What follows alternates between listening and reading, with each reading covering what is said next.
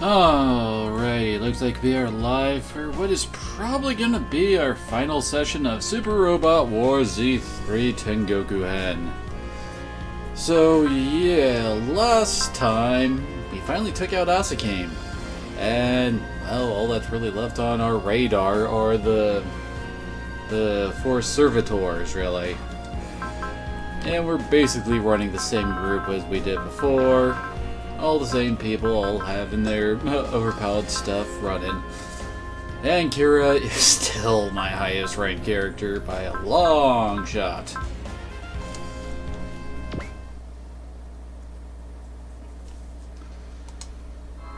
And here Advent is explaining to Doctrine of Sacrifice End. We did it!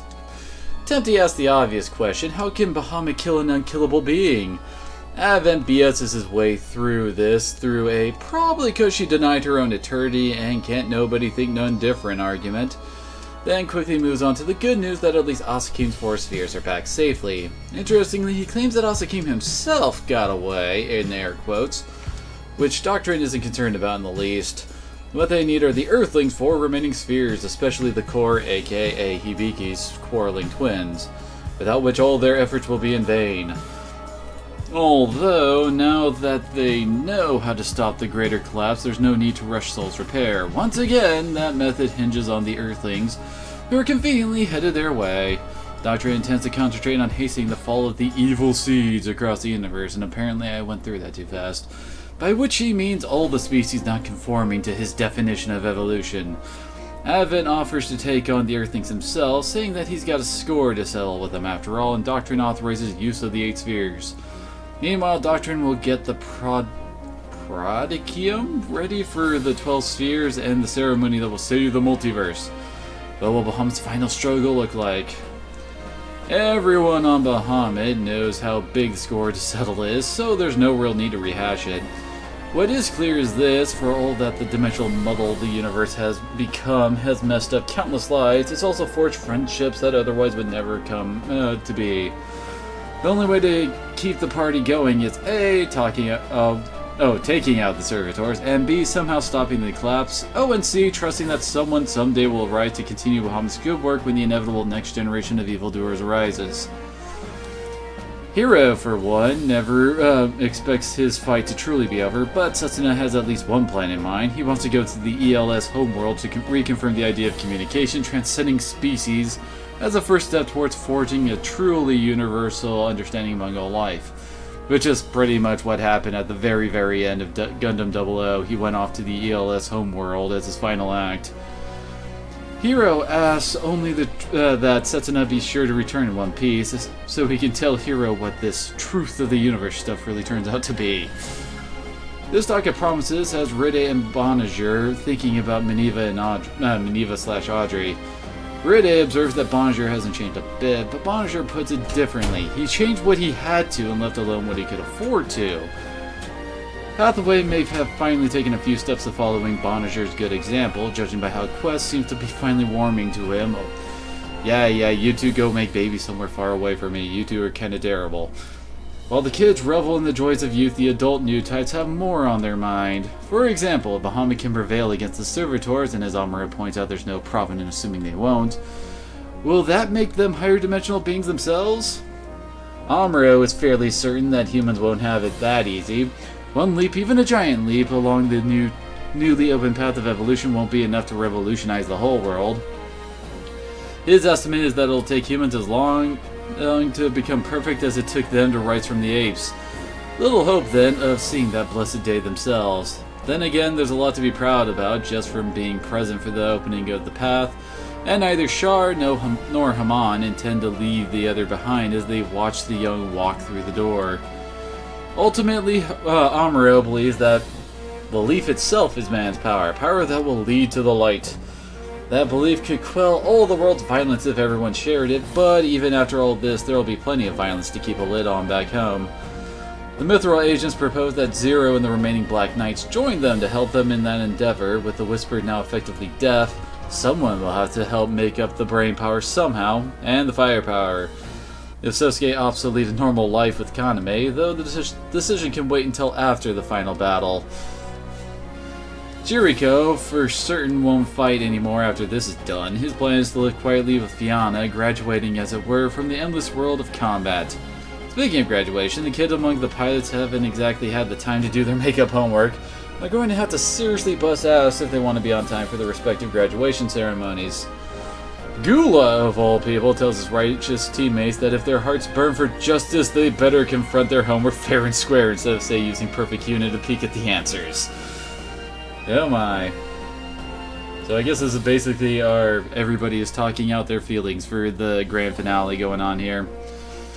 Roger will have his choice of job offers to ponder once the dust settles. 21st Century could use him as a negotiator. Oh good lord, we haven't used any of the Die Guard characters. Almost forgot they were in this. And the offer to be fellow private eyes with Bonjo has its appeal too. Alto and friends will be part of the first wave of colonists to the Vajra homeworld. It is their right as its discoverers to help populate it.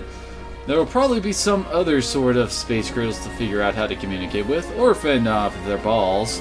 So the singing contingent certainly won't be out of a job anytime soon. In fact, Leto would really love to see Basara sing a little humanity back into the Human Galactic Alliance. He himself has decided to live quietly with the Gargantia fleet. And why is my mouse reel not letting me... There we go. I swear I need a new mouse, but that ain't happening anytime soon. That kind of galaxy-scale thinking will be needed a lot, given the scales of the budding alliance between the Earth and the various other planets and species out there now that the side reels are no more. Now, and there's Gula probably telling them, do it fair and square! Perhaps the most jaw-dropping suggestion comes from Mucha, who advises Boss to see if any of the Vajra or ELS might take him as a boyfriend given his bad luck with human females. Boss actually thinks that's a pretty cool idea, which shows he's got the right attitude about all this. Hell, there's even parallel universes to think about. Letting Aoi hang out with her far-flung senpai from the original Dankoga team and God knows what else. It's all about the power to dream. And apparently we've gotten to the Roger Smith part of the conversation. Noriko and Kazumi have been planning to join the Frontier Fleet. Oh! Mondo Merchant, thank you for that follow. Welcome to the stream. Sorry, trying to read through all what's going on here for those at home, as it were. Noriko and Kazumi have been planning to join the Frontier Fleet on its journey, but as the mission has now changed to colonizing, it won't really be much of a journey after all. Simone offers them places with the Daiguran Fleet, which plans to venture forth in search of all that the other spiral races that now have a chance to start picking up the pieces since the Anti-Spiral's defeat. Oh my, that's a long sentence. Anyway, Nono wants to join the adventure too, given that there's little use for her on a peaceful Earth, and Locke reluctantly agrees to tag along, and so will the other former Topless too. The Aquarium folks will have their choice of what to do with their freedom, but at least one errand is on the calendar: return to the Holy Angel Academy and tell their fellow classmates about all this. But before that, checking out how Altair is doing sounds like a good plan too. The Eva folks, Shinji included, have stuff to do in their future too, though much of that entails atoning for past mistakes. In all cases, nothing will get done by dying along the way. Oh my word, the Evangelion crap. Anyway, Kay and Zine find it hard to participate in all this pre-final battle mirth. Kay's been ruminating long and hard about why the failed space-time concussion bomb was able to bring down the walls between all these worlds. It's now clear that it's intimately involved with the widely connected Chaos Cosmos and the planet S Terran. If there's any hope of true dimensional healing, it lies here, but even the two great singularities will have to learn the mechanism behind the collapse before they can try to stop it. These balls, agents of the power that seeks oblivion, where did they come from truly? And before that, do they truly even exist? Setsuko's plans after this involves continuing in the military. Ran in turn means to continue his repair business as the best means to search for his long-lost boss. Oh good lord, I forgot about that plot point from Super Robot Wars Z1. Holy crap. And Crow, as always, will have to resume payments on his million G debt. A devotion that Margaret certainly can salute. And finally, Hibiki wakes his ass up and rejoins the team. Like everyone else, he knows this is no time to be lying in bed napping, nor is he gripped by the delusion that he himself can turn the tide. Especially after he failed to keep Asakim in check. It'll be a team effort, and Tri has done everything she can to strengthen the dimensional barrier system, All is as ready as it'll ever be. Oh good lord, I need to start jamming on the circle button a bit more, don't I? Anyway, and since everyone else had their plans, what'll you do once the battle's over? Moment, they asked Hibiki for his plans. First, a haircut. Sounds anticlimactic, right? But for Hibiki's current due is a conscious attempt to hold on to his mother by mirroring her appearance. And he's starting to feel like he can move on with his life, and with all that he's learned from the rest of the team, it seems that he can do just about anything he darn well pleases now. For example, take his lifetime simulator combat record of 224 wins and 387 losses. Doesn't sound all that glamorous until you consider that he started out as a rank amateur, going up some of the finest mecha pilots the multiverse can ever seen. Considering his rapid ascent of the learning curve, if you only count matches since the time prism was broken, his simulator record is actually 156 to 145. Pretty hot stuff, though, before talk of what he'll do after graduation. He's first got to graduate along with his classmates, cheers to that. And although Suzune intends to become a teacher, she'd really like Hibiki to take her glasses off for her, a metaphor that seems to go over his head a bit. Looks like she's got her work cut out for her and her feminine wiles before the two of them can become a love-love happy ending. And although Hibiki is inwardly very grateful to have had a great partner as Suzune, he seems to believe that it can't last. The team arrive at the site that... oh wait, that's, well, for after we finish with all this. As we finally reach the villain's stronghold for the final showdown.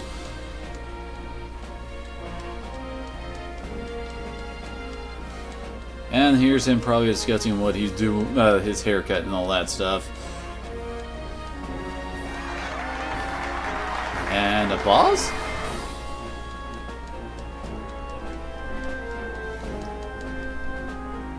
There we go. Chapter 61, Black Sun.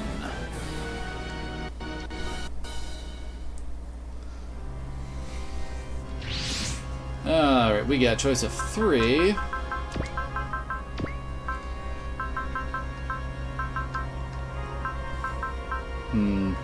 Yeah, let's keep up with the Tormidas.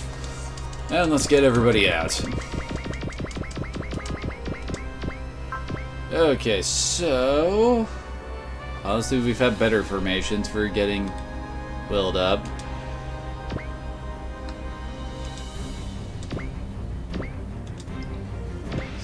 That, let's see...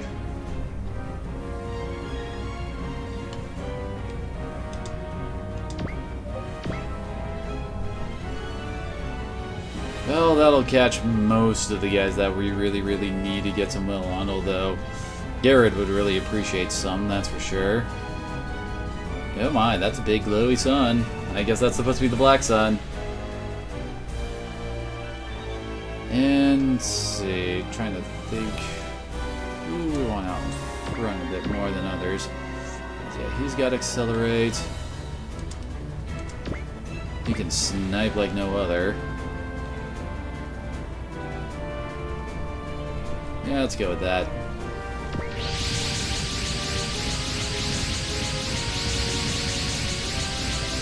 So the team arrives at the site that would be Wrath Babylon, beholding the Black Sun, what remains of this universe's solar system star. Stars are lumps of dimensional energy, according to this game, I guess. And we already know that Wrath Babylon site is an optimal location for that energy's use. This, in essence, is the new God Most High in the making. As Advent mentions when he, of course, shows up, because of course he does. Let's see, I lost my spot. There it is. His troops certainly seem fitting for a final battle, but he wants Bahamut to know that this isn't all his war power. Other troops are elsewhere in the multiverse, not taking out sentient races, however. They're there to stop the collapse. Zero senses some note of desperation in Advent's voice. There's clearly more going on than Advent will admit. And now it's time for Hibiki to settle the score for his family, for himself, and for the world at large. Indeed, this is the day Advent raised him through so many trials for. But can he and Bahamut hope to prevail against the Servitor with 8 spheres in his possessions? Well, hopefully, since we're getting into this. So let's see, we've got 4 turns to defeat all enemies, saving Helios for last. What's Helios? Let's see here, bad guys. I guess Helios would be his mech. Oh my, definitely looks a bit more impressive than the other time we've seen him running around. So let's see, I do believe that's telekinesis level. Oh my gosh, at 130 will, he gets a free zeal. Well, he's already got 3 turns, so what's one more, right? Here, he's got resolve, that's why his will is starting at 118. Let's see, I think that's Spirit Guard, Battle Spirit, and that's why he got the +3 to go up to 118. Will plus Destruction, multi-targeting, and then triple turn, and apparently all of his spirits cost 10. And of course he has a crazy map attack, but what else is new? He's also got a really snipey long range attack. And of course his best range is 1 to 4 post movement. Okay, so let's first get this started off right.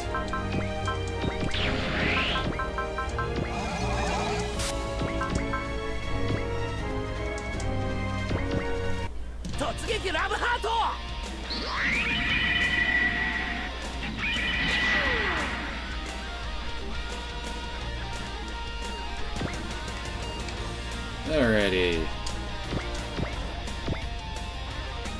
Psycho Frame, Element System, Power of the Spiral.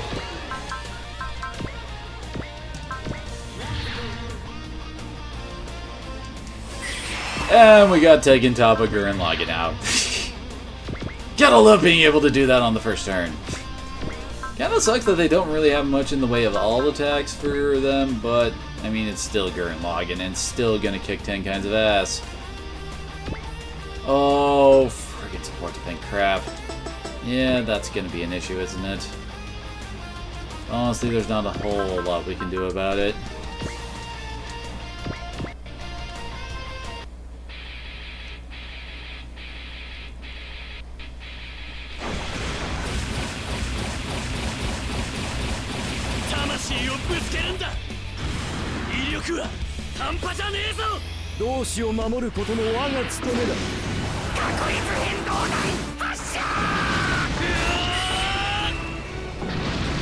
And it still does over 10 grand while the enemy was blocking.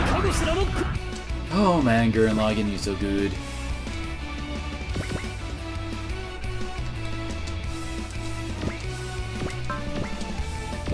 Of course we gotta do this, or else they'll be able to block each other.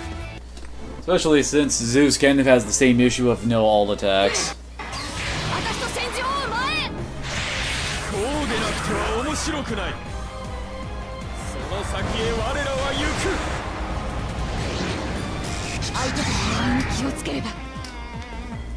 Should also be noted that this is actually the last skill point we can get in the game.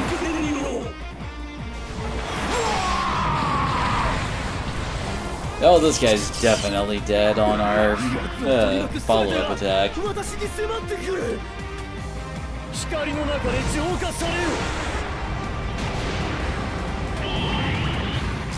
You make it sound like Zeus cares about that damage.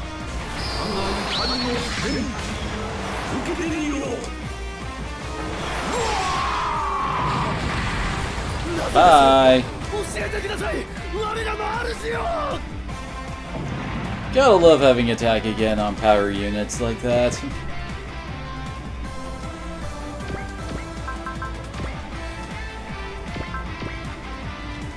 Actually, now that I think about it, should probably try to get our command ships up.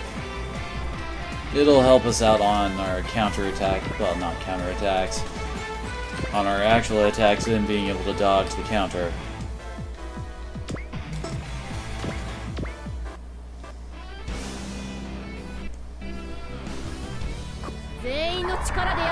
Cameo attack assemble!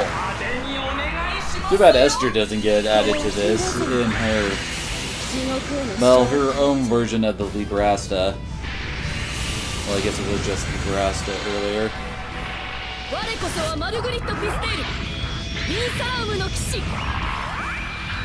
It's kind of funny, some of the translated notes I've seen people had for Z2 was trying to figure out if the crow's mech was called the Blasta or the Brasta. Turns out it was the Brasta, otherwise, you know, the whole Libra part of the name wouldn't make nearly as much sense, you know?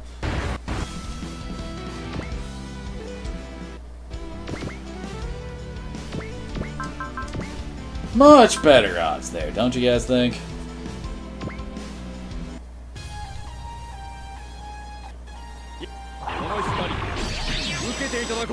Big ol' laser eyes, go! 戦いらしい戦いになるのは2280期ぶりか。人間の作った無機構造体など物の数ではない。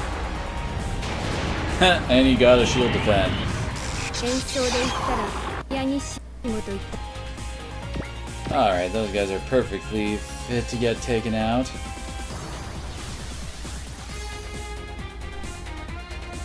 Oh yes. Gotta love how with pretty much no shenanigans, she kind of can already go to her ultimate form. At least I don't... Do I have a will boosting item on her? I don't think I do. Either way, she's pretty friggin' nuts. Oh, yeah, we should probably swap to Crow, since he can actually post movement attack without using his big finisher. I should probably try to move a bit closer to the command RS.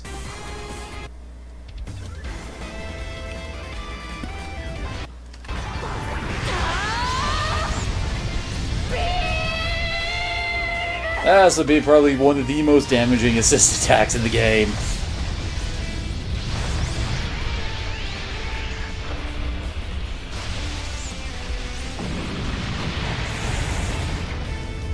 Yeah, that's pretty crazy.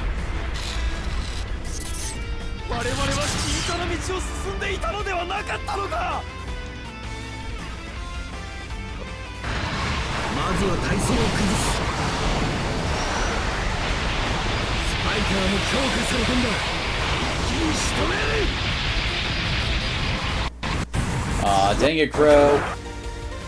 Admittedly, I haven't been focusing on him as much as some of our other characters, but still.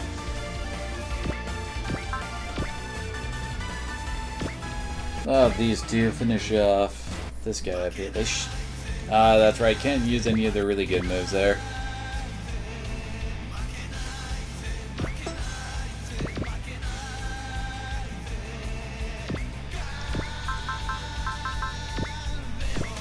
Ah, dang it. Much better. Why you gotta have such issues about attacking, assist attacking close range, in?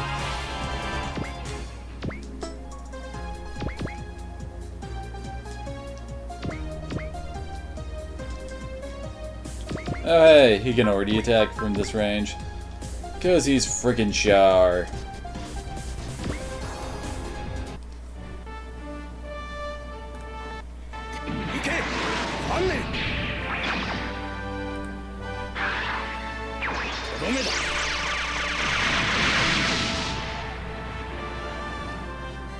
Very nice. I would certainly hope it'd be very nice, given the fact that I have been pumping up his skill and all that quite a bit. Yeah, he's at 340. These guys are at 278. What's he at? Oh my gosh! Shark can attack again on Advent. That's pretty glorious, I gotta say. And yeah, Amuro can too, of course. Ooh, oh crap, I just realized I didn't have Hibiki get in on the will increasing.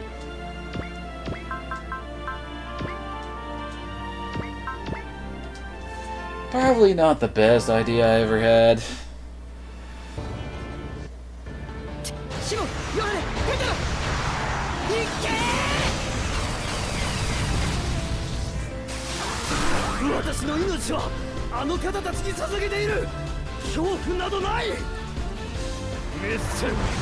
悪意とともに。やっぱりそうきたか。オールアウトアタック。デモンの制御は私がやり全ます。力でいく。その力のすべて。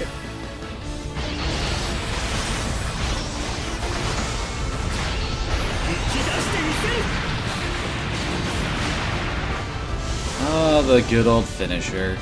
How long has it been since I actually busted that attack out?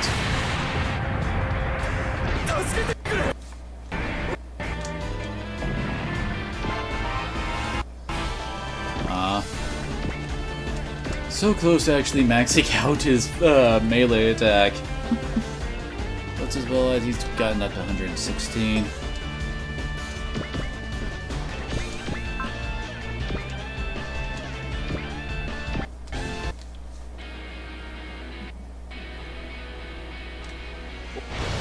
And really, even though I don't use the Macross units, I love their attacks and just how their units move in general.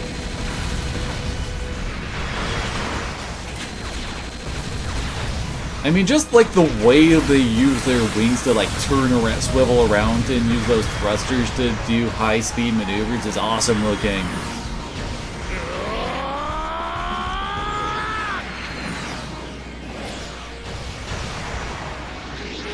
By the power of waifus!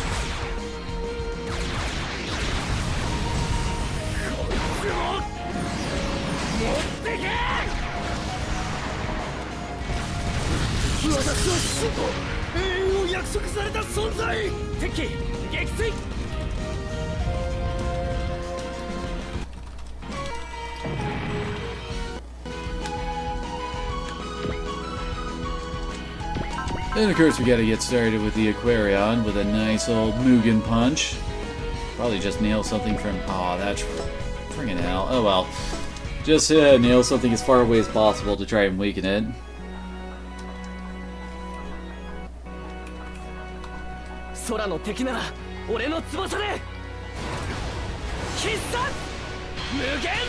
Unfortunately, I don't think we're gonna see anything going in the moon now.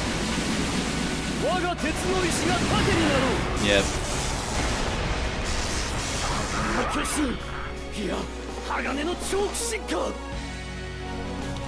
愚かな人間の作った道具などで勝てると思うな。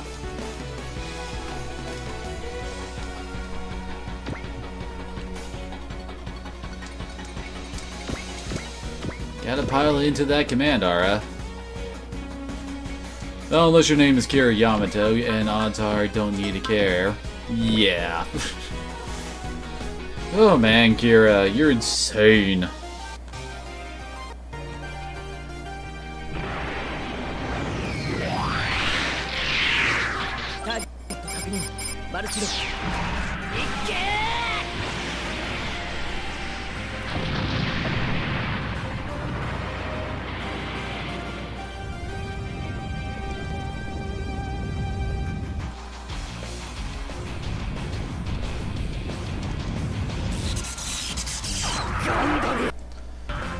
So close.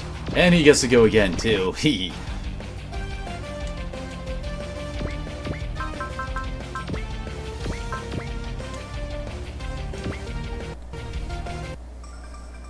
This is the one that Gurren Lagann attacked.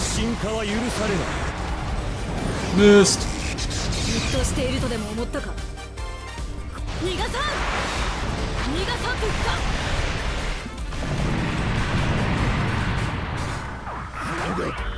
この者の持つ可能性の力。神々の住まう宇宙に土足で踏み入る不届き者め。 Holy crap, it actually got through her barrier. Then again, you would hope that the bad guys at this point in the game could get through that. I mean, if they couldn't, that'd be kind of sad. Although, hell, I could probably prevent that if I just put a whole bunch of points into her defense stat.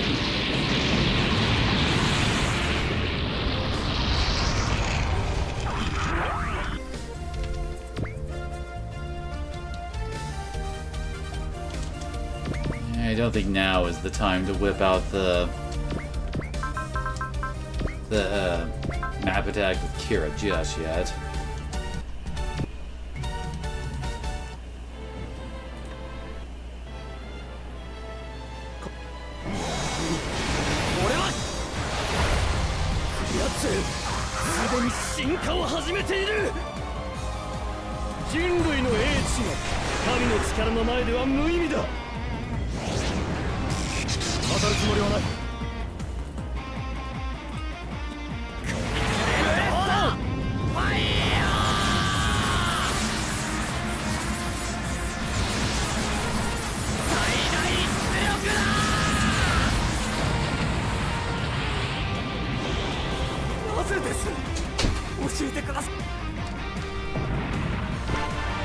Very nice.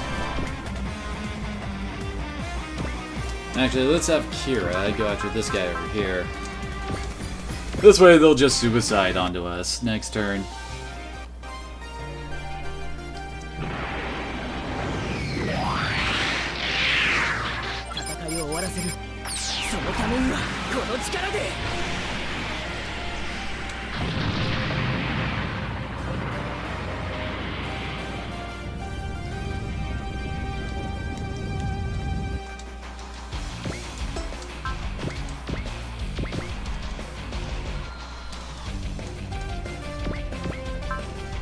Oh yeah, no, definitely not enough will to bust out the Stoner Sunshines.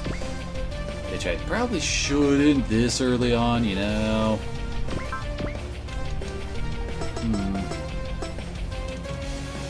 I attacked from over here.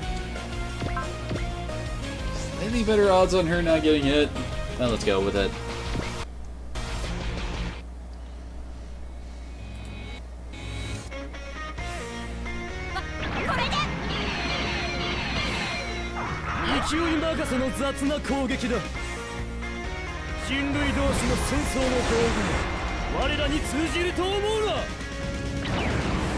Good job,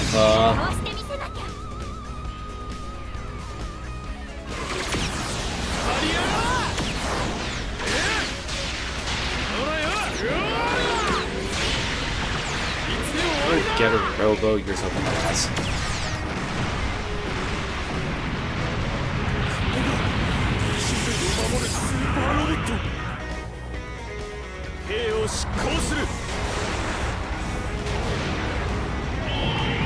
Ooh, that actually did some damage.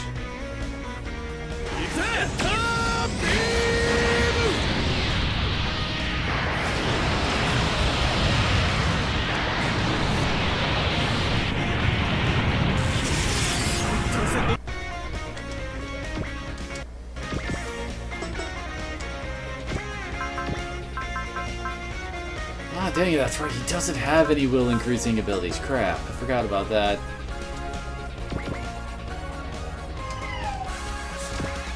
I think I hear a Kiba at my door.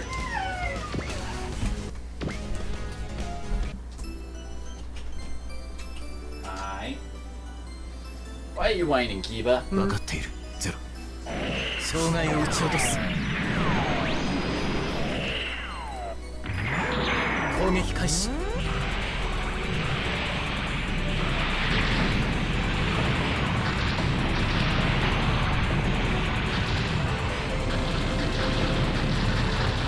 任務完了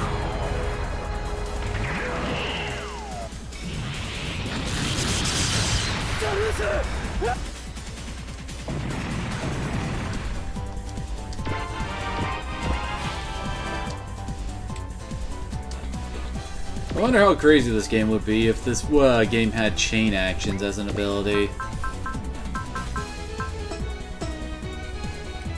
It's just for those who don't know, it was an older... well, actually I wouldn't say it's an older, since it actually has appeared in other Super Robot War games.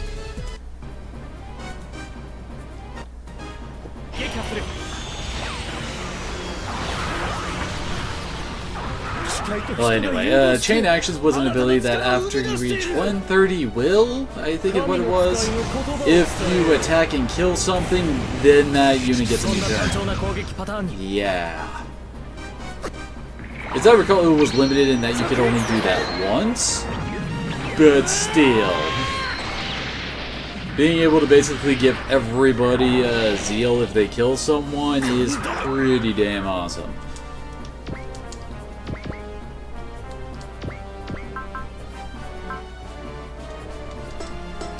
I think I actually have to go back a little bit and use his all attack here since his melee isn't that good. 誰かがやらなきゃいけないんだ。嘘だ。我々は神話。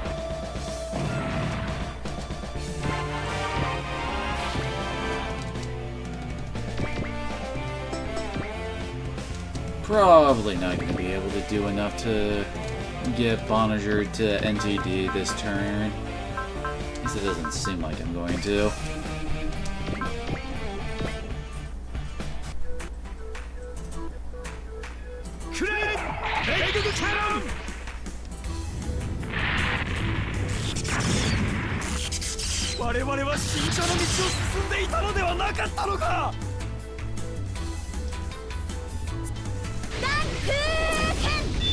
It's the old school Dankugen that I haven't used in forever.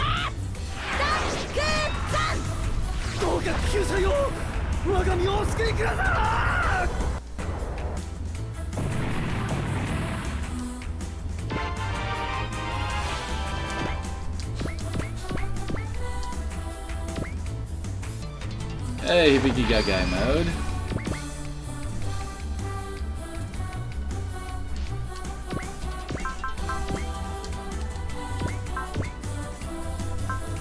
I think Bonager can get the kill here, so he'll be fine.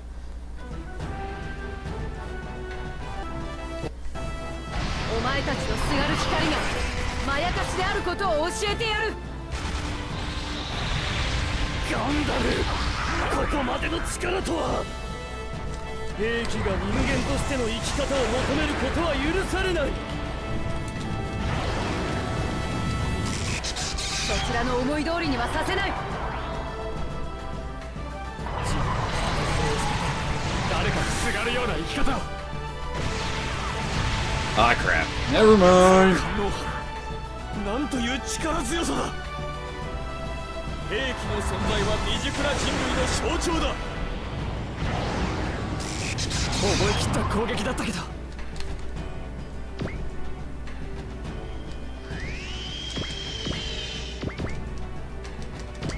Yeah, I can't hit anything from here.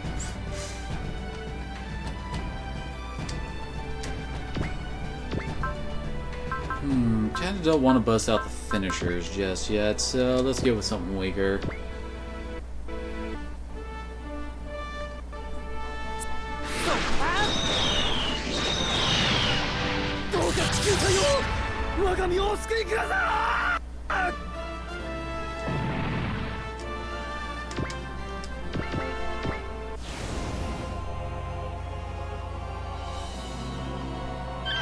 Oh, there's his auto zeal going off.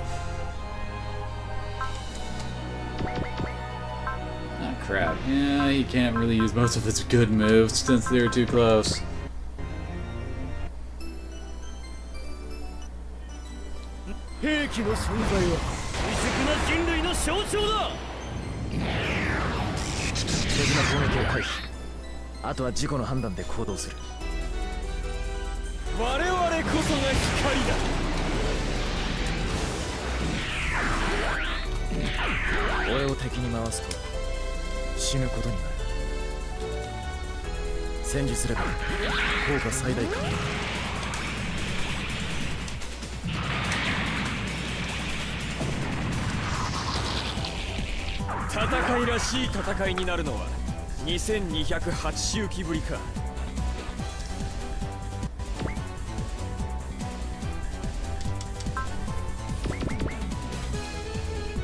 Well, we can Solar Sunshine with him again.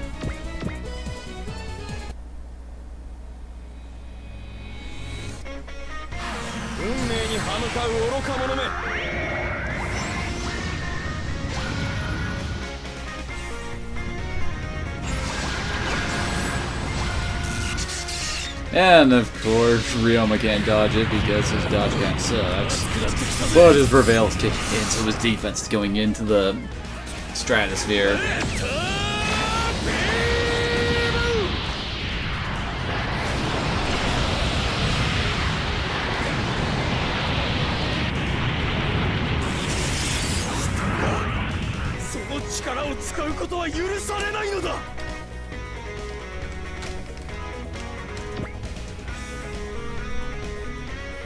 Ooh, a support attack going off, huh? And everyone's trying to pick on poor Zeus.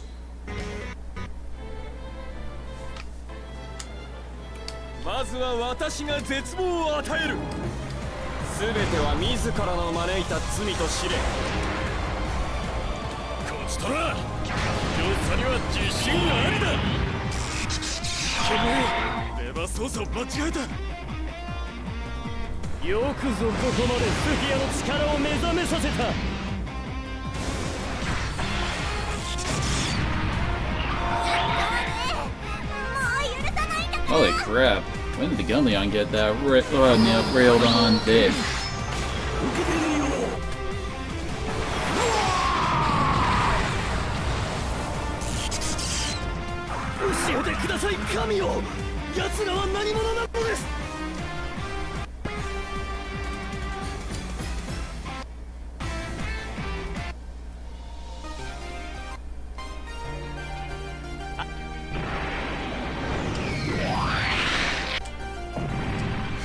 Oh, Kira.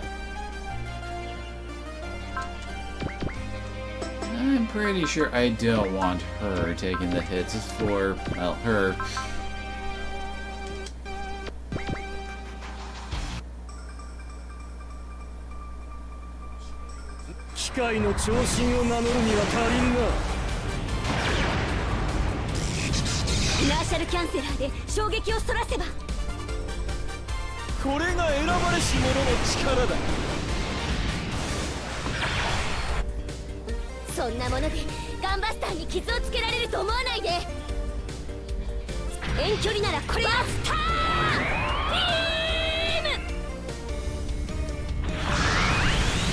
Oh yeah, the other one's kind of going, oh shit, oh shit, oh shit!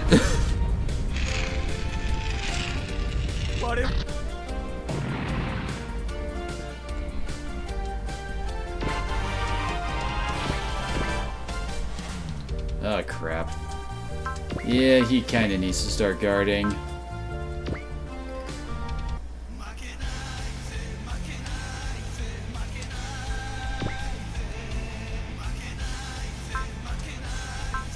Can't really do much there with Basara.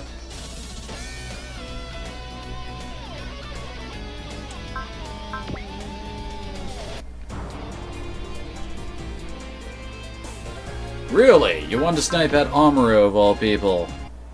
I think they're just doing Advent ult, yeah.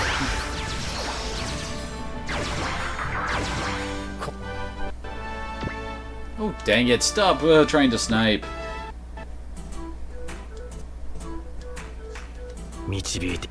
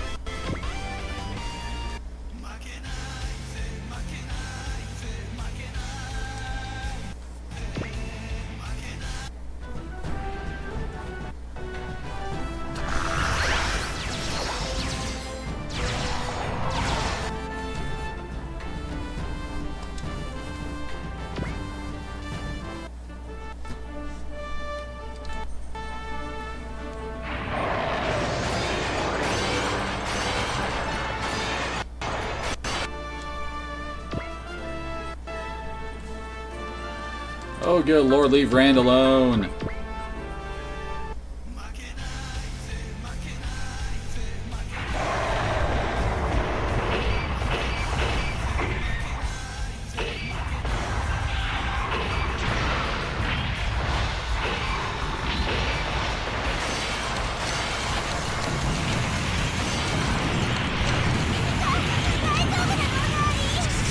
good thing his prevail is going into the stratosphere. Ah, crap. Really? We're already starting this kind of bull.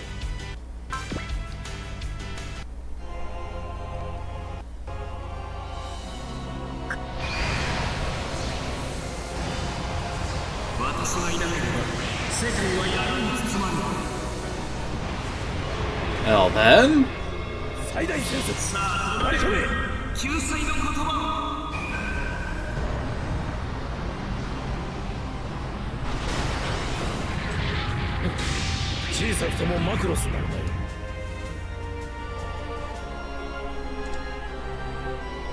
Seriously? You just have something against these guys? Okay, at least it's at a different target.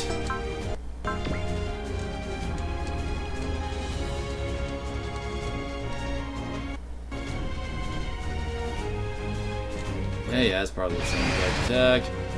And he's right back at trying to nail them.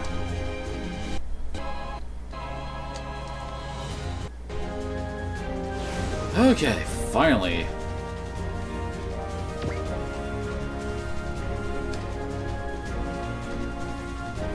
So I think I might want to drop a trust here. There we go.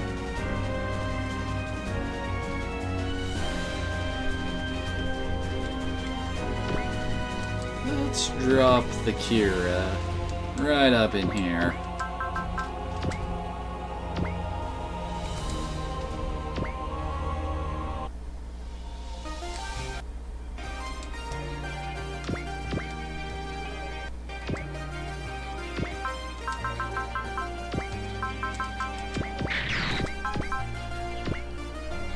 Now I'm wishing I moved over to the left a little bit. Oh well.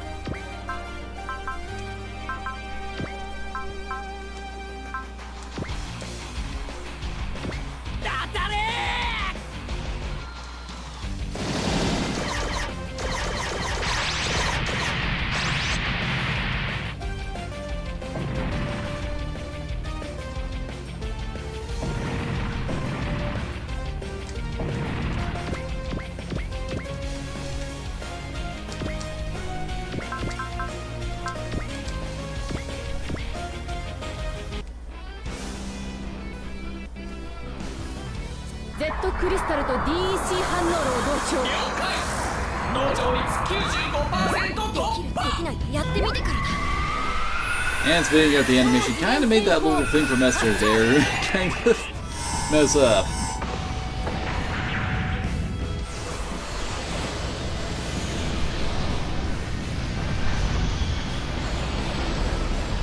Nothing like having your own personal black hole generator. Right, Kiba? 嘘だ。我々は神話の果てを超えるはずでは。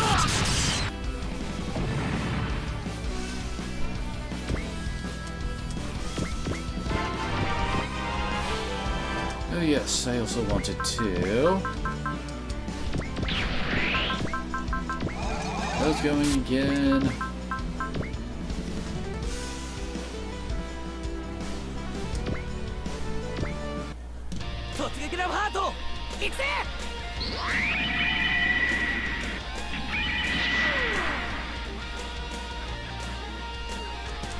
Okay, apparently his songs can hurt these guys. Who'd have thought? I think that means everyone's got their...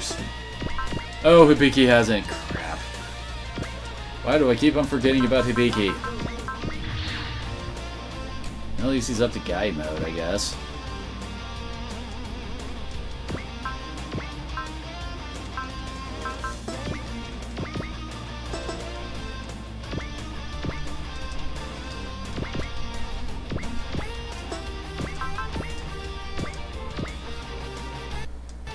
Definitely need to get more people getting closer to Advent, just so that he has more targets to shoot at. Because it's annoying as all hell when he decides he just wants to pick on one person. It also generally doesn't really end well for that one person.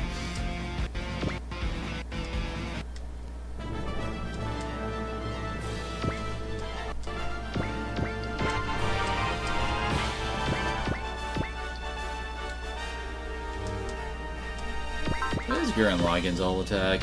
Well, Tengen Toppa Gurren Lagann, I should say.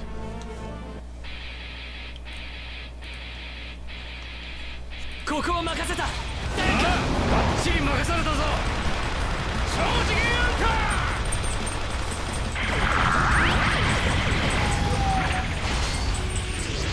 ー。俺の嫁は宇宙一スイング。Okay then.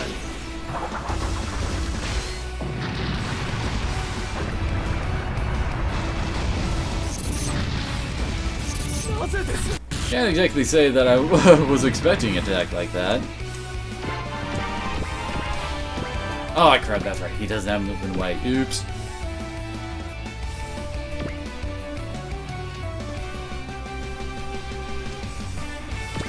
Alright, we need to get someone up here to try and handle that guy.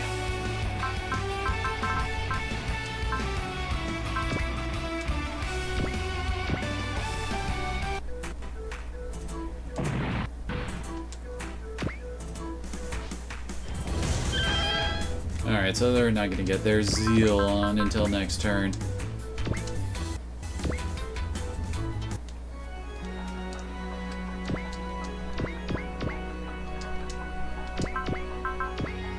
Had a hunch that the shark could reach that guy.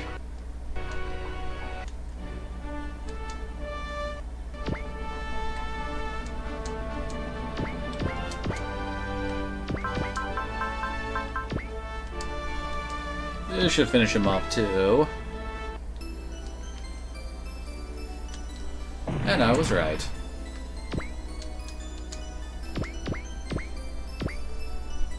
And Hero Yui's Zero system is putting his stats into the stratosphere again. Oh, hey, nice. Trying to get the stupid outlier snipers before they become an even bigger issue.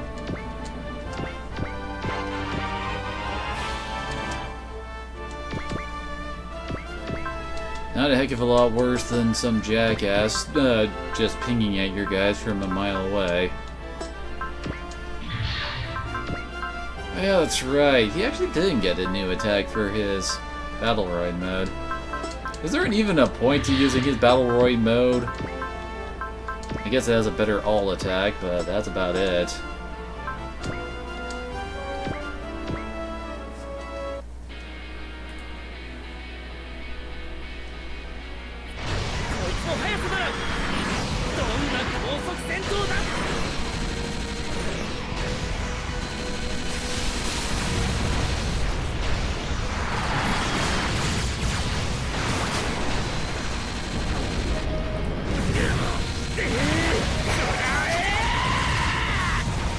Oh my gosh, this Versace! It's been so long! I'm doing alright. Kiba's out and about running around. And we're currently in the final 2 missions of Super Robot Wars.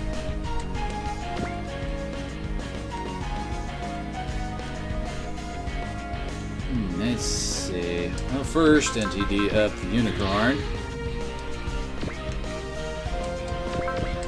I have a hunch the Unicorn can just flat out murder this guy with this. Well, both of them, I should say.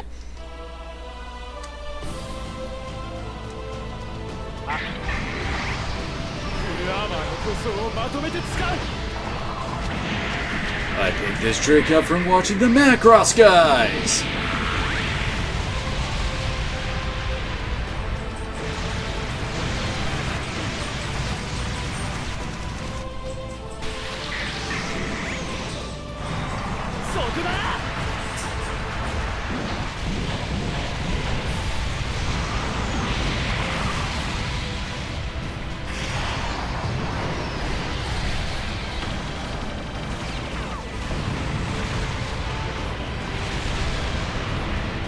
You'd almost think that using this attack would be have only like 1 ammo and automatically set you to the normal Unicorn form.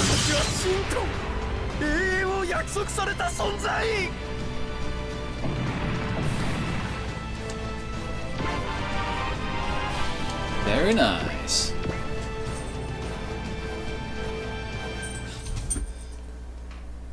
Where'd you get that ball, Kiba? And it's where you're trying to taunt me with this, like, don't you want to play? Hmm?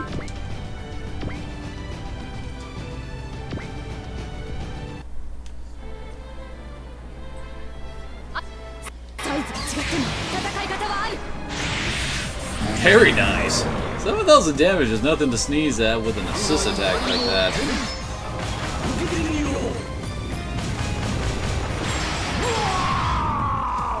I don't think he was very interested in performing an ear attack at the moment. He's currently checking out his bowl. Right, Kiba? Right?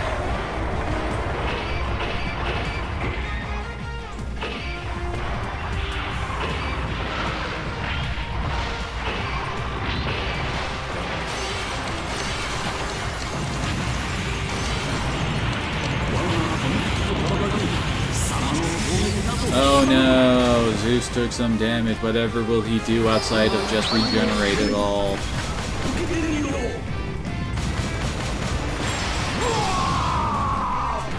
It's where Zeus has all of the bullshit boss passive for regeneration.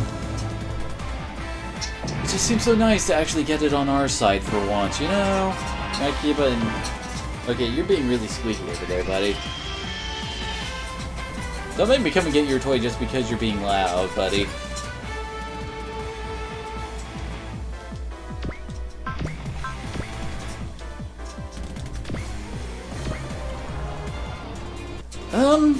Well, I was thinking of going back and doing, finishing Tales of Vesperia, not Vesperia, Zilia.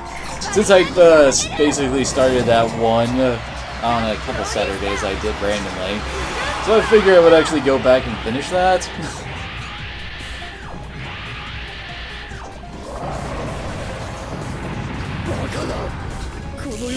Really, Kiba?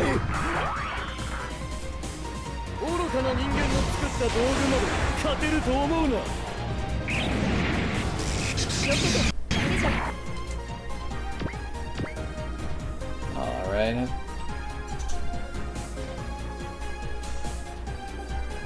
Who to finish up with? Let's have some fun with Roger Smith.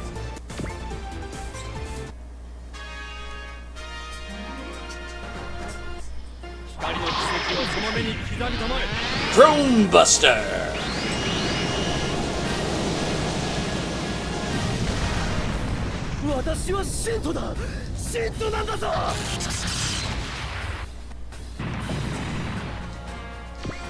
And you missed some of the insanity that's been going on in this game. Ooh, nice. 2 levels for everyone. Basically, after a certain event we had recently, everybody's weapons got boosted by 2,000 power. Everything! Of course, some of the enemies now have crazy friggin' armor in the tune of 3,000-ish, but still! That kind of power is kind of hard to top, and really, I don't want to bust that. Where's... Here we go. Give him a nice rouse. Biosensors up. Nice. Okay, we still need to have people heading off to the right to take those guys out.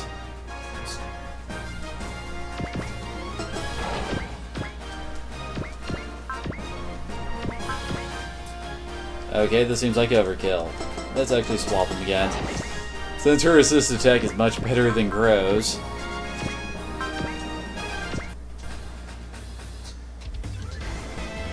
Just a smidge, but I mean, I also have units like Diebuster here, who is the size of Planet Earth. Actually, she's bigger than Planet Earth. Like, she could actually grab and hold Planet Earth in her hands.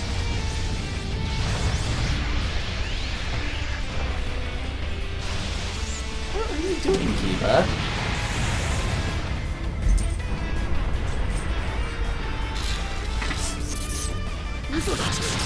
Oh, no, no.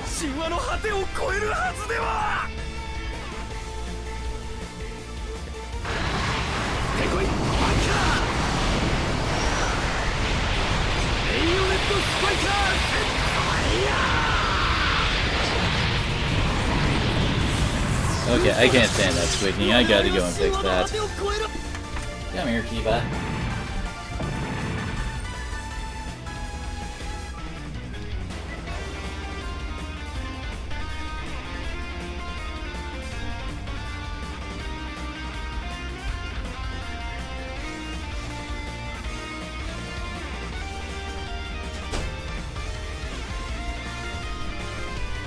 The squeaking has stopped!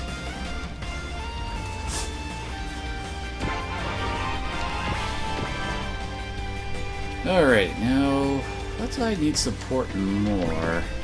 Use the question.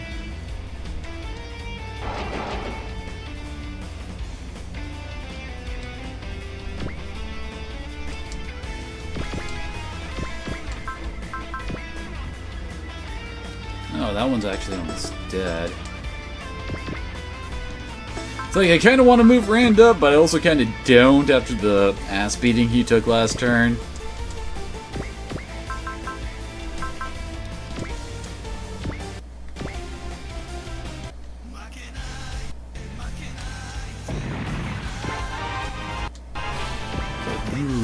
Good.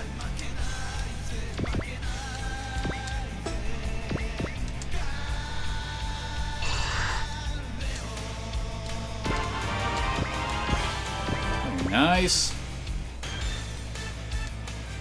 I want to kill him. And this guy's going to be a total pain for our attempt to clear out all of the enemies. Although the left side's pretty much completely done, so we don't need to worry about that. Let's have Ryoma start us off over here. Still love the fact that I gave him attack again.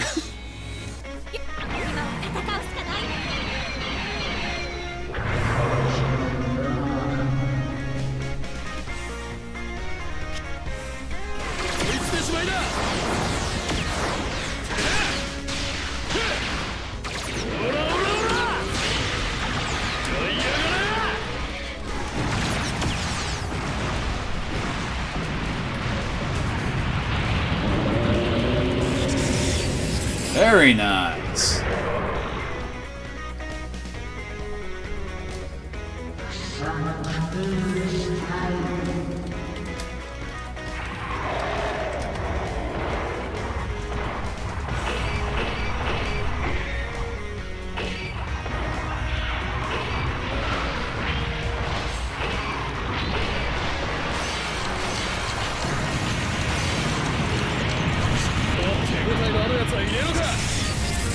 Well, ow. But I think Ryoma can return the favor.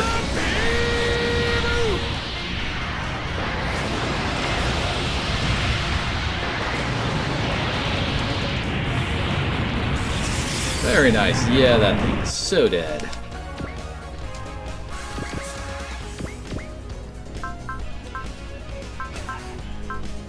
Oh, really? Gotta move one space over to hit him with some of the good stuff.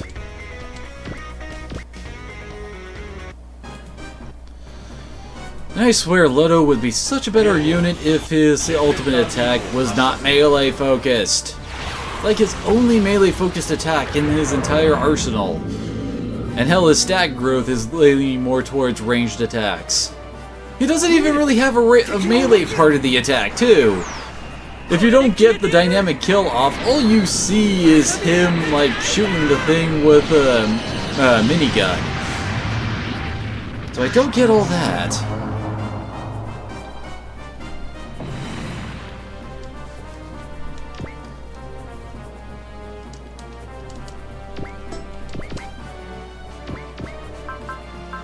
Oh, he isn't nearly enough. Oh, I'm an idiot. Spirits.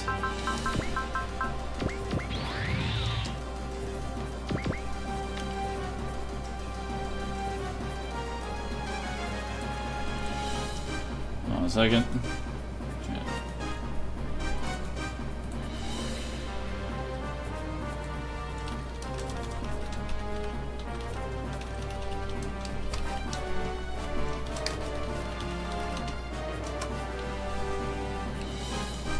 Yeah, let's see. So we've got a crazy will going on with these guys, and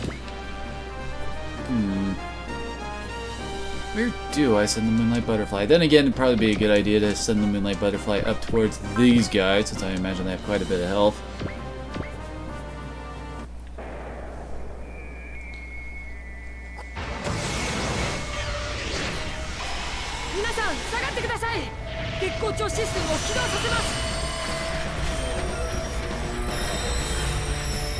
Very nice.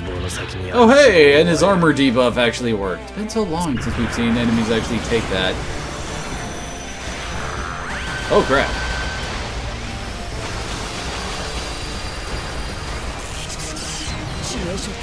Well, he lived! Bit banged up, but he lived. Where is... Oh crap, all he got is friendship.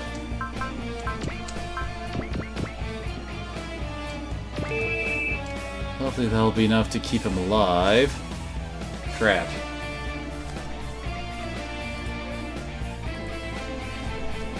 Okay, let's see. Guess we'll move the Mazinger up a bit more. Nah, no big bang punches yet.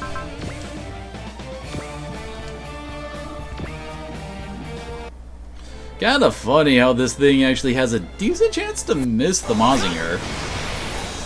I mean, the Mazinger isn't exactly known for its dodginess, but it is one of the few super robots that's actually sized as medium rather than large.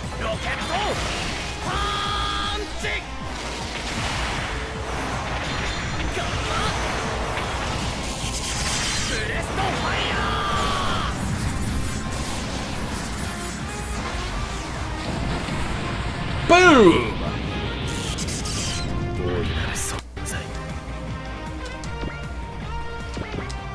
How you like me now, jerk?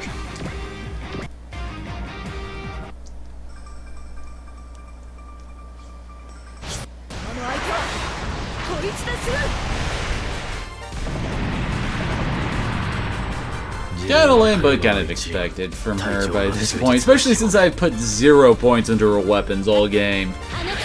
She's mainly here as a refueling station for the Gunbuster.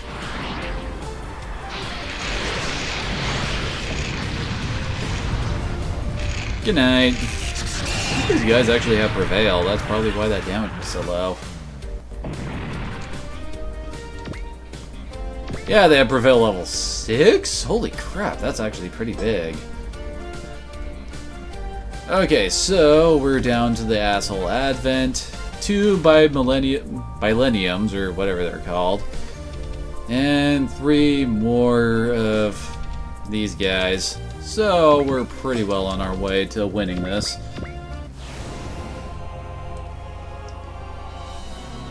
Oh crap. That is a very, very weird target.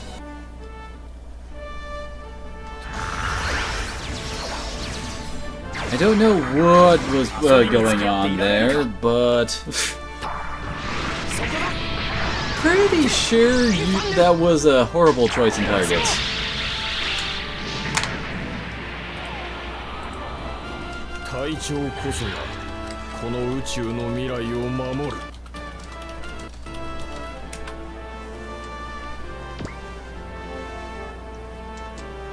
Oh, you best dodge this, Lauren. Actually, we can just set him to evade if we're that worried.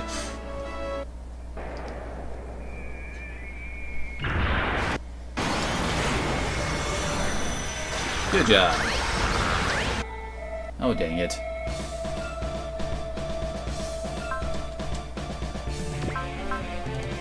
Yeah, why not? Should be able to dodge this, and even if it hits, it should do less damage. Oh, no, wait, this is a different attack. This is that weird dimensional cannon attack that Advent used to use.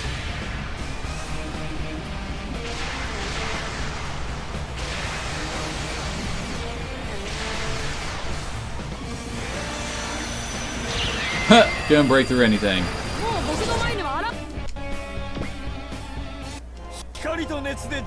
Uh-oh.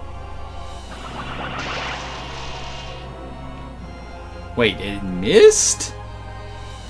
How inaccurate is this thing?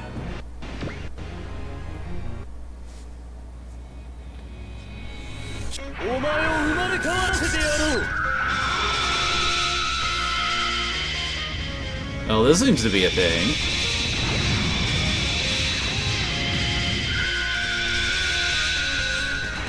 Where's the pilot go when this happens, I wonder?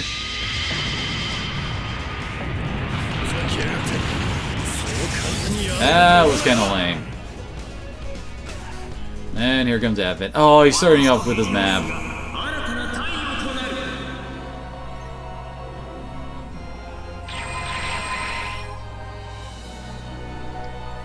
And that did surprisingly little damage. Although I'm also kind of surprised that it actually managed to hit friggin' Garrett. Oh yeah, he's still using this stupid attack.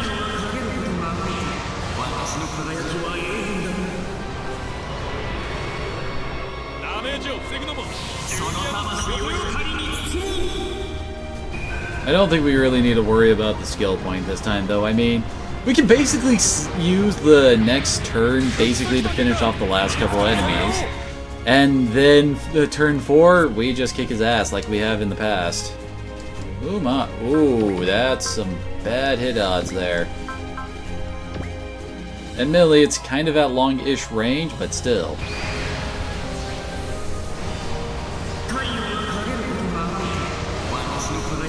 Not like it really matters to all the courage and love casters out there.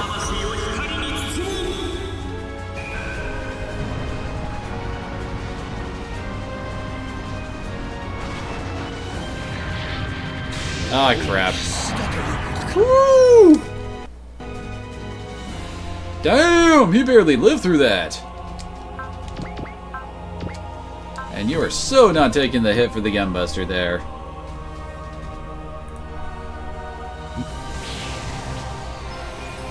Wait, that's a new attack. Did he just chuck a sun at us?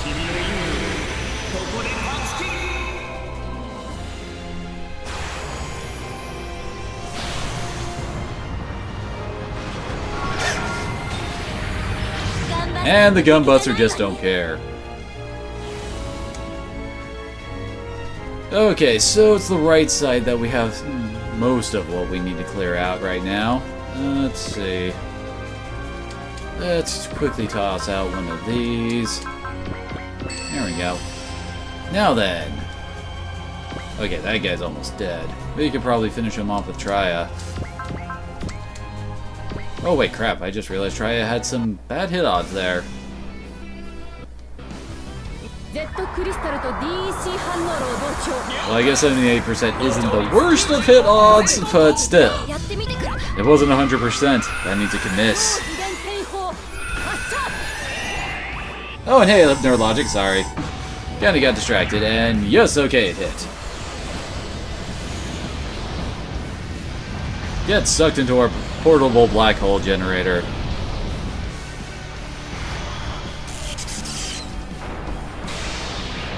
And it's not enough that they get sucked into, like, that weird opening thing. No, it's also got to explode.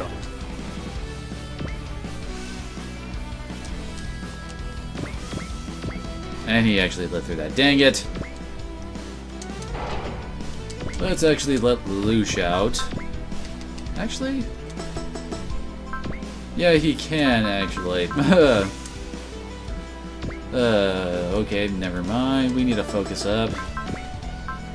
Gotta increase them hit odds.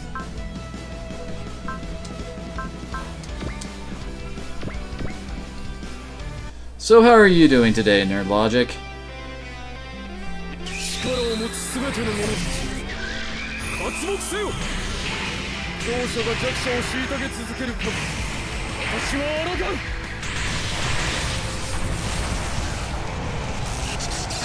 And another good kill for Lulu.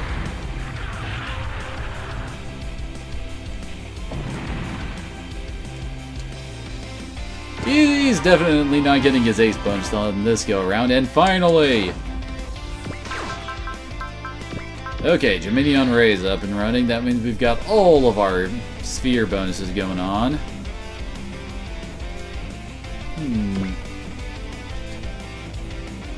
Oh yeah, that's right. I forgot to turn the Banshee into NTD mode.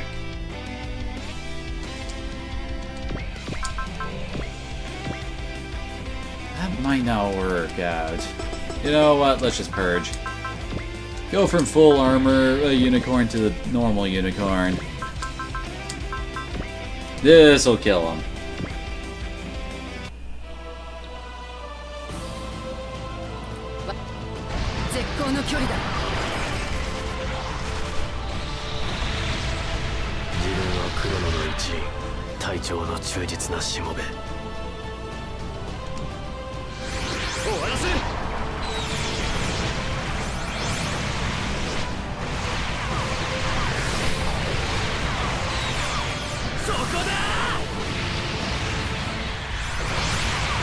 And wait, really?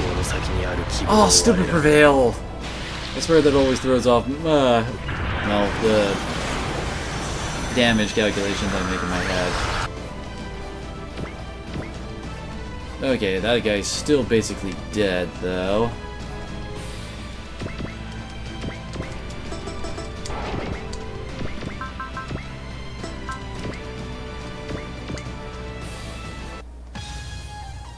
Boom! Okay, that's done. We need to kill... We definitely need to kill that, though.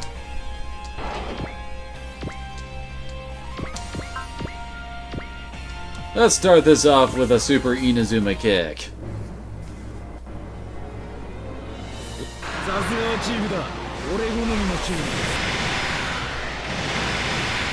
Yeah, 66,000 HP really isn't all that much anymore.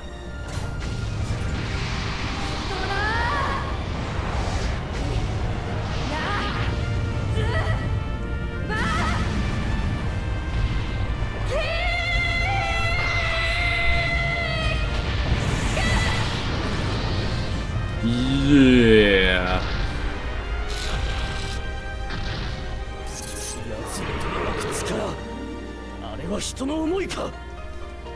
I always fear, what is it with her attacks that make them try to show off her ass so much? You gotta love it, she's so huge that all they can do is attack her knees.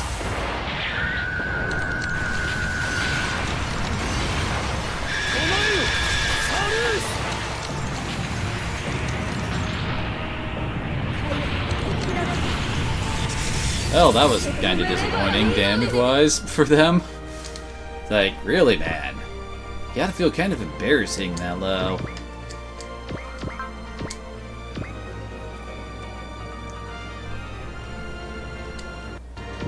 Won't surprise me if this actually kills him.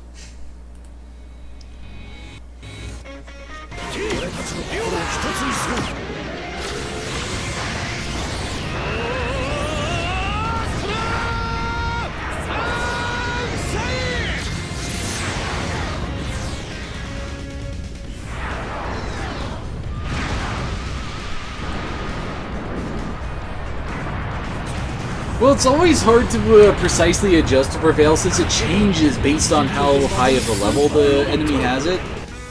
Okay, like... Yeah, this guy has Prevail level 4. That means it activates at around 40% HP and doesn't give that big of a boost. Whereas someone like Ryoma, who has level 9, it activates the second he gets even scratched. And then it has bigger and bigger gains the farther down his health goes. So it's kind of hard to gauge exactly where you're at with those until, well, kind of gets to the point where you're like, I'm not sure anymore!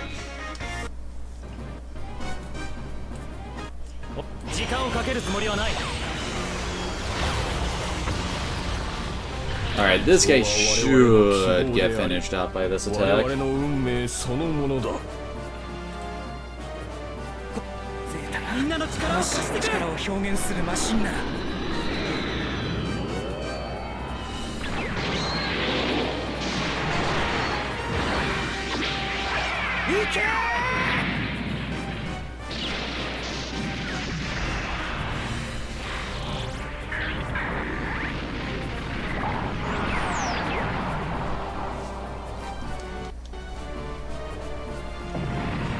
Alright, that guy's done.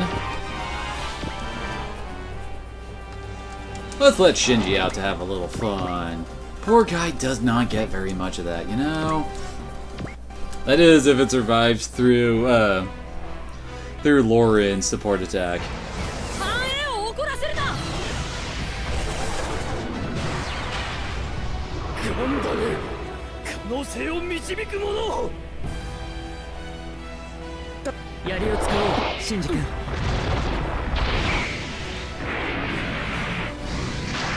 The Lance of Longinus or Cassius or whatever strange Judeo-Christian thing Evangelion was ripping from. Because those lances were totally that big from ancient Roman times, you know? Big enough for a multi-story tall robot to wield. 永遠を約束された存在。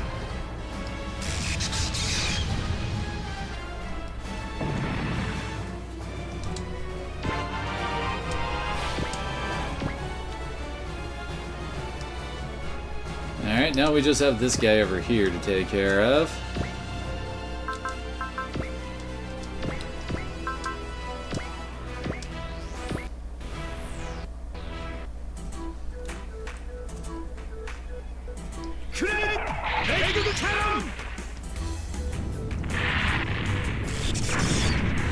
Not bad, could be better though. 足りんな。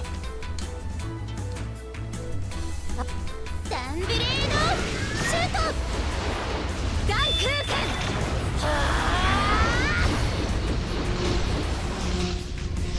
ダンクダンダイケン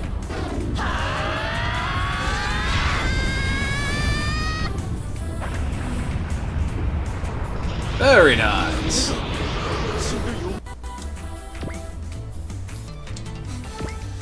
Oh yeah, here's an attack that I'm pretty sure you will love, Versace.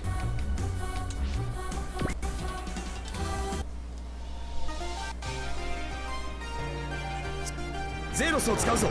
ラー。止め。バカな。信徒は無敵であるはずなのに。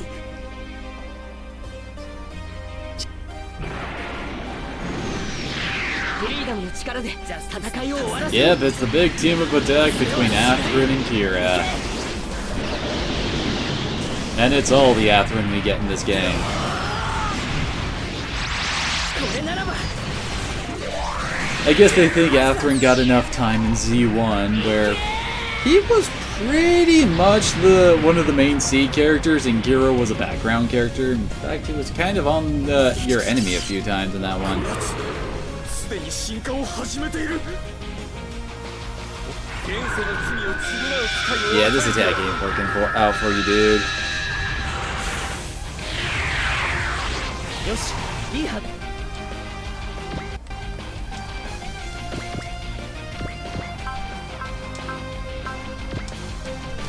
And now for a nice big finisher from Kira. I mean, not Kira, the Aquarions. 殴ってやるぜ。 Lord knows I would love to stream Z1, but Twitch kind of frowns upon emulators, you know? And that's the only real way I have to actually play the game. Since I don't have a Japanese PS2 and all that fun stuff, and, well, don't have the money to mod it.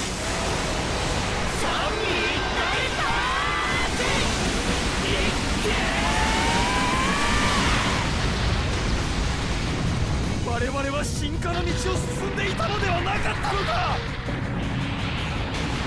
Boom.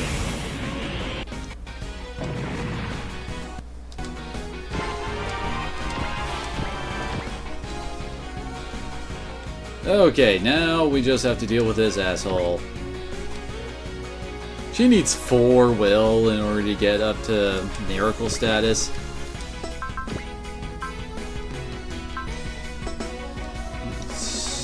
Trying to plan out the attack here. It's like, what finishers can I get up into his face?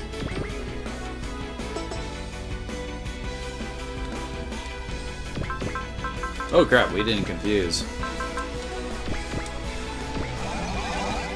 Probably do that.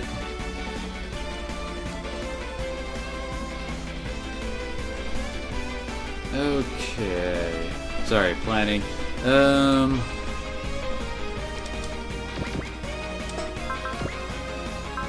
Both glove, she can get right up into his face.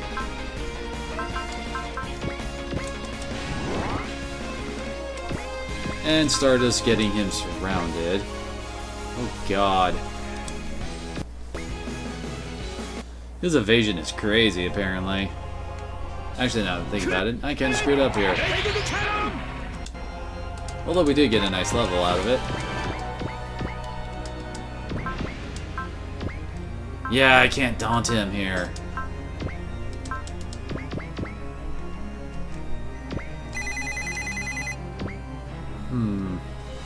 Yeah, oh, we've already used the Slarion. What's his Prevail at? Oh, he doesn't have Prevail. Okay, so we are kind of free to wail on him without fear of repercussion that much. And he's only got a 50% chance to hit him.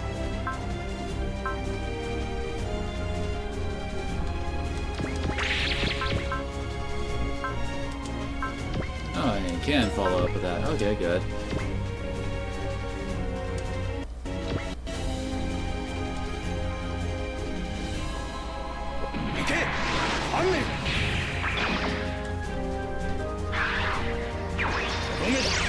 Oh wait, how much regeneration does he have?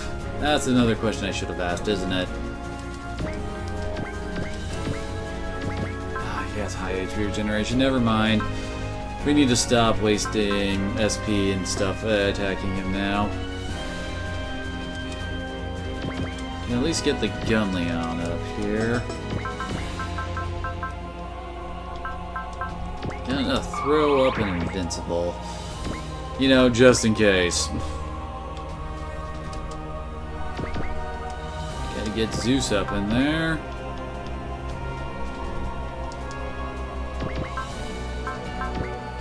Oh crap, he doesn't have a close, how do I put it?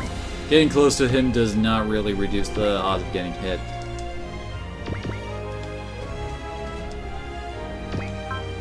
Actually, right there. Gotta get Gurren Lagann up in this. And actually, yeah, Hero's fine where he is. Amuro needs to move up a little bit more.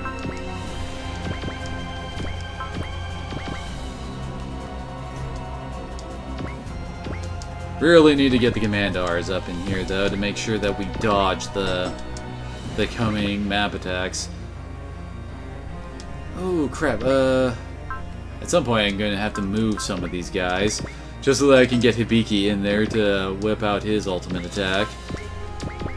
Yeah, you can just wait there. Okay, those are the only two who haven't gone.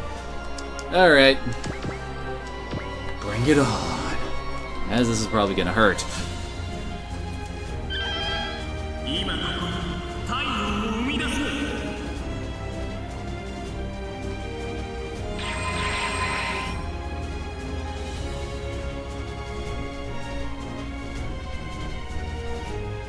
Oh dang, it really hit him down there?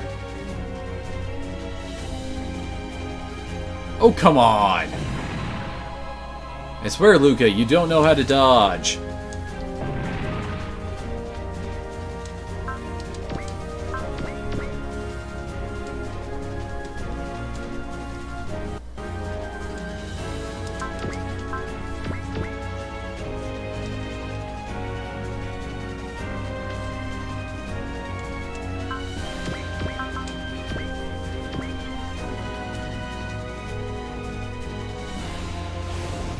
Okay, our turn. Once again, we'll start off with... Aw, she doesn't have enough to cast it again. But... yeah, he does. Oh, wait. Are we in... Yes! Barely in range! But can't hit for shit. But a simple low will fix that. Okay, he's set up to hit...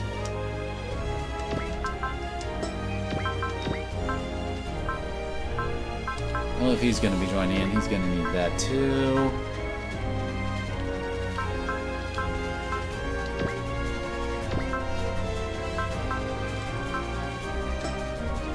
Oh yeah, that's right. We need to daunt his ass. Also analyze.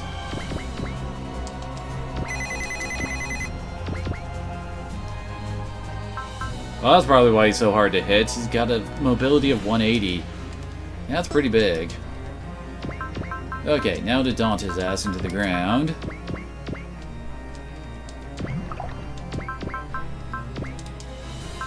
We'll probably spread the daunts around, but so that we don't completely drain poor Crow.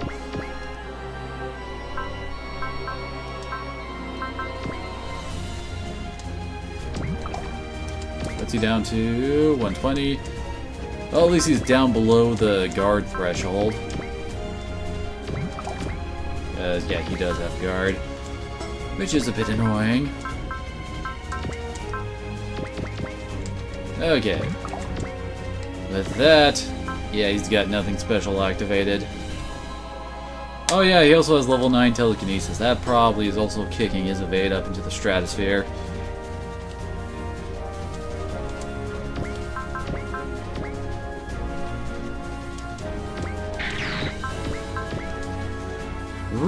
Wait, what? Why isn't he countering? That's weird.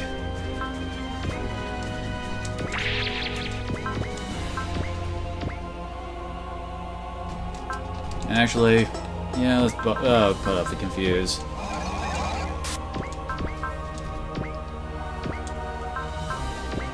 Just in case for our real pilots that, you know, might need the help. Yeah, I didn't think that would hit. 10% hit odds is not good.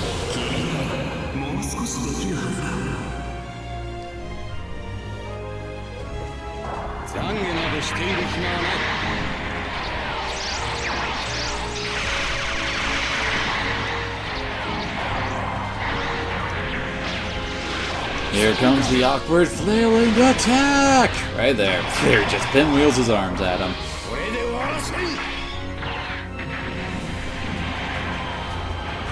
Well, that was a very nice hit. Holy crap.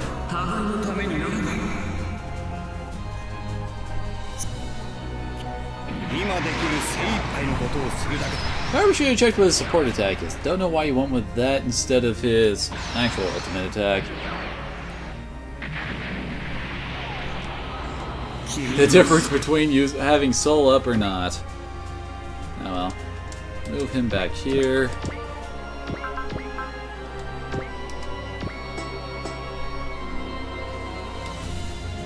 It's like, do I... Actually, we don't need a courage up, Hibiki. Give that man a miracle. With his uber 9,800 damage attack. Of course, I'm just going to lead with this. I'm not actually going to finish him off with this.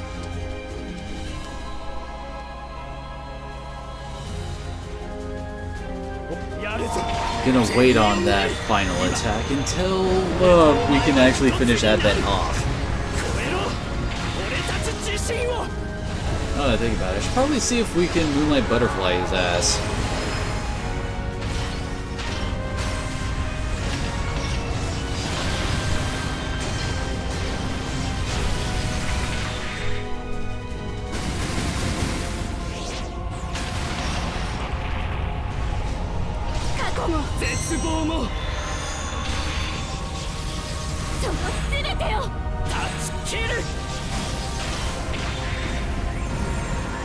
Overriser Arc!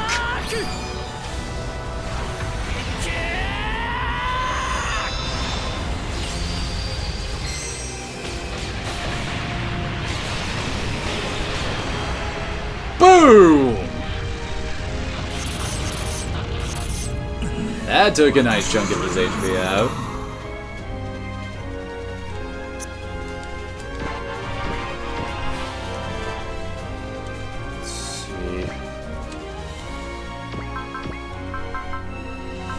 It's like I don't really want to waste their will on a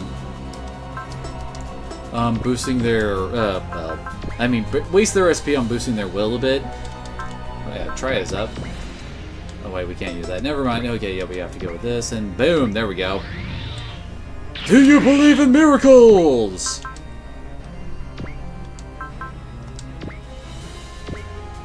Ah, crap. Actually, let's... There it is. Let's give Koji his... Yeah, his strike there.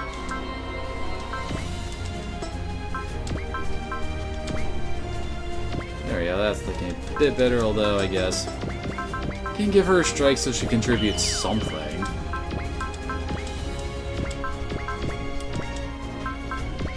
Even though she probably won't contribute much, since he doesn't exactly have much in the way of actual attack power.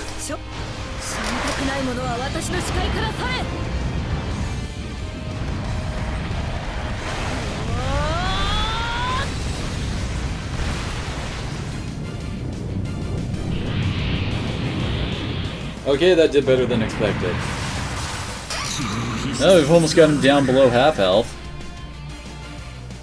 That's something, right?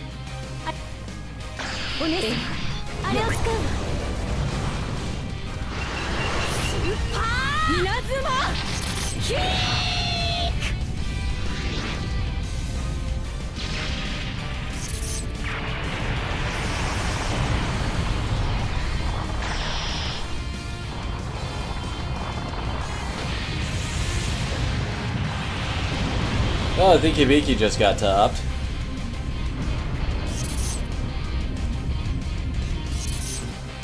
There's his HP.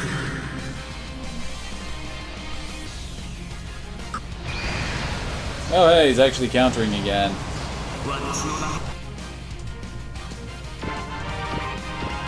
Wait, what's that? You want another? Don't mind if I do.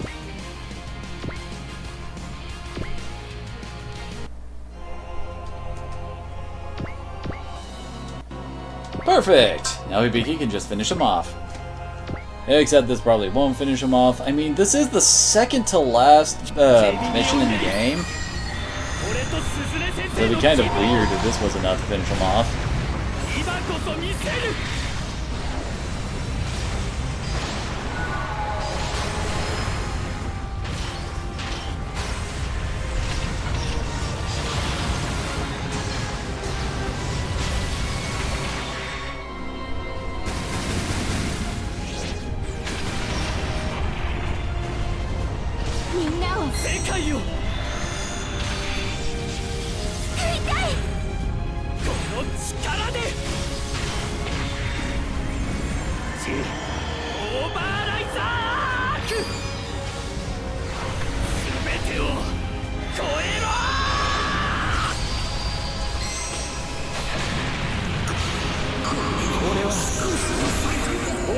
Pose like you mean it.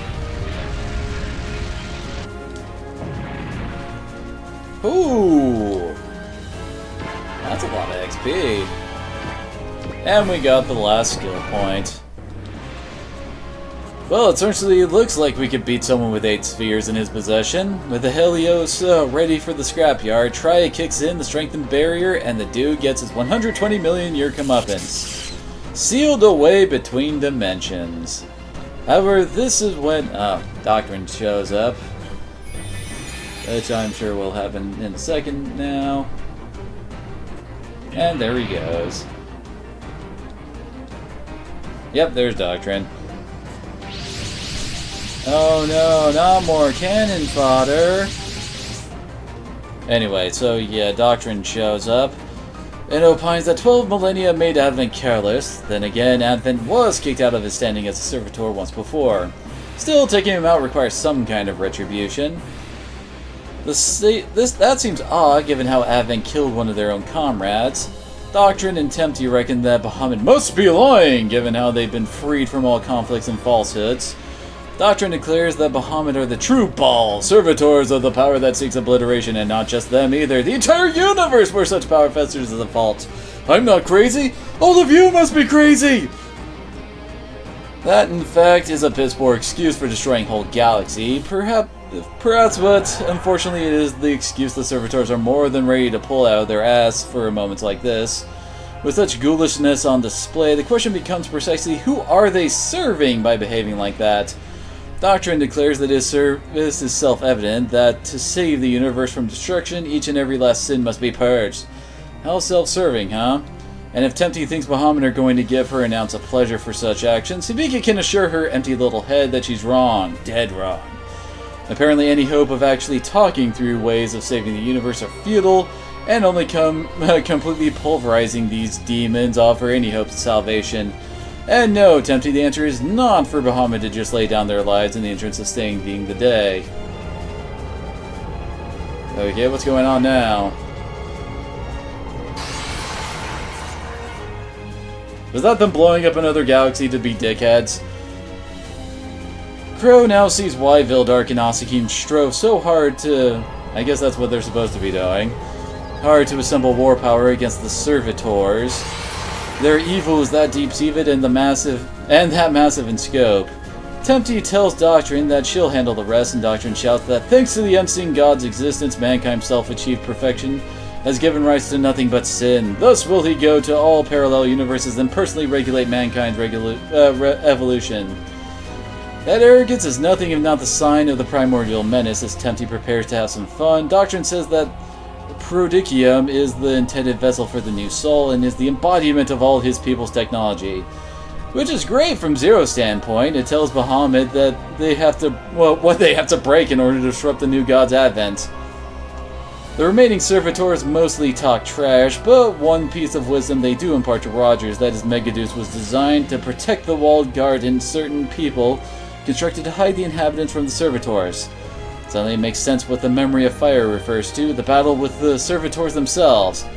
Dang, who would have thought that Roger would find a bit of his missing memories here of all places? He actually smiles, which seems to piss the servitors off to no end. Lo and behold, oh, okay, that's for after we beat down the bad guys. Which hopefully we'll be allowed to... Oh, yeah, there's Zero going saying, so we just need to smash that and we're done. Yep. So... Well, don't that look interesting? Let's see here, it's got guard, and he comes in at 125? What? Oh my word, we do not want that to get a turn. At 130, will he autocast Valor and Confuse? Hell no! Oh my word. And of course he also has a huge-ass map, because why wouldn't he?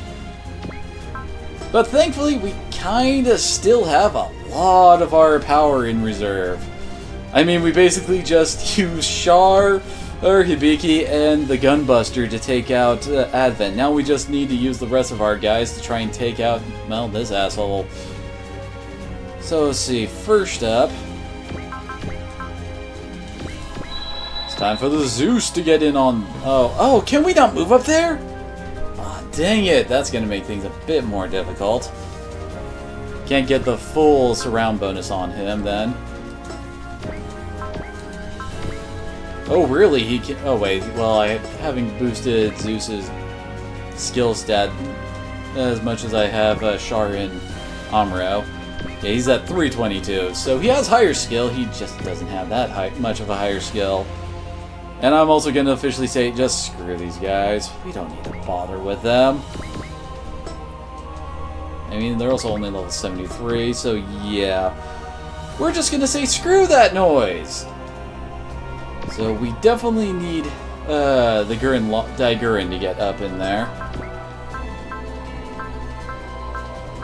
Alright, can you feel the love tonight?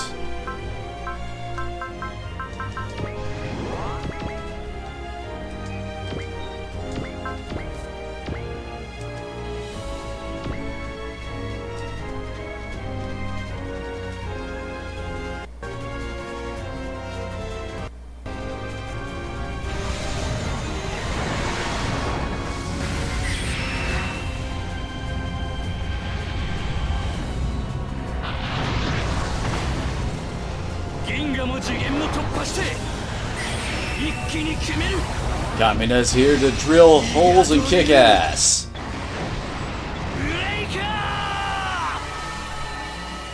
Oh yeah, the music actually isn't changing here. Interesting.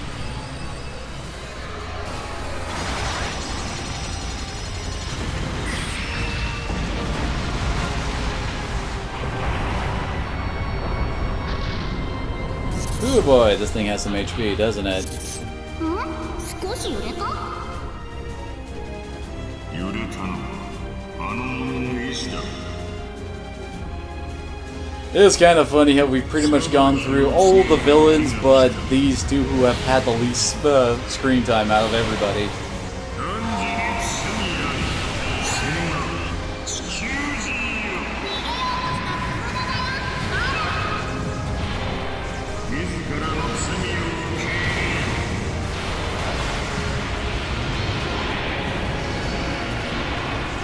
Missed! ハエが止まるってんだよ。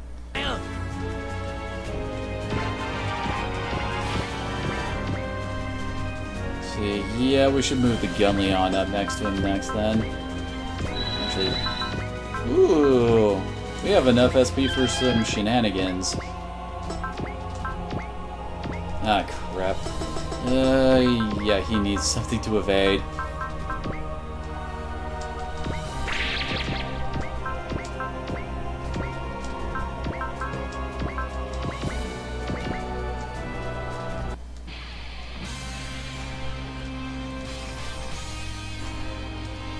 And some people have quite a bit to say when they're talking their smack. この一撃で終わりにさせてもらおう。終わりだ。 Tuning for gun go!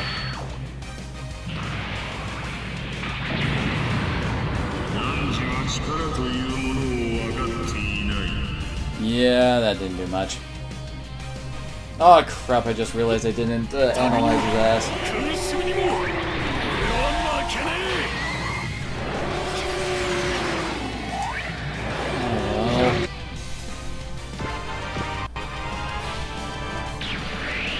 He just cast his Valor and Confuse. Crap.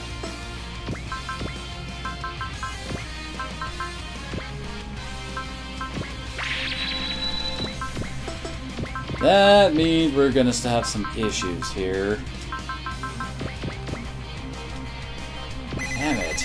Because now all of our guys have their accuracy reduced. Damn it. Okay, yeah, we can't activate that anymore. So unless we're using a strike or something like that, we're not hitting this guy.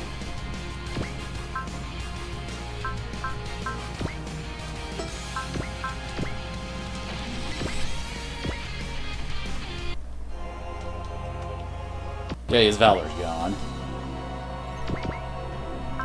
Unfortunately, his guard is now up.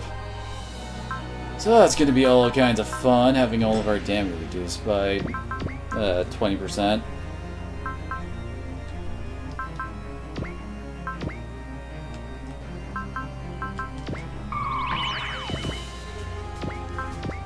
Actually, can we get...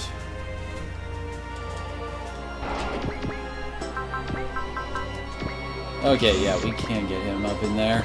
Just curious on whether or not we can actually... You know, armor down his ass.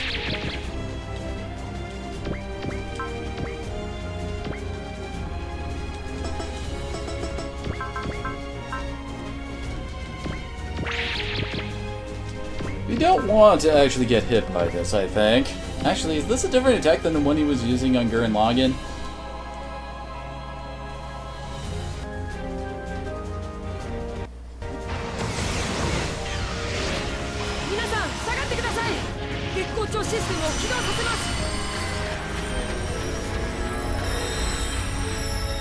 Dang it, nope.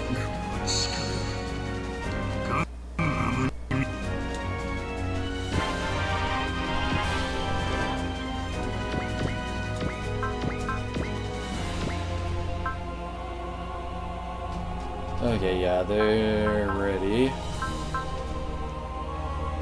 Actually, I didn't actually see what their this newest attack of theirs is.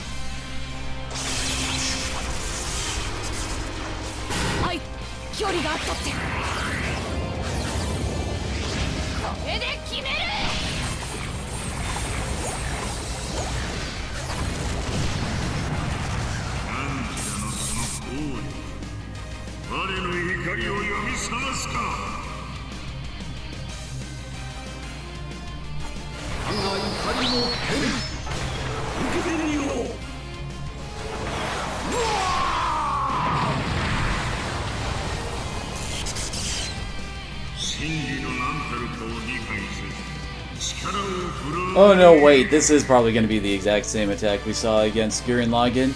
The difference was Gurren Lagann was alone. Yeah, this is the same thing. As they do, yeah, the whole big energy summoning thing.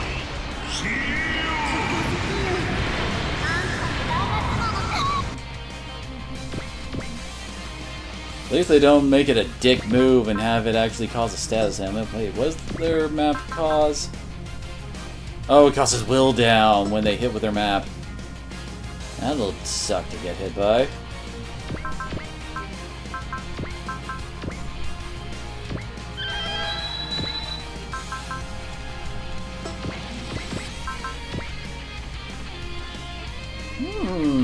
I am forming kind of a neat plan.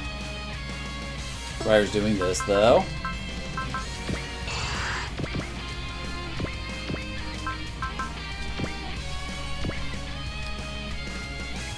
Oh, wait, crap. Did not give him something to evade. There we go.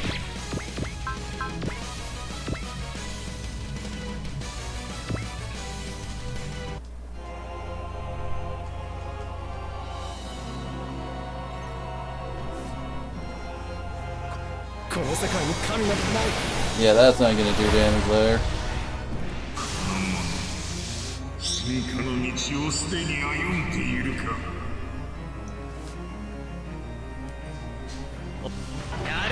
Eat the 100 rocket punch!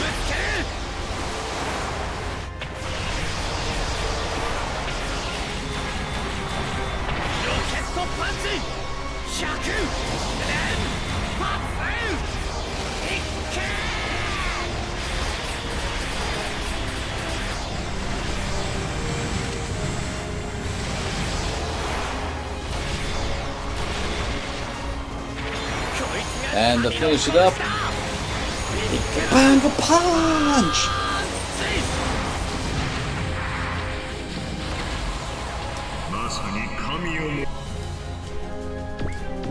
And then they can do this, and this. Oh, he has to alert again though, dang it.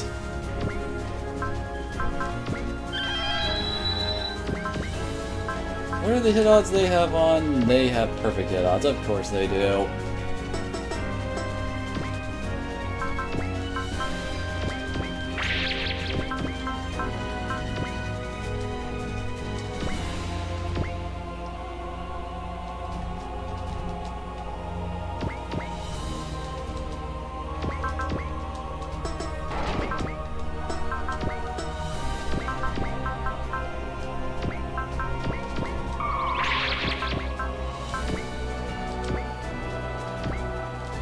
Not gonna do that much damage, but, well, you know...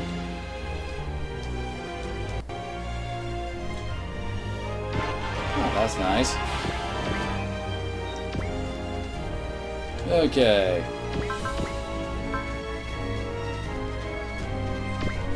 She's got strike, flash...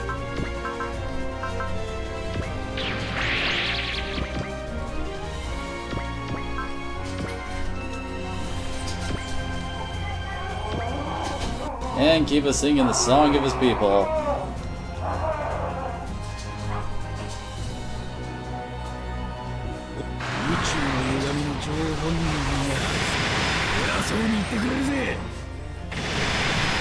Yeah, that's great. Like a scratch on the paint job.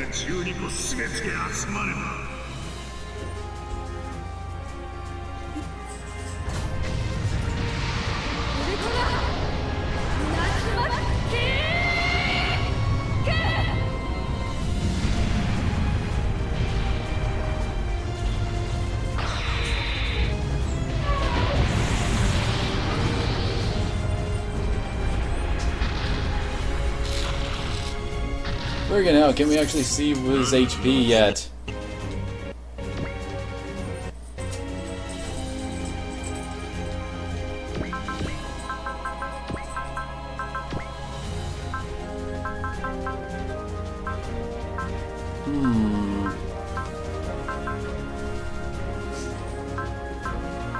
I actually might have a problem using Kira there.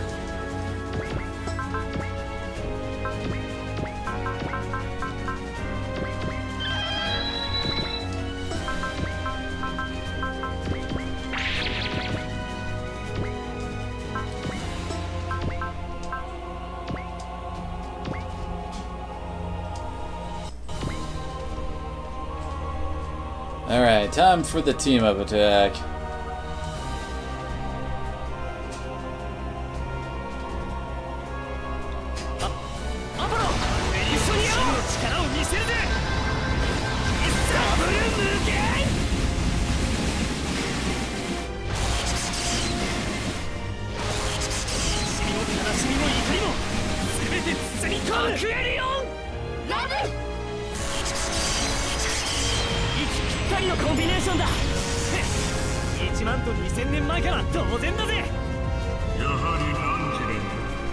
Very nice. Okay, now we continue the shenanigans because I can. Oh wait, crap. How much damage are they? Okay, the damage was not that bad, and good lord, this thing still hasn't shown what its HP is.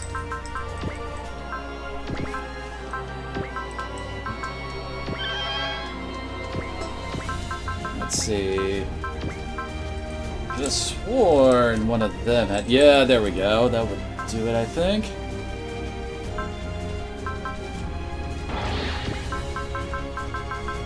Hi, Kiba.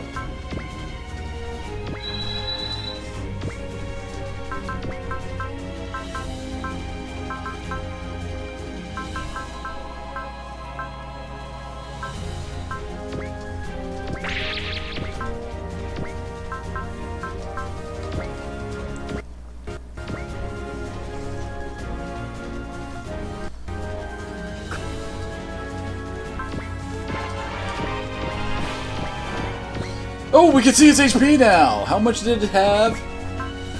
380,000. No wonder this is taking a while.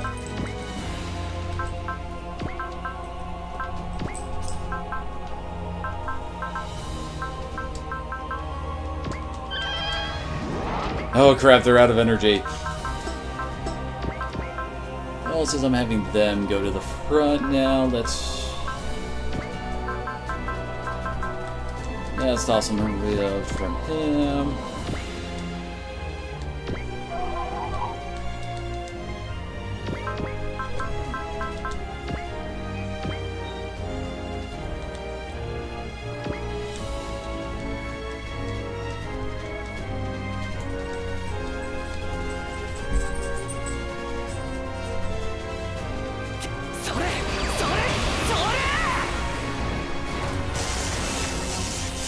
Yeah, I wasn't expecting that to do much damage at this point.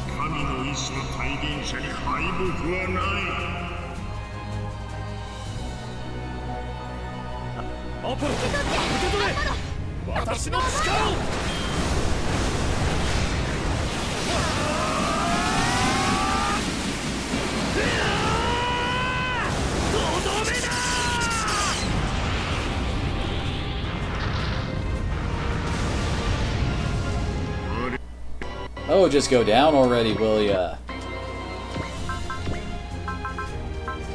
Oh, I don't have enough for another love. Well, I guess we'll just hold off on continuing their attacks. Do they not? Oh, crap, I don't think they don't have an Axel. And they can't breach. Dang it. Well, if we double turn it, they'll be able to get into range.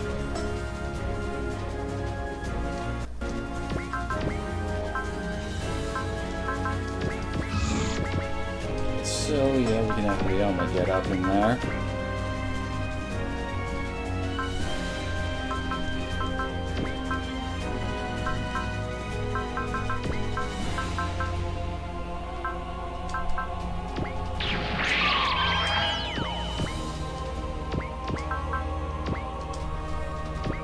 Let's see how you like the Stoner Sunshine!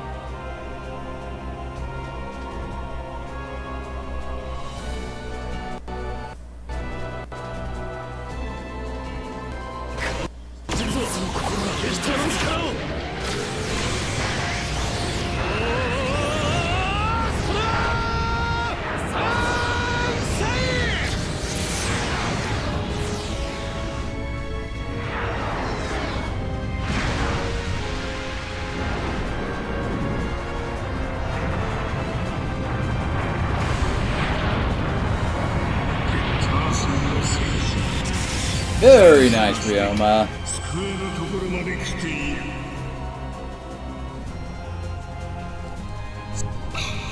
Yeah, that same attack you always use.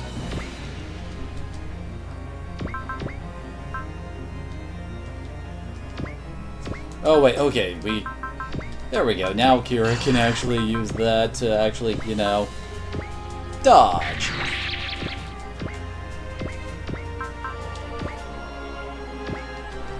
Oh crap, Sasuke also needs his.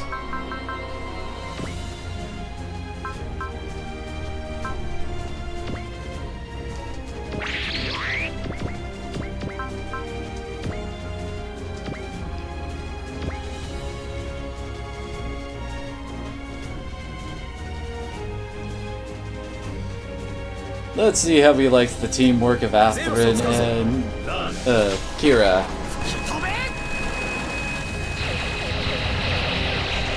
That's actually surprisingly quite a bit of damage for his assist attack.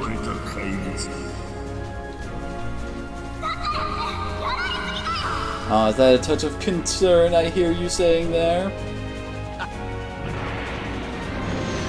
準備はいいかいアスラ俺も自分のできることをするえいいけ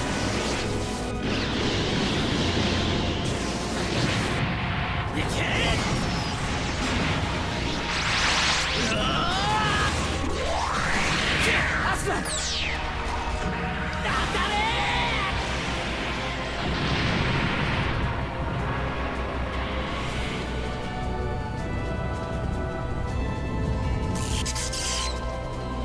Almost!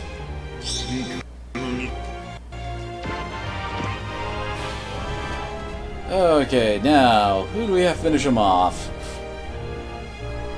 That is the question. Yeah, I'm pretty sure we can't reach with Bonager. Or can we? Okay, we can kind of reach with them.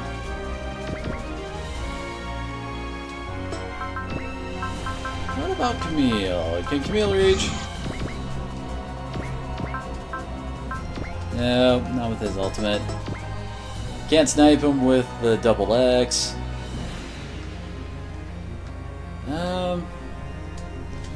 Heck, why not?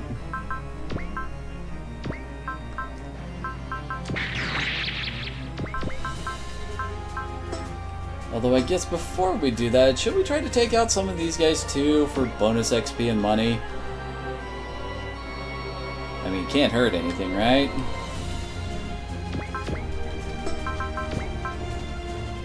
Although actually, now that I'm thinking about it, what if there's another phase? Let's just finish him off.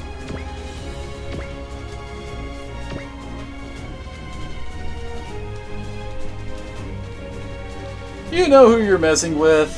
It's Amuro friggin' Ray! そんなところにいるか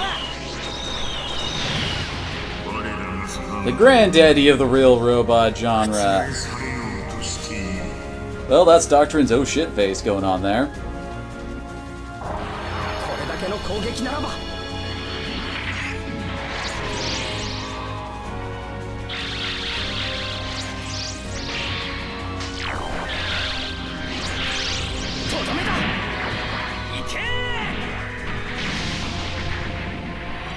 Boom!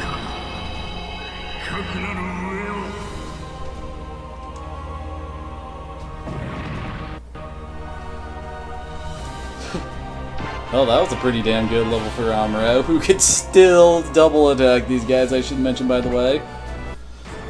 So, lo and behold, the Prodicium isn't quite as invincible as advertised. Doctrine frets that losing it here will take out the only means of stopping the greater collapse. But Bahamut has finally divined something. The source of that collapse, the real genuine article balls are around here, are the servitors themselves. After all, who but they are destroying living things in just the way the power that it seeks oblivion is supposed to, according to their own propaganda. In fact, the more lives they steal, the more the power that seeks obliteration grows, and with the space monsters gone, they're the only negative force left. Tempty is actually starting to see Bahamut's point, and in a panic asks Doctrine what to do. After repeating his boilerplate statement that servitors are inerrant, he prepares to take them and the Black Sun to safety. The Black Sun is in fact the ultimate singularity, the key for repairing all of space-time. AG surmises that the space-time concussion bomb, which one of the Bernarls designed, must have contacted the ES Terran when it detonated, and due to the connectedness of this world, the shockwave was able to spread everywhere. Vildark must have known this, which is why he was researching singularities.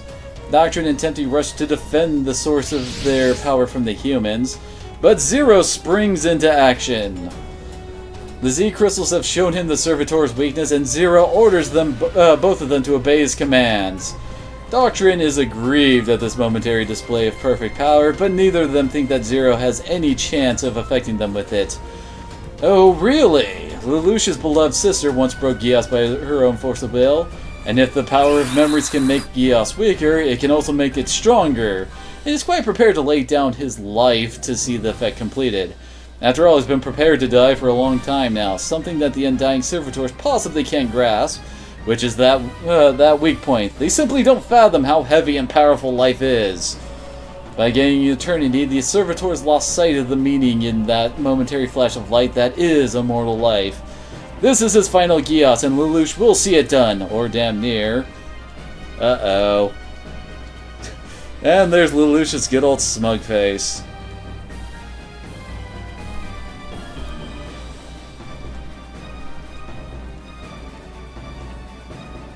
And of course Evan isn't dead.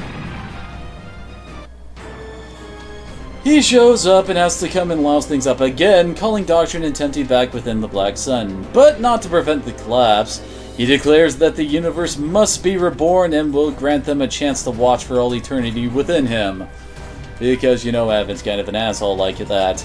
Guess Doctrine and Tempty now know who was the liar here. As Evan bears down on them, he says that during his exile, which by the way was a great sin on Doctrine's part, he realized that the Servitors by themselves were unequal to the task of managing the multiverse. He came back to test whether they were worthy to be peers of his going forward, but the results are plain to see. And rather unfortunate too. They should just join him already so he can produce the new God Most High. But what about the 4 missing spheres? Ah yes, the Servitor's great failure. Advent spent the 12 millennia working on a way around that problem and arrived at an interesting solution, using the souls of the Servitors themselves plus Asukim as replacements. But for that, the other Servitor's power must be temporarily weakened, and that is the point of all Advent has done to guide us to this point. Now he gets to be the new God Most High and save the reborn universe, and this God has no mercy on Tempty or Doctrine. Both whine like little kids as their souls are sucked into Advent. Who kicks into the villainous laughter as he declares that he's about to be the only thing left in the universe. With the Helios and Prodicium, the 8 spheres and 4 eternal souls, let the heaven hell be broken and a new universe begin! Bad news indeed. Time for the team to get their ass back. Oh wait, that's for something in a bit. Yep, there's the Helios, and is Advent wearing a crown there?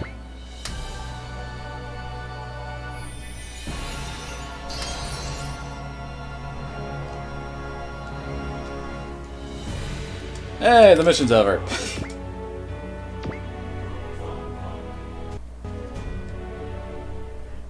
I don't think the countdown to destruction is really necessary at this point. So yes, we're standing on the precipice of the final mission.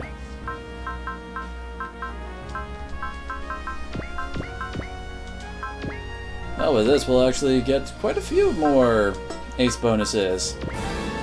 Let's see, I might as well try to look them up. Assuming this loads properly. I did not actually have the ace bonus thing up, because I wasn't really planning on needing to say any new ones. Anyway, so Bex, his strong luck skill becomes genius. So he basically has crazy hit and evade rates, naturally. Let's see here, C2... So here, Kogias. C2, at 130 will, her team's pilot stats are raised by 10. That's actually a pretty good support one, holy crap. So here, and for what's-his-face from Full Metal Panic, Clouseau, Spirit Command Fighting Spirit costs 20 SP. I guess that's okay, wait a second. I just realized I did not fill up everything. Yeah, and I can still stick someone in there. Okay. Although I'm probably going to use her to get some money. Let's see. Who do I want to give it to? Yeah, let's give it to Quatra. Quatra's cool. It's nice that my little screw-up didn't totally, well, screw me out of money. I mean, kills. I mean, this is the last chance we have to do this, although admittedly, doing this doesn't really matter all that much, does it?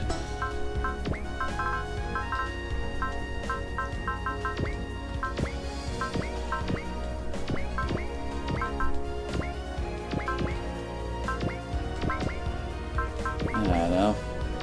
Sure, why not these guys? Okay, all that's done. And honestly, we might as well just do this by, you know, who's in our group. I mean, there's no point in hoarding skill points anymore, since, well, this is it. So I think I'll just boost up the defenses of our capital ships a bit. Although, I don't think Bright's coming along this time. So I guess we'll just give these guys some shooting.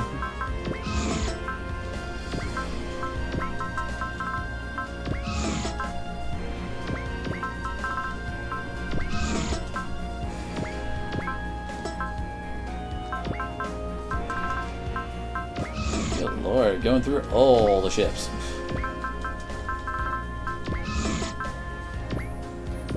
Don't know how this exactly transfers into Gurren Lagann when they transform.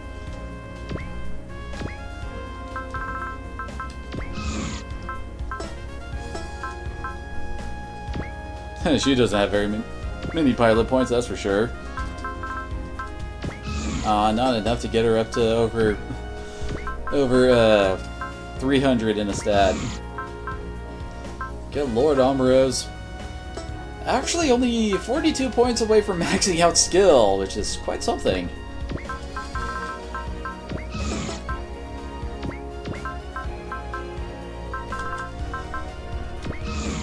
Wonder if not Amuro, if Kira can actually dodge something with the points I'm pumping into him. Let's see.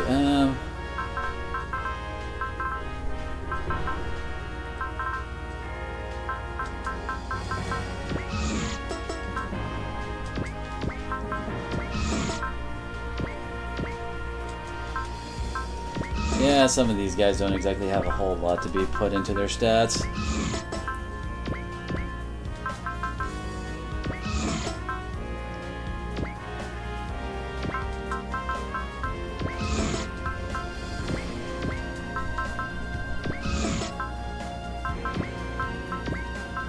That's right, I haven't really been pumping up Ryoma's actual attack stats. I've been putting it into skill since I gave him attack again. And plenty of them just don't have, well, the pilot points to actually make any form of difference.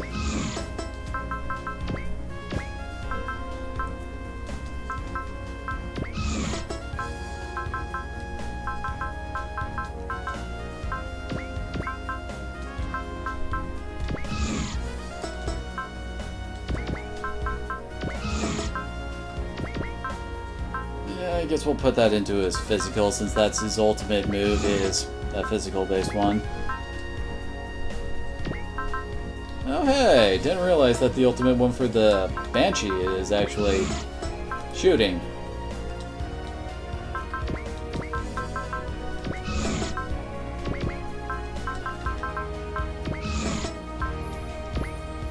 Can't think of anything to really boost on him outside of his evasion, because he's certainly not getting his final level of SP up.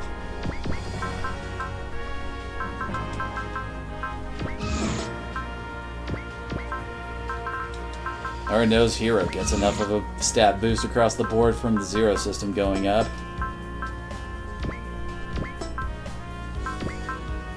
Here, let's make her support attacks worth more.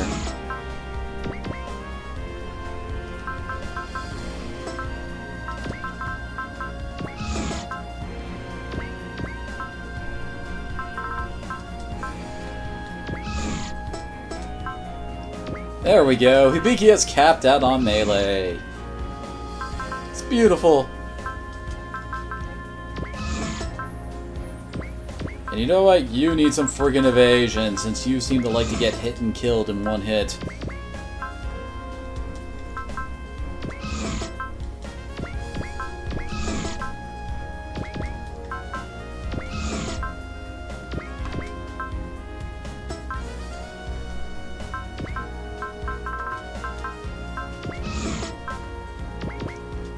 Man, can you imagine her with attack again? Although, what's her skill is kind of low-ish. I have to focus a lot of SP into that.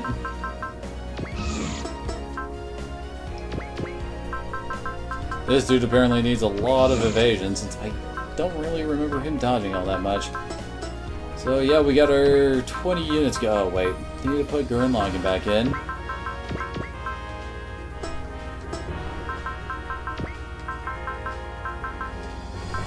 There we go.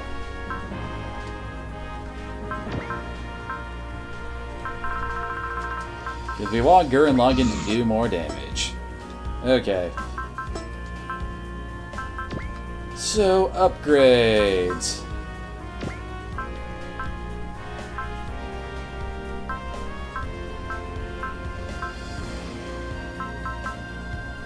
I will admit, this is definitely tempting. So, you know what, let's do it. Actually, now that I think about it, she just got her S rank. So here we can increase her movement. I think that's, yeah, that's the range of all attacks by 1. Oh, lower the energy cost of shields, or give her a free equipment slot, which is of course what you go with.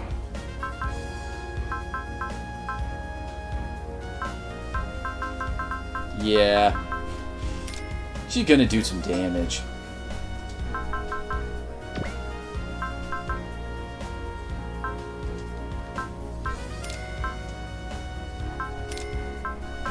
There we go. Now he has an attack that's over 8,000. Oh god, just realized she doesn't. Oh well. And I do believe, if we go to the D trader, yep. So, basically they're saying bad news indeed. Time for the... Oh, wait, this is actually Lukage's ace bonus thing. She was one of the people I randomly decided to boost up. There's Clouseau.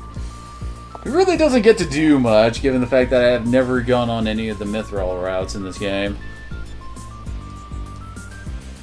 And there's C2s. And Bex.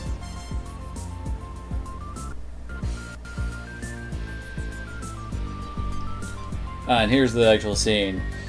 Which, for the translator, says, "Bad news indeed. Time for the team to get their ass back to the ship's stat. All the good memories he had of the team are worth 2,000 Z-chips. And he assures the player that this really will be the final battle. So stock up while the sailing is going."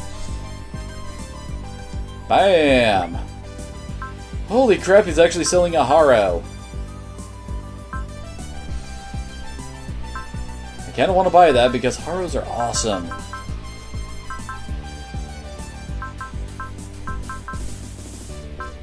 We don't really have much left for the damage boosting ones, which is kind of what I'm focusing on at the moment. But it's like, it's a Haro!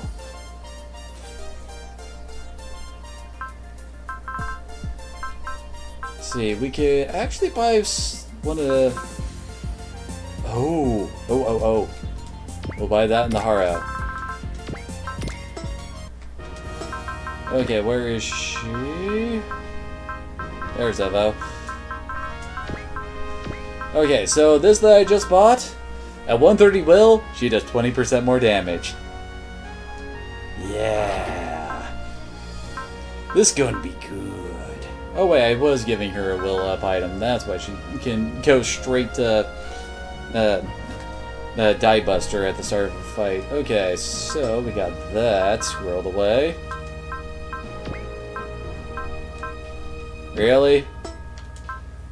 Let's give Hibiki the Haro then. Gives them a nice 10 movement speed and increases the range of all of our attacks by 1, along with giving 25 more accuracy, 25 more evasion. So yeah, Haros are good. Oh yeah, and I also gave an S adapter to Hibiki because, well, why not?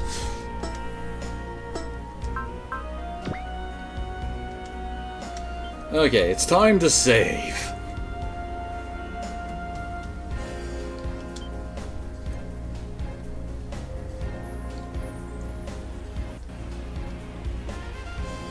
Okay, so everything is set up and primed for the final battle, but I have to take a quick bio break. You know, don't want to have to actually be able to call it nature while you're in the middle of something this big, so I'll be right back, guys.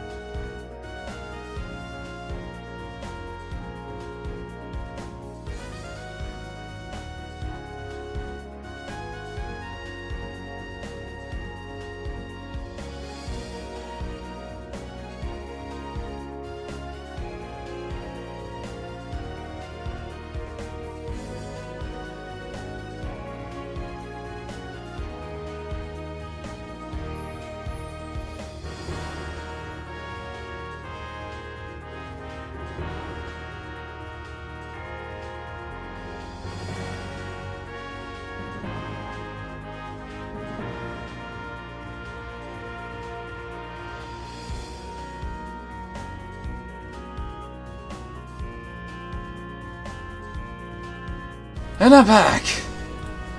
I also went and got Kiba's food ready and all that stuff, so that won't really be a big distraction if that happens while we're still in the middle of the final battle.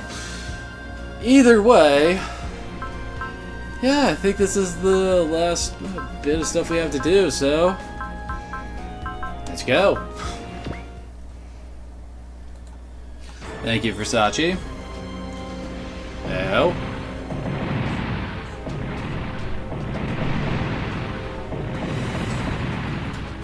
And apparently we're back with the remains of the Sidereal Command Corps, and they're getting a taste of the Android Arcas, which only Sardius has even seen before. The memory is a chilling when shock troops sent in to quash any and all resistance to the Lukebot star system. Less troops are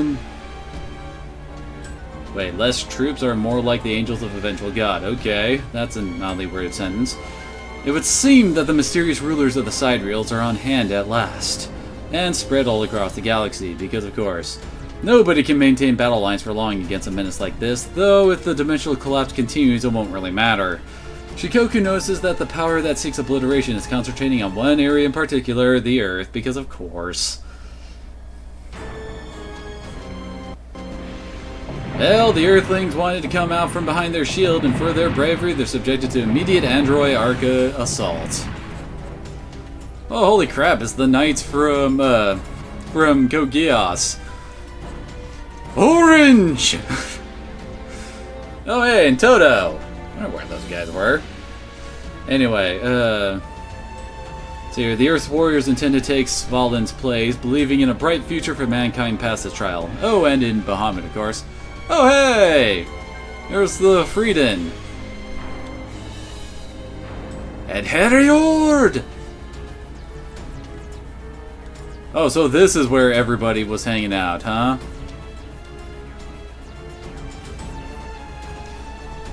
So, as Terran appears to be crumbling, at least once we actually get back to us. Oh. Final chapter! An Endless World.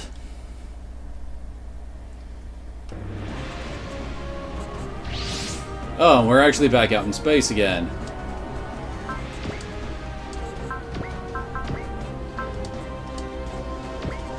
Well, since we have 5, why not? Alright, everybody out into the pool. Hey, I can actually set up a decent setup for building Will with Basara at the start. Okay, let's see, we want her out in front. Also, we do want Kira to pick up some Will.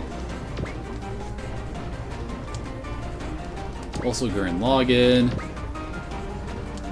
He actually does not. I just keep on forgetting to use his SP on our first turn. Actually, Boninger needs a little more than Amuro does at the very start of the mission. Okay, I think that'll do.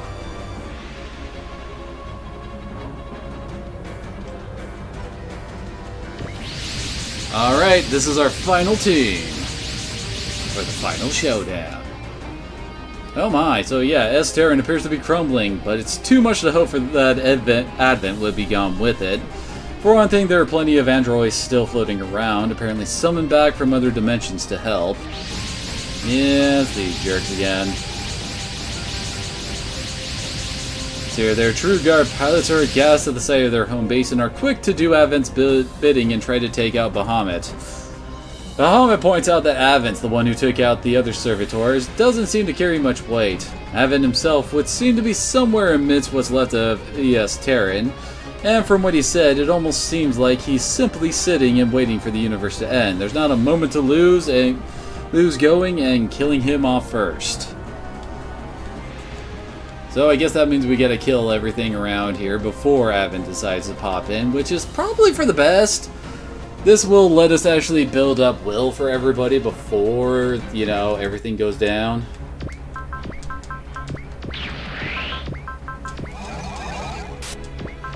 Let's start this off like we always do.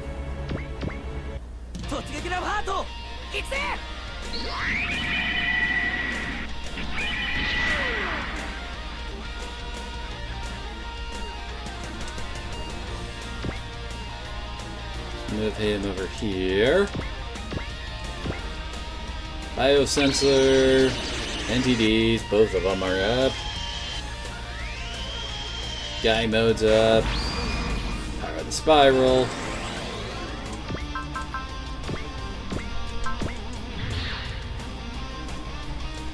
And then Tengen Toppa Gurren Lagann, baby.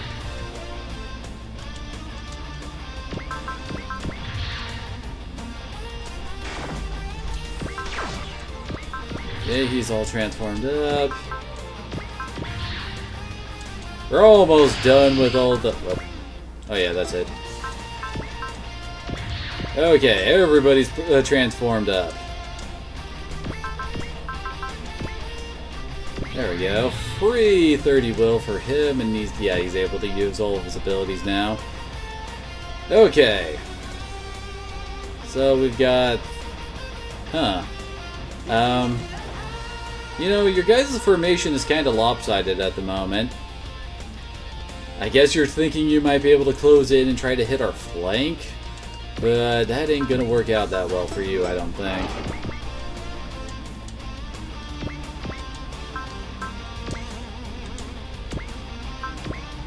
Really? Oh, come on. I wonder what their upgrades are up to now. They're still at 4. I mean, that's not hardly terrible, but still. Alright, let's actually get get all of them moved up. Actually, we can also activate this for a little will boost for everybody else.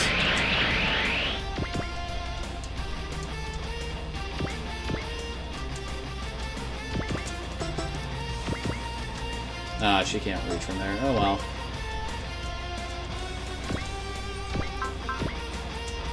And yeah, stupid support defend, right, Kiba?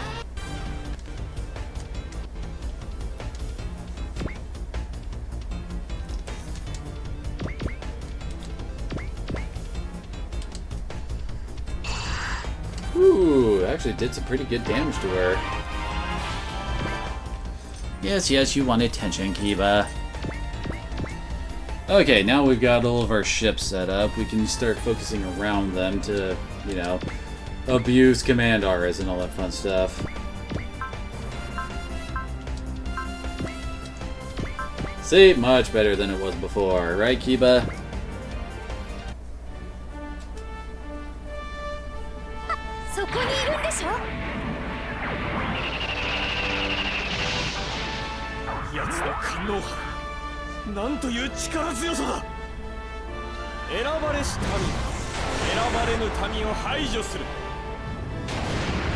Oh, come on, Quest. You had to do better than that.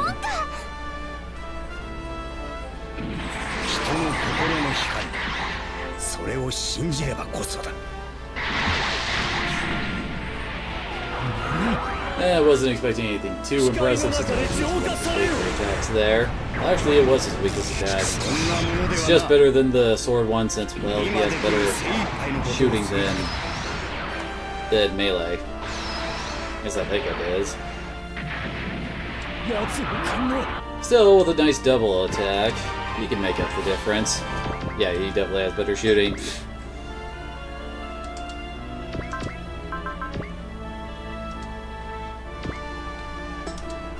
Haha, you can't support defend anymore.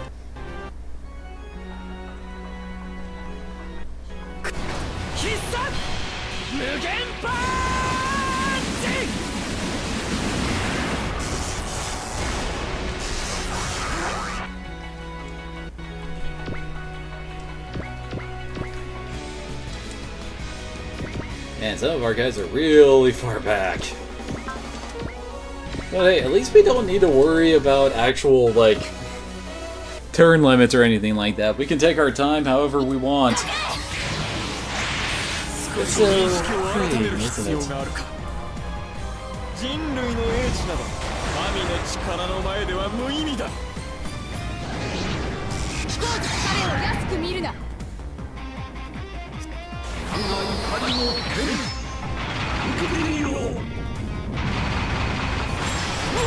Bye! Zeus is still a beast.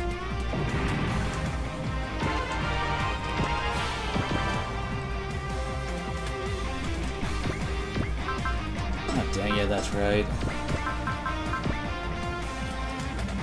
Oh, okay. Yeah, he doesn't need to worry about this guy support defending. さあ行くぞみんな。まずは私が行きます。お見事でした宮姫様。もう負けてはいない。ナイスよビラル。お化け持って行きなさい。突っ込め。 I wonder why the transformation gives most of their mechs air, kind of a thing. 一番行くぞ。超次元アンカー。最後は俺が決める。ラガンインパクト。 Yeah, that guy's dead. 私は信徒だ。信徒なんだぞ。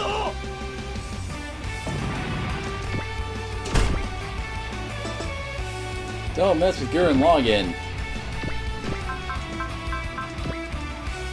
Okay, that's much better odds for Garrett to dodge.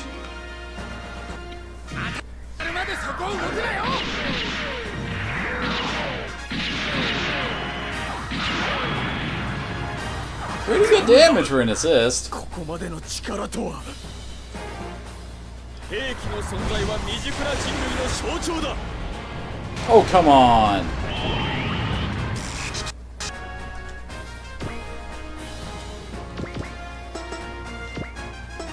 Nothing's really in the area for his map attack, so I don't think we should really try to use that.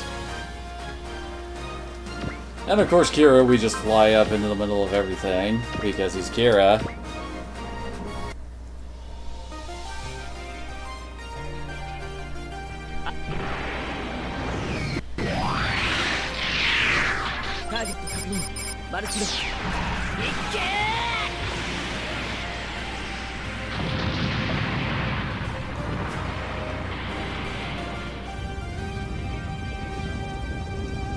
Oh, Kira.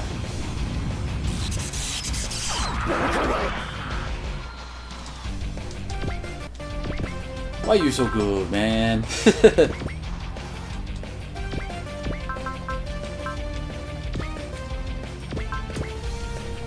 Although I swear, Zeta is like one of the few mainliners I have that doesn't have any form of energy regeneration. 助けてくれ。私はまだ。今ならやれる。ゼータが魂の力を表現するマシンなら。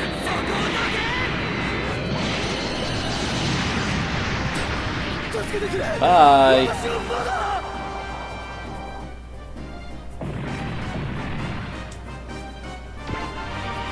Oh, nice. Oh yeah, we still haven't used Kira's second turn up yet. These things don't have much health.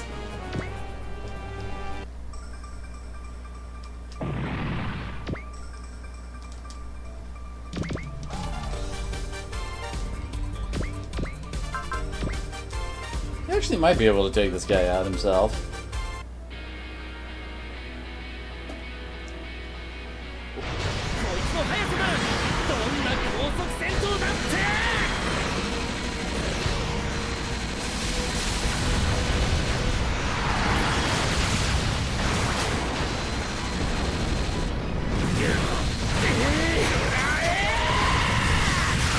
Boom!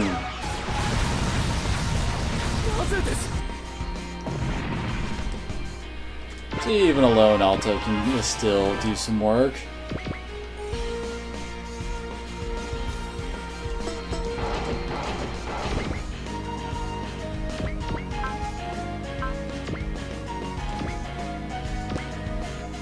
This thing still has a decent odds to miss the friggin' Evangelion. What the heck?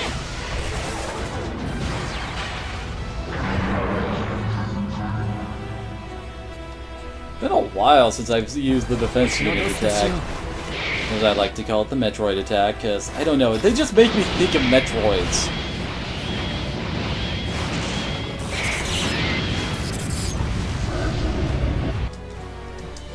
Not a bad opening attack on that, although swapping to him so she doesn't use up all of her energy on these guys. We still have a boss to kill, you know?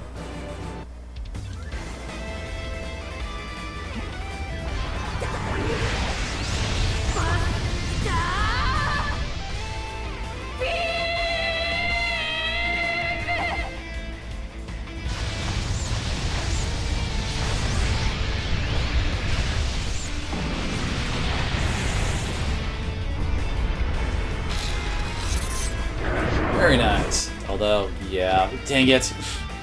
Come on, Crow. You're supposed to be awesome, man.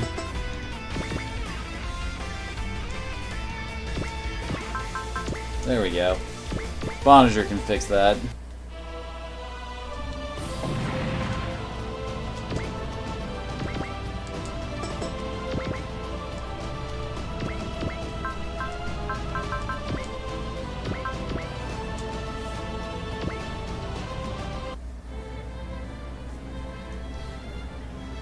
Man, the monster could probably use something to increase its attack ranges. I just thought that. I mean, 1 to 2 or 1 to 3 ranges is normal aside of the photon beam attack.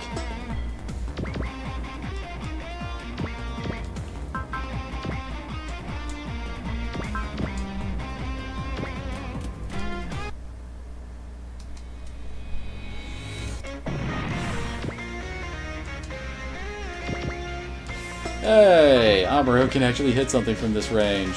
And he'll probably take it out too.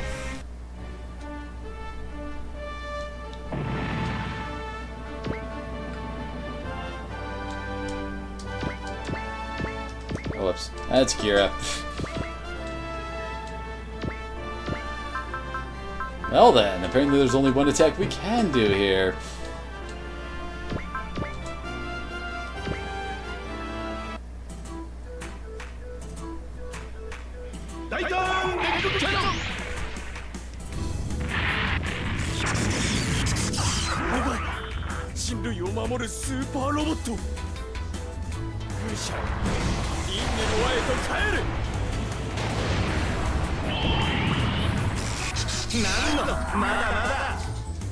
And keep us singing the song of his people again.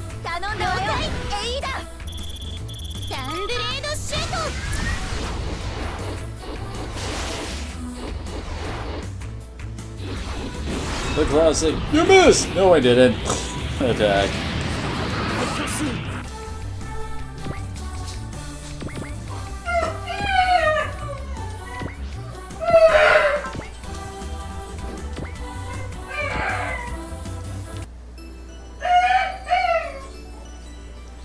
Well, doesn't Kiba just sound excited out there?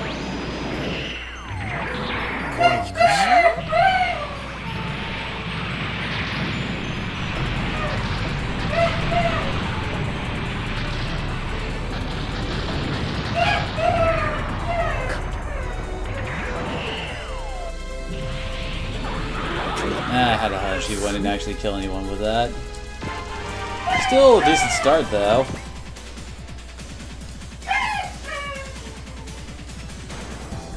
Or he gets to keep us disagreeing out there. Is that what you're doing, buddy?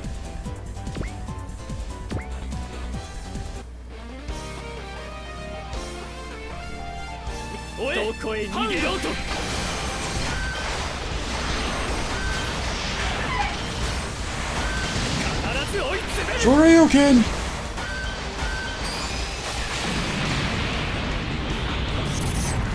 Nice. The power of a Hibiki with maxed out attack. Or melee attack, I should say.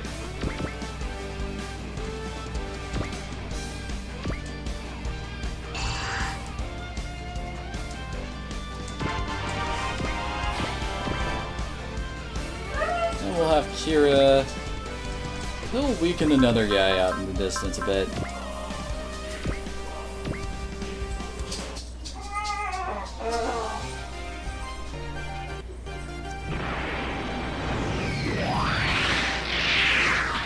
確認マルチロックいっけー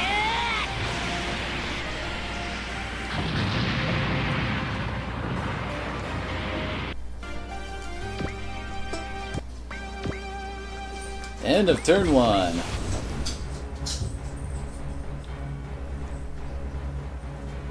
Now, what you gotta get against poor Shinji? Trying to avoid using up all energy.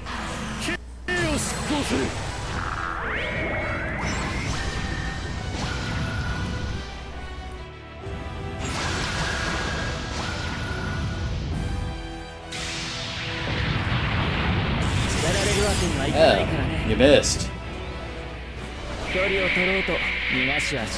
Go forth, Metroids!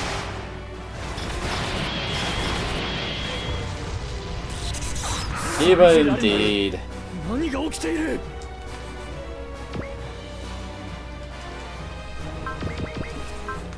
You know, they classify anybody attacking Kira as suicidal. Can you guess why? 思いだけでも力だけでもこれで決める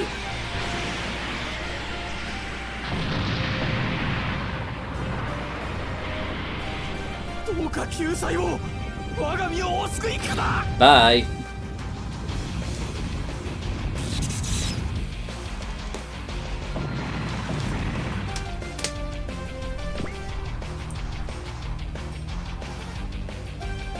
And now they're going after Ryoma. And apparently he can only counter with the Getter Beam.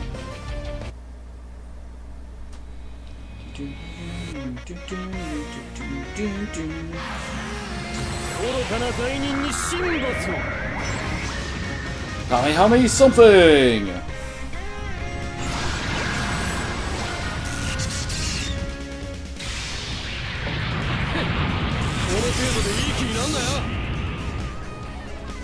Oh, Ryoma's actually kind of hurt. Which only makes him stronger in actuality.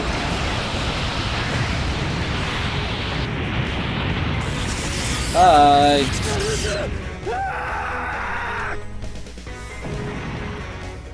Ryoma's another one of those guys that attacking's kind of suicidal.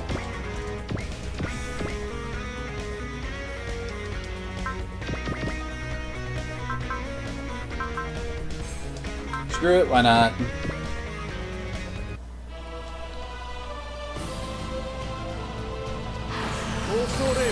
Good lord, you guys love that attack. I mean, yeah, sometimes I use attacks repeatedly too, but it's like, at least I have different units, so it's not as obvious.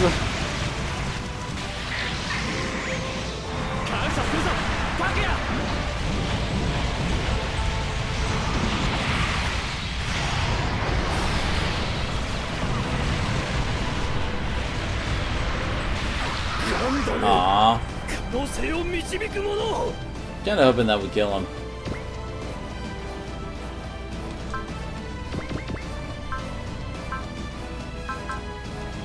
Guess he doesn't really need to do much to kill these guys, does he?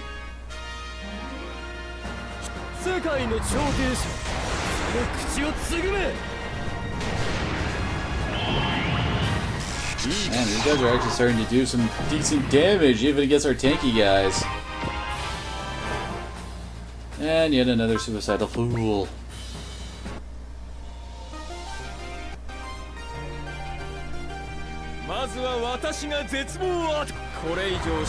Did you say that you were going to show us ultimate despair challenging you guys, really? Because I think that's my line at this point. I mean, good luck trying to actually hit Kira here.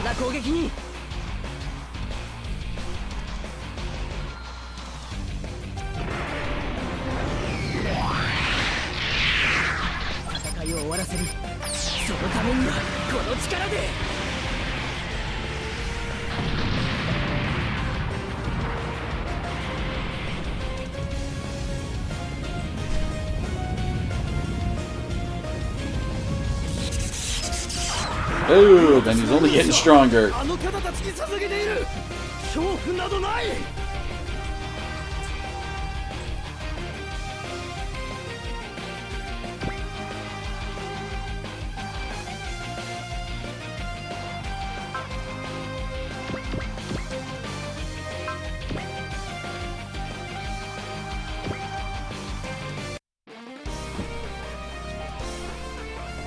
我らこそが法の番人。 I don't see this going well for this guy. かわしたぞ。神の使いの言葉を伝える。その攻撃は読んでいた。ハウンドペネトレーター。逃げる。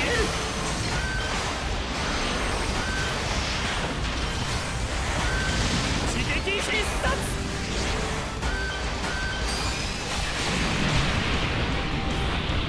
Very nice.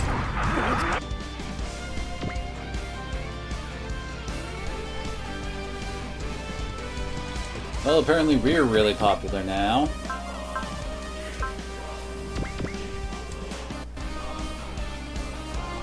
人間の作った無機構造体など物の数ではない。やっ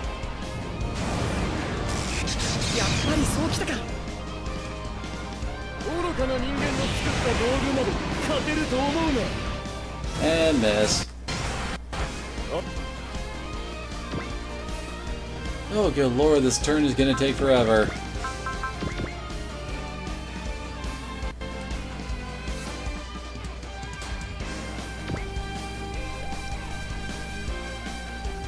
Alright, the big guys are finally attacking.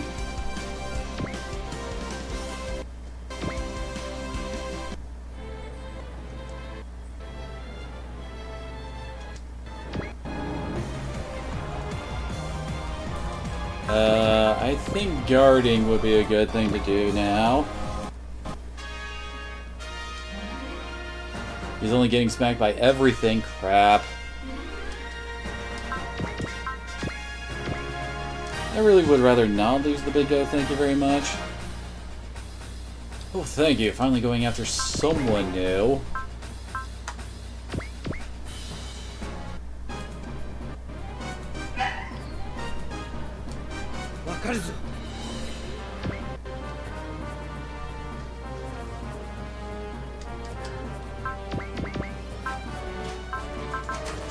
Don't really have very many options for Dankoga until they hit 130 will, do I? I guess I do have a few options, just not the best until she hits 130 will, and aw, crap.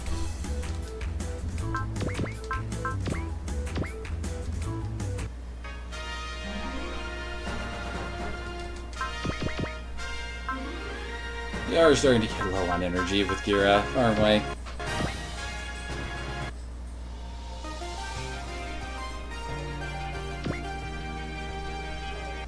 Well, just look at that! Kira is surrounded on all sides by enemies? Whatever will we do? I just don't know, you guys.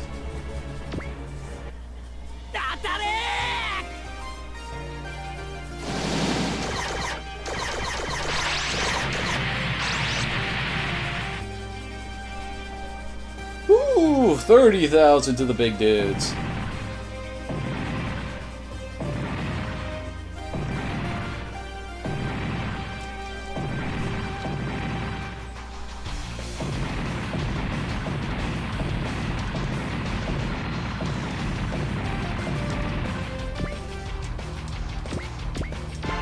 Let's do it again!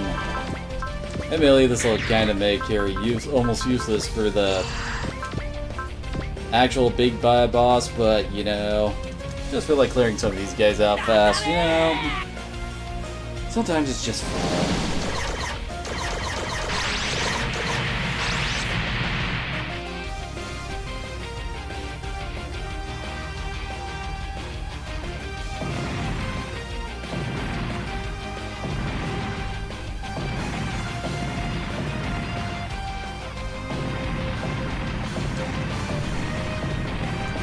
Well, at least we don't need to worry about the Angelroy Arcas anymore. Oh no, wait, there's 3 left. Oh no.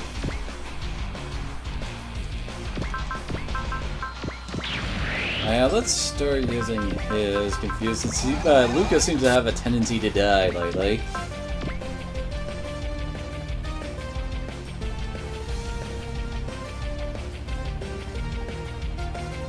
Yeah, that's better. 突撃ラブハート行くぜ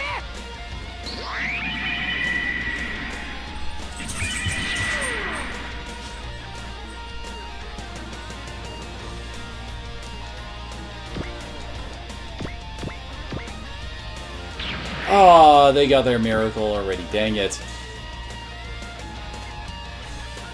Kind of sucks, but oh well, I suppose. Guess we'll have her run up and try to take this guy out. Well, probably don't even really need to bust out the big guns for this.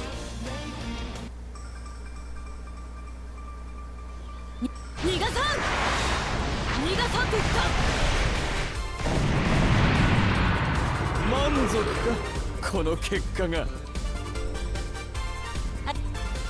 バスターこれだ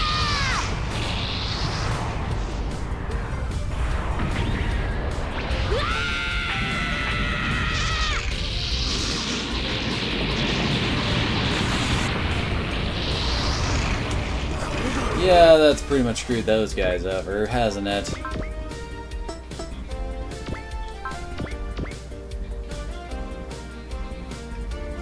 Oh, and as our final act, you can just take out 2 of these guys in one go.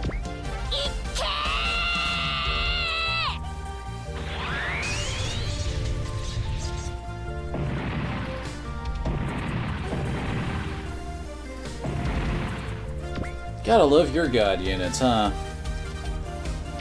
We almost hit 150 so far. Oh my. This side's kinda lacking in the will department, isn't it?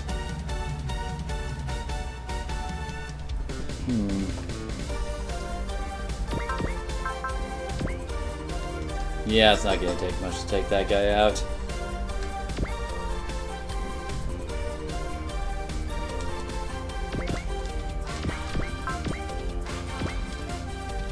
So let's throw Zeus at the big guy. サイズが違っても戦い方はある打弱ということだが似合いの攻撃だ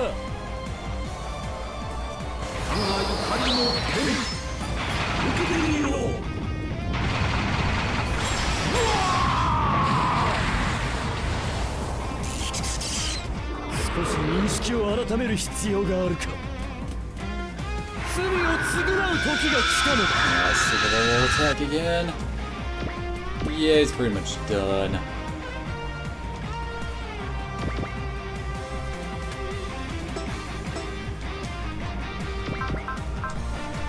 Hero doesn't have the will to bust out his best attack.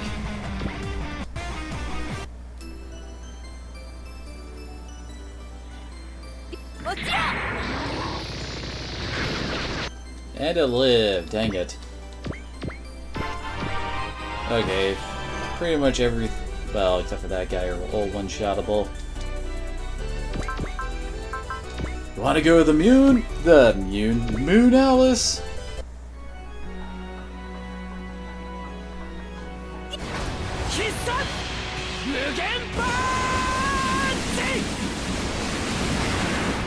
Oh, that didn't kill it either?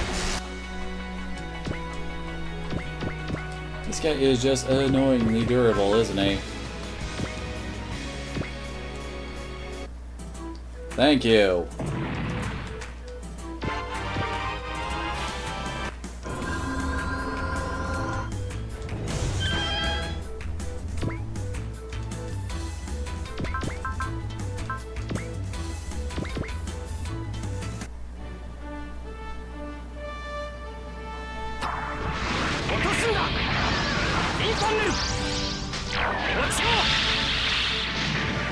I admittedly kind of wish that the new Gundam had some crazy map attack too, so we can make him into this, use him like Kira.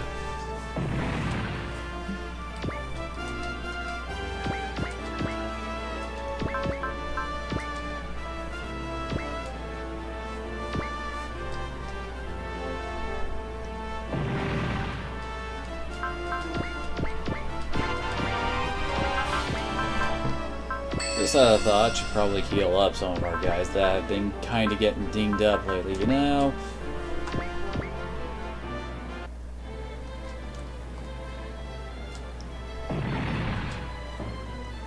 Very nice.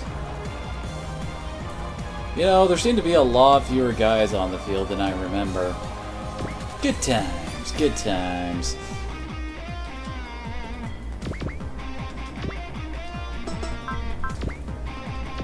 How much HP does it have left?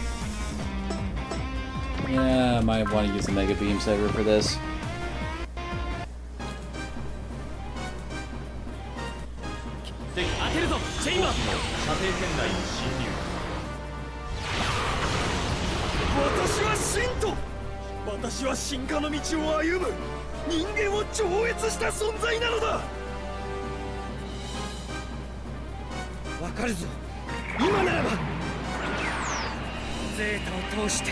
Pretty sure this guy's dead from this.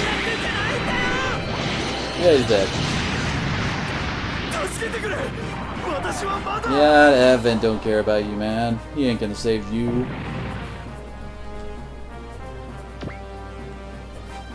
Oh, hey, nice. I can frame that.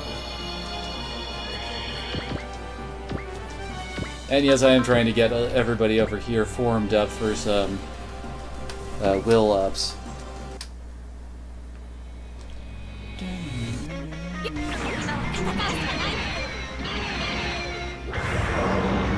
It probably isn't going to do that great of damage to kill him. I mean, Ryoma isn't sitting at 170 will yet.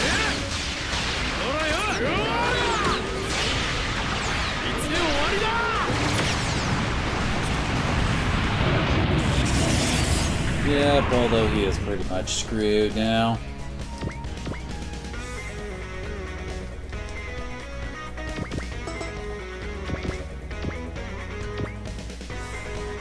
Trying to think of how to do this, because I'm pretty sure the last boss is going to be showing up right around here. So I don't exactly want people to just, well, move all the way over to the right and not be able to help out, you know?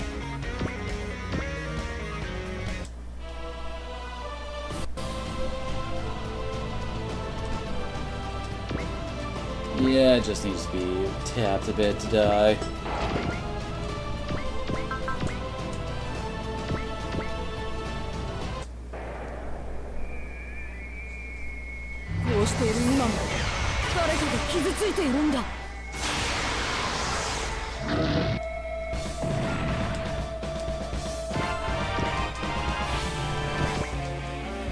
Or saying that doesn't mean I shouldn't try to.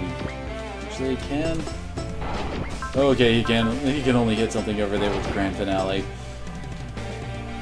So not doing it that way.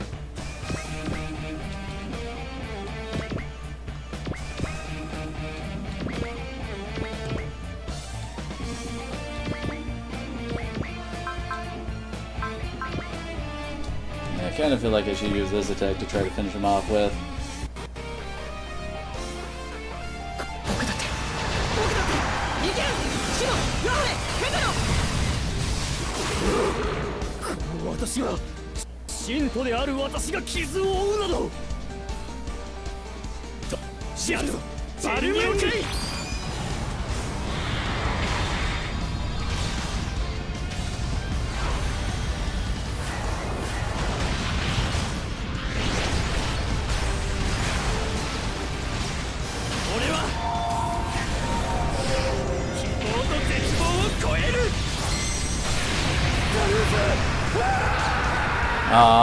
Oh wait, you did kill it. Oh, okay, never mind. Looked over at the chat.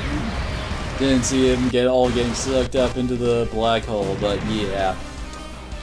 Don't mess with Jenny on Ray. Holy crap.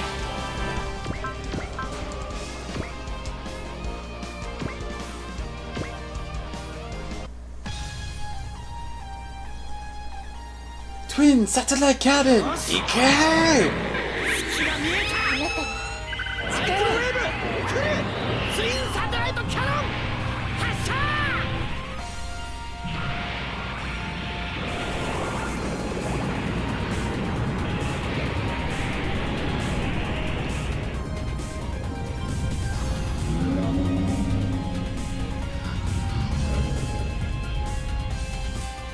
Very nice. So, yeah, there's only 3 bad guys left. And they're all on kind of low HP, so yeah, we kind of kicked their asses.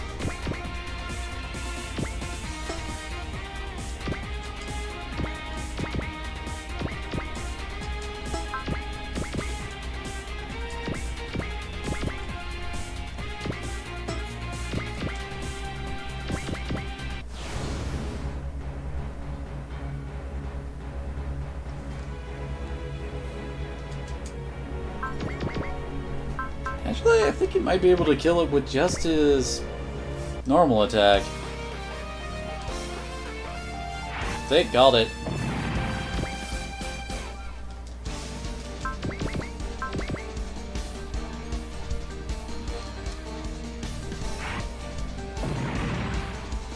Oh, quit sniping.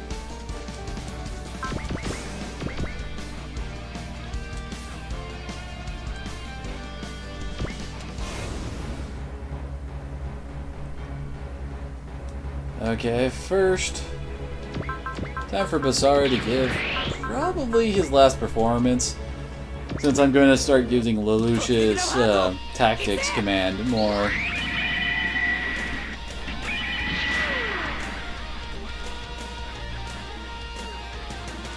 Oh yeah, there we go.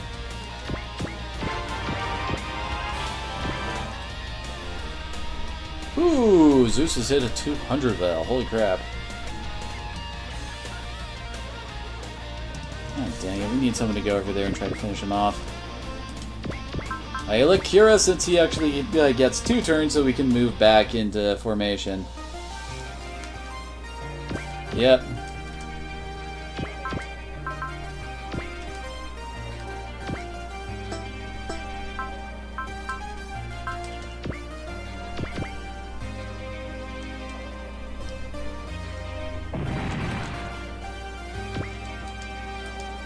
And with that, all the minions are dead. So here, well, Advent Servants certainly didn't last long, but what of Advent hidden inside of S-Terran? Or, wait, what? Where are we supposed to go?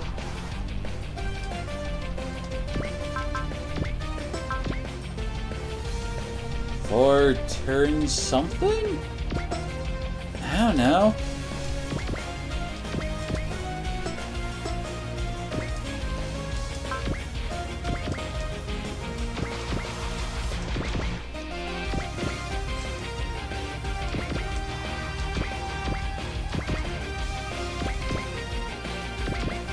No, it's not just move people up to the planet. Yeah, planet doesn't actually give any kind of bonuses.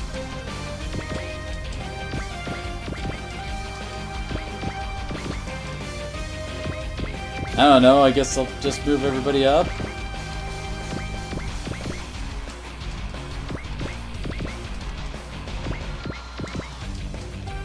And what else can I do at this point?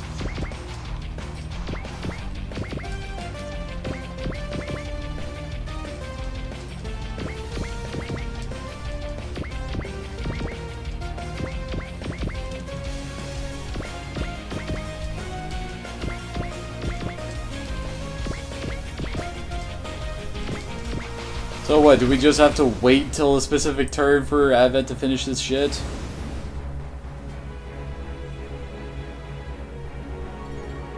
I think he has.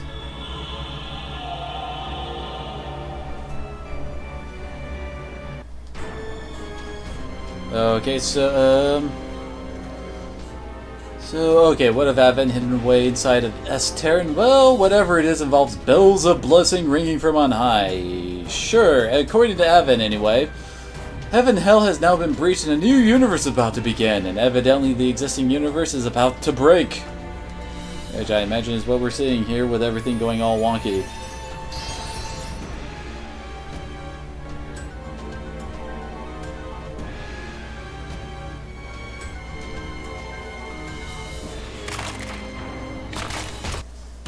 I'm assuming that's the sound of reality breaking.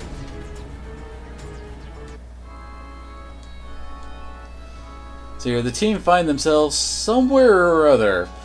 Advent terms it the abyss between existence and nothingness, the void before the beginning. Advent tells Hibiki he loves him, which is interesting insofar as it must mean he broke out of the dimensional barrier somehow. Well, sure, with 3 eternal life forces under his command, his sacrifice and Asakim, that barrier didn't work in the first place. He's rather impressed that Hibiki can actually face him despite the whole red eye thing, and Hibiki counters that he's far from the little boy cowering in fear of an angel. Still, Advent has to hand it to Hibiki for exceeding all his expectations and plans. Truly his beloved. Hibiki growls that neither he nor Asakim nor the people of Earth are Advent's possessions, but Advent blithely continues that Hibiki's time in the volunteer club must have prepared him for the moment of selfless service, that he will be the one who bears the memory of this world into the next. Hibiki is of course having none of this, especially not from the person who killed his family.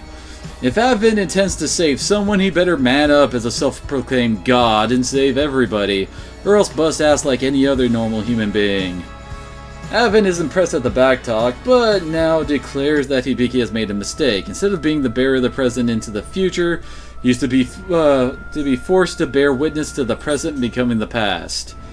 The end of the myth will be the end for him and his ilk. This end of the myth will be the world where a new beginning occurs. The other reactors see a vision of Asakim, who seems to be trying to tell them something, but what? Well, you better hurry, because the new God Most High has appeared. Oh, he's over on the right. Dang it, I formed up in the wrong location.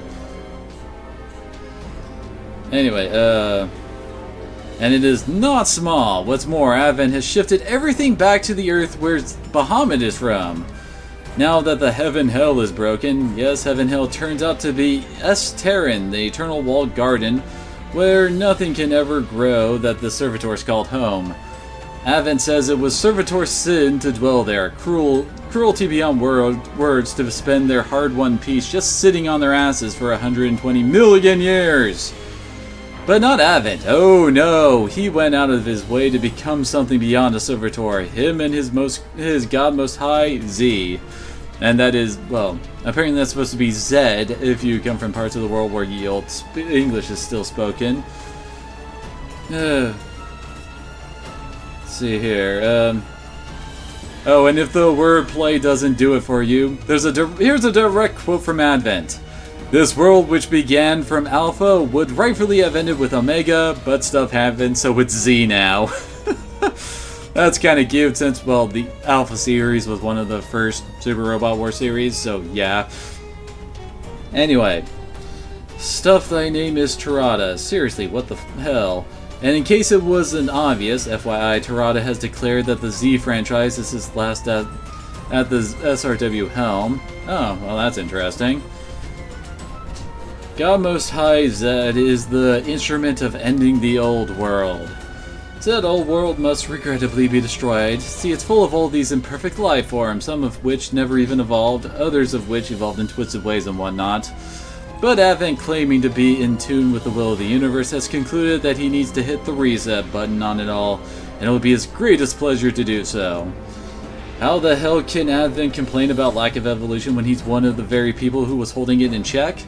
The answer, snarls Char, is clear. Advent fears anyone else evolving into anything resembling a peer. All that joy and whatever the hell have made him arrogant and insulated from the rest of life. Oddly, Advent not only accepts that is true, but declares that his people are very much in the wrong for what they did to stop others' evolution. Hell, Sacrifice repented herself of her past deeds, and the truth of it is what pushed Temptian Doctrine to the brink of losing to Zero's Gios. Even Advent, as he was, would have succumbed to his own weak nature and become imprisoned in that barrier. But his self-improvement has put him past all of that. He's no longer a servitor of some higher purpose. He is of his own will and under his own responsibility becoming God himself. Because, you know, that's kind of how anime villains tend to go. Anyway, this other self-confidence is what AG hates the most about the servitors. Who the hell should be permitted to declare themselves a god with such a straight face? Advent says that the Black Knowledge has made Bernal the devil, and that's fine with AG so long as Advent goes down. Hibiki gets increasingly furious about how Advent, so-called god, could bear the uncontrollable number of lies he's about to extinguish, but Advent says he's become a god precisely because he could bear them. he ever believes that such things will become joy one day. Yep, the guy's totally bonkers. He says it's time to use the power that seeks obliteration to utterly wipe everything out, followed by the power that seeks existence to reboot stuff. This apparently involves more of the crystalline giants, which the team has to crush to reach Advent himself. Advent cautions that the team is facing 8 spheres and 4 eternal souls, but Triad could care less.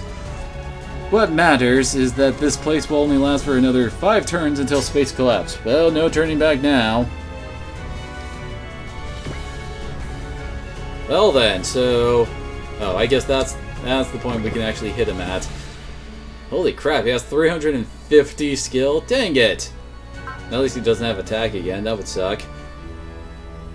So, oh, he has why does he have SP regeneration? And he still has Zeal and all that fun stuff. He basically has all the same skills he had back in our last fight with him. And of course he has a crazy map attack. Why wouldn't he? Let's see. Interesting.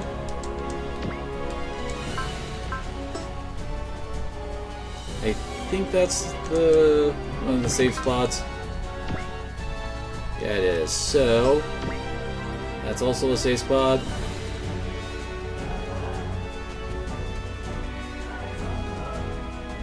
Oh wait, whoops. Sorry, just trying to mark out some of the safe spots so I can attempt some decent positioning. Although, admittedly, we can probably just dogpile on this asshole and end him like we usually do. Admittedly, getting up to him to start the dogpile is going to be a pain since we started in a bad position away from him. So we're going to probably have to use our first turn here to actually get to him and then, well, commence the killing on the next turn. What is it? 1 to 12? Oh my gosh, really? Oh, and he drains SP with his map, and drains will with his normal attack. And of course he starts off at max will. Why wouldn't he? Okay, I definitely want to get the double X onto one of the safe spots from his... There we go. Oh yeah, we should also probably fire this off. There we go.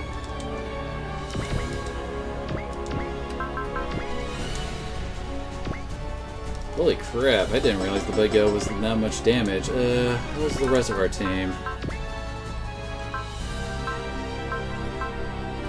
So it's mainly the Big O and Dankoga that's hurt. Man, it feels like it's been forever since I've tossed out a trust.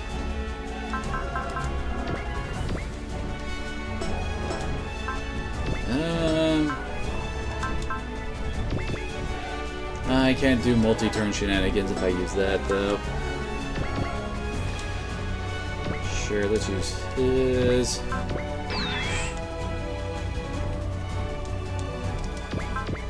Okay. Time to start moving out. There we go.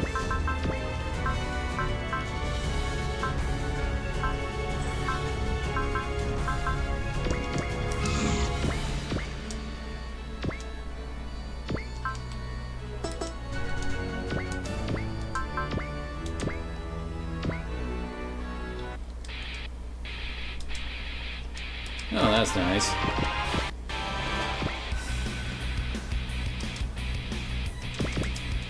Actually, you know what?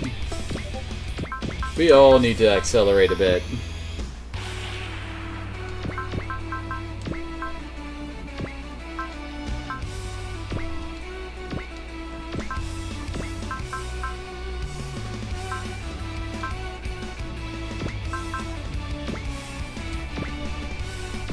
Sorry, trying to pick out who I really want to cast XL. Actually, Hibiki's close enough. I don't think he needs to worry about it that much.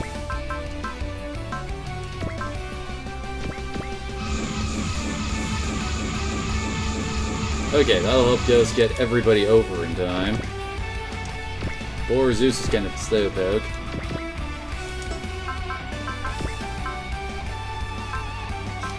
Not really Probably shouldn't be busting out any of those just yet. Yeah, the only accelerate she gets is if she casts Courage or Love. Not like she has many other options to cast there, but still.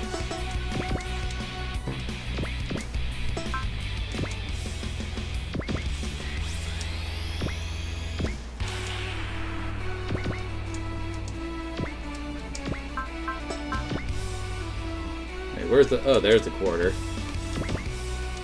There we go. Trying to get all of our bonuses up and running over there. We're probably going to need them to dodge like the map attack or something like that.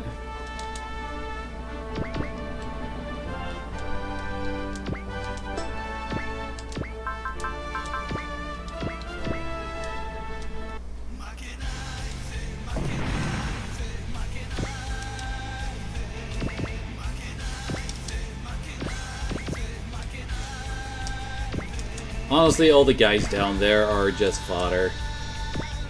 They're like there in case you hadn't actually built up enough will to really take his butt on. I mean, admittedly, some of our guys aren't at maxed out 200 will, but still, you know, it's the principle of the thing.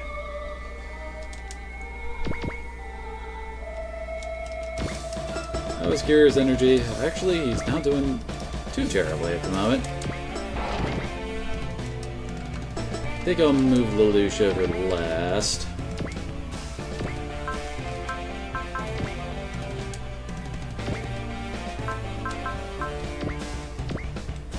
Yeah, sure, whatever.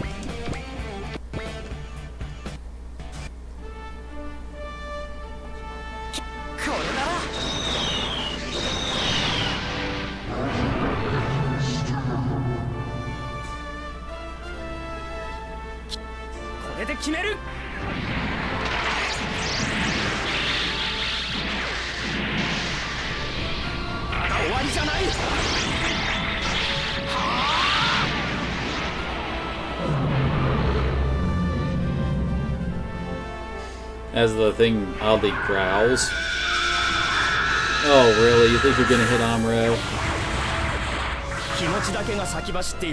Gotta love having level 9 new type.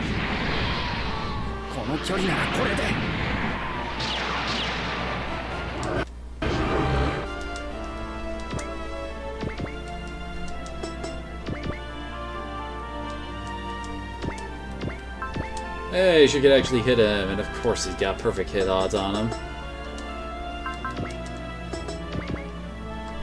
I'd be more surprised if he didn't have perfect hit odds.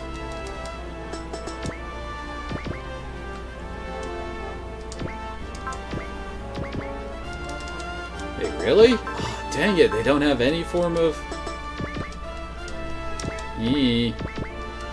Having no Axel kinda sucks.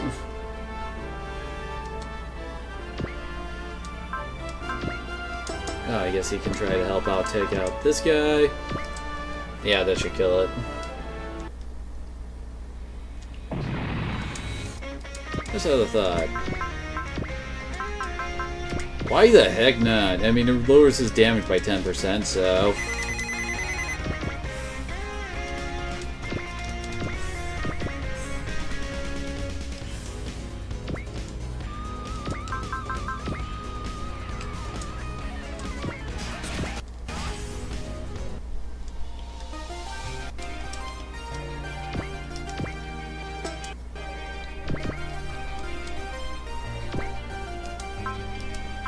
I guess he can attack one of the ones down there, but Alta's one of our squishier.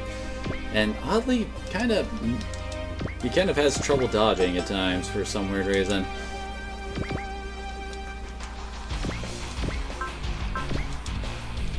I mean, the dude isn't supposed to be a snail when it comes to dodging. He's in a friggin' fighter jet.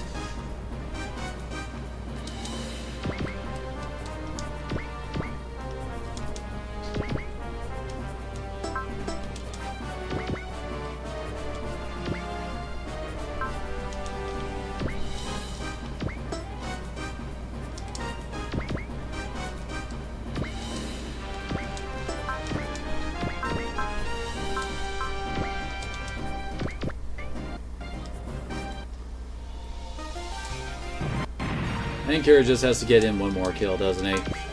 Okay, so we got everybody here.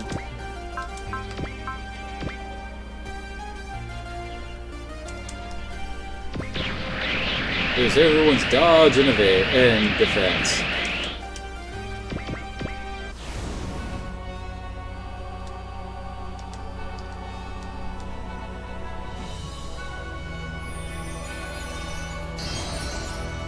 Is that his map? Oh no, he has a bullshit. I just do some stupid damage to you whenever I want. Ain't the first time we ran into it, that's for sure. Well, if you insist.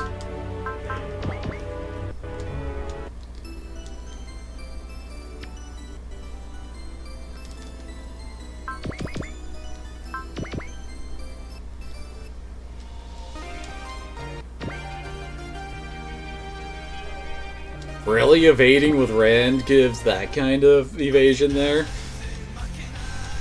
It's kind of funny.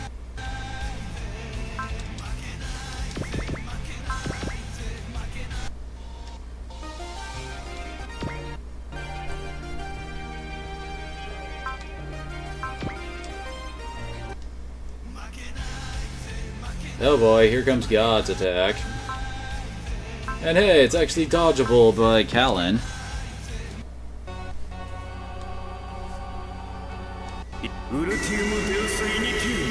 Actually did give himself a tiara and a wing cape. Is he firing a galaxy at us?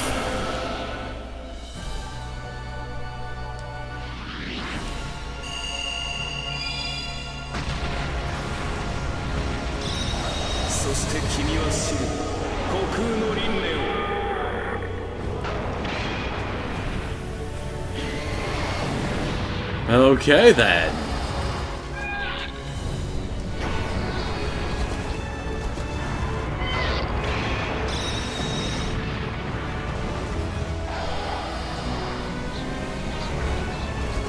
What, is this supposed to be like the stupid cycle thing going over and over and over at them?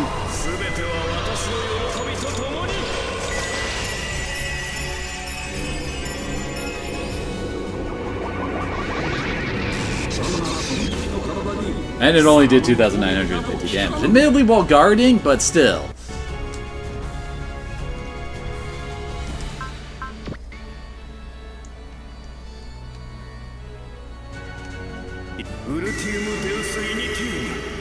Is it? Yeah, it's the same attack.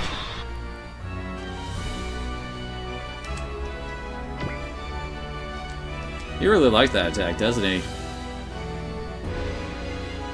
Oh crap. We're gonna lose Yep, we lost X.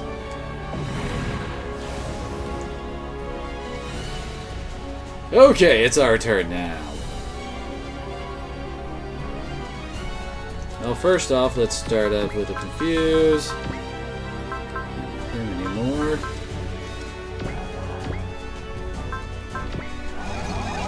At the very least, it keeps the randos off our butts.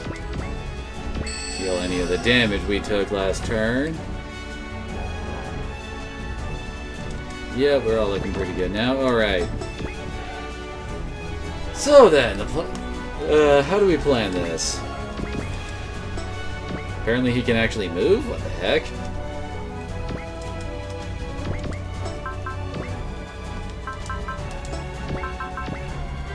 So here, obviously a courage would be good. Too bad they don't have any zeals on them.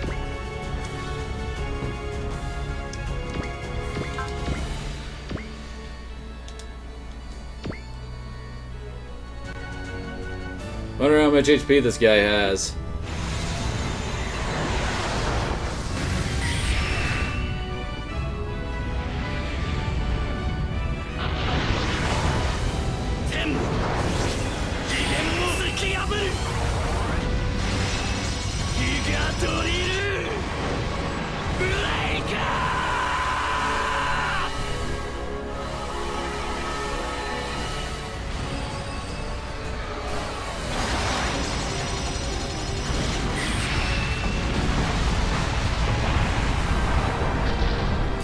Oh my.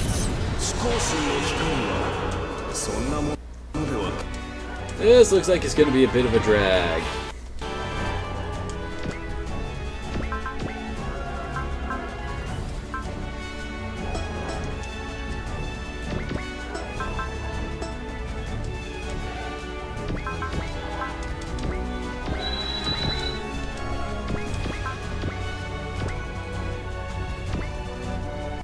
And I just know he's going to pull out the usual Super Robot War final boss pull and regenerate at some point.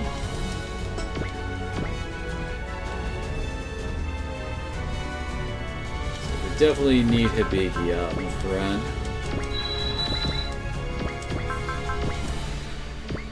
Yeah, of course. It's even with evasion.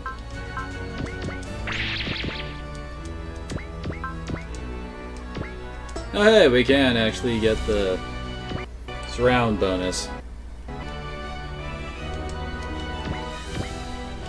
Oh my, yeah, this guy has a lot of HP.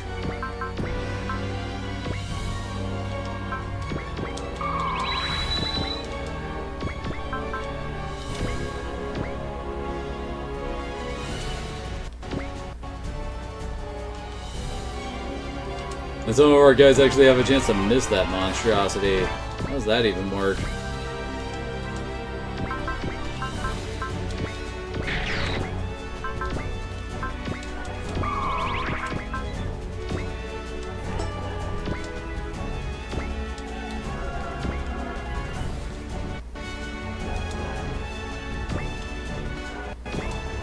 Good lord.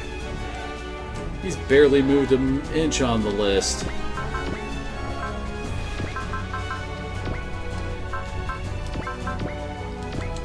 I guess it's not a list, but you get what I mean.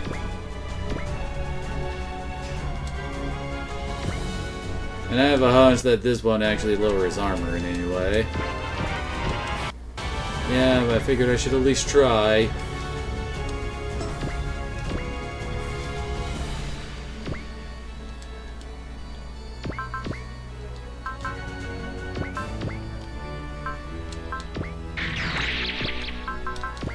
We need all the SP we can get here.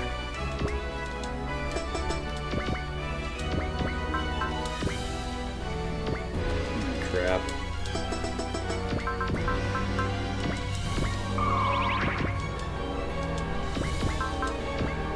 I just had the thought, why am I being so stupid? We can lower his will!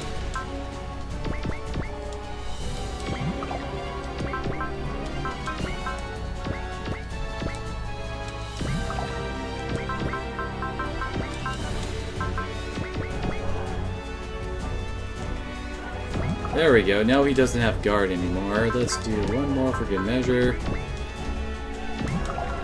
Yeah, there we go. Good thing this guy doesn't have Prevail, or this would be friggin' impossible.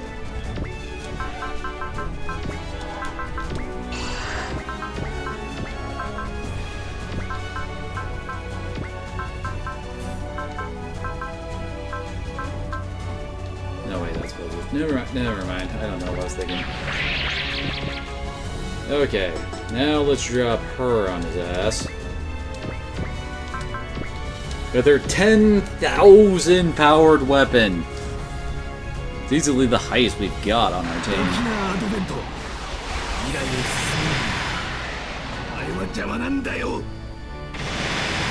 That didn't even make the HP bar move.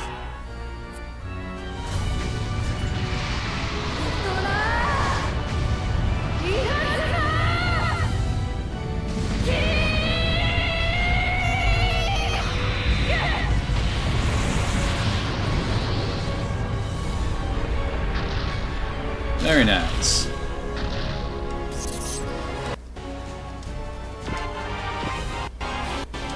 Oh, is this when he's... Yep, okay, yeah, this is. Okay. So the God Most High is pretty damn tough, but not impregnable. Advent muses that 100 ones add up to, wait for it, 100, 100 hundreds to, is 10,000, at least by mortal arithmetic, but that won't work against a god, as he demonstrates by healing all the damage that's been inflicted so far. Trias says that the barrier system can't hope to keep up with that amount of dimensional power, even if the team could defeat the God Most High. It would just regenerate again. Despairing yet? If so, Advent will save the team with more bad guys he gives birth out of nothingness. Oh joy. Now it's just more of those guys. And since that doesn't seem to be enough, he brings out the Neo reactors. Aren't those guys lovely? Living beings he created to help draw out the power of the spheres. Bahamut's reactors aren't impressed, and certainly not prepared to be put out of their misery, as Advent puts it. Hibiki in particular rejects the whole idea that there's no need to cry over the lives to be lost here, since more will be born in the new universe to come. While there's life, there's an opportunity to fight, and if Advent wants to break Bahamut's will, he'll have to kill them to do it. Advent finds this a pity for perhaps the first time in 120 million years, but he says he'll push through the pain and grant Hibiki's final wish. That gets disrupted when the remaining side reels, Earth forces and whatnot, turn up and vanquish part of Advent's reinforcements. How nice. They remind Bahamut not to give up and to concentrate on the prize, defeating Advent. Mind you, they aren't likely to stand much of a chance against the Servitor-grade weaponry, but the idea is to buy Bahamut more time. Well, they asked for it and they got it, but there's more to it than just that. As the will of all the people on Earth focus into the Z crystals, Valen didn't run out of time after all.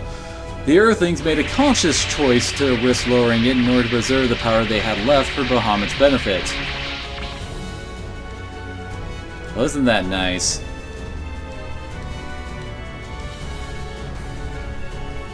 And, yep, there it goes.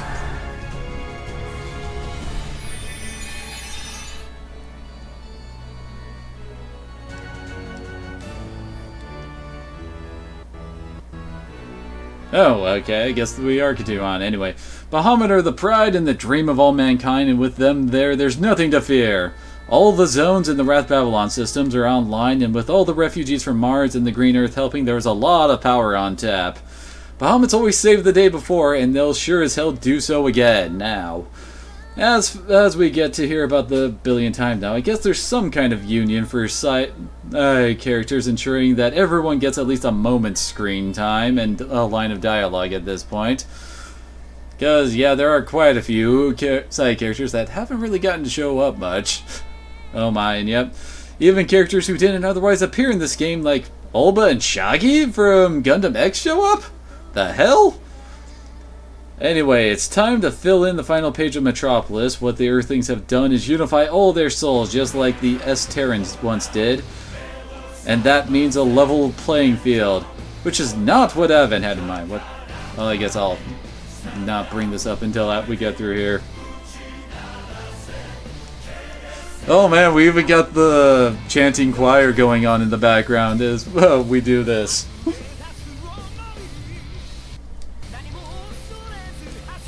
Oh yeah, it's Chiriko's group.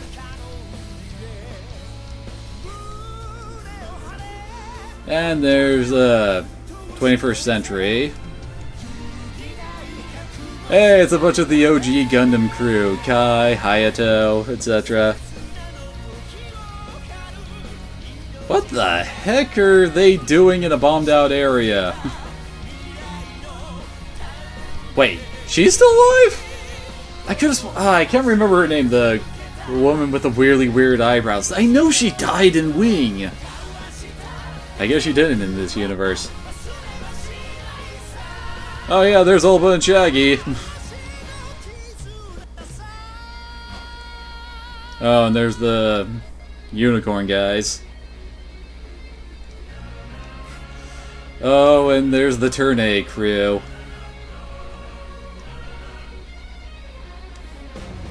Oh hey, it's Angel from Big O. Oh, it's Saji and Luis and from Double O and some of the Full Metal Panic crew.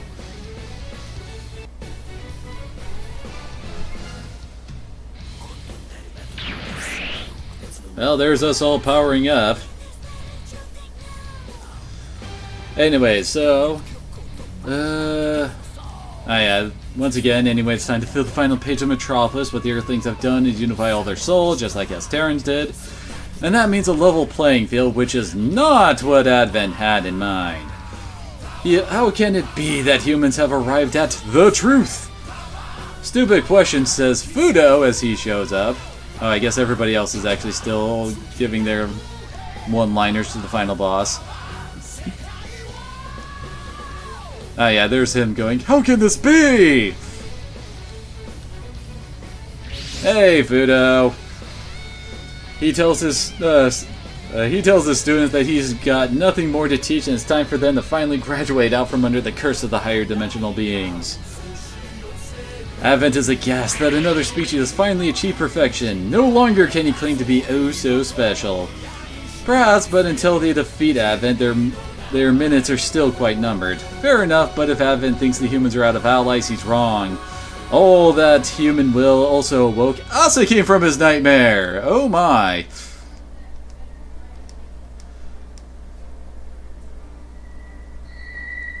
Because you can't keep a good emo character down. So, what can Asakim do now? He can't turn the God Most High against Advent or anything, but one thing he can do with all the accumulated sphere energy is have his one wish granted, to die! Asakim can't comprehend why anyone would voluntarily relinquish... Wait, Advent can't comprehend why. I think they mean Advent can't comprehend why anyone would voluntarily relinquish eternity, which is why he can't have nice things. Nobody who's lost sight of the meaning of life could hope to bond with the Great Ultimate, with the God Most High. All that remains is for Bahamut to finish the wish granting and give him an Advent death. Advent is now visibly angry, yelling that only he will survive the greater collapse, showing his true colors here near the end, proof that for all his boasting he's still human after all.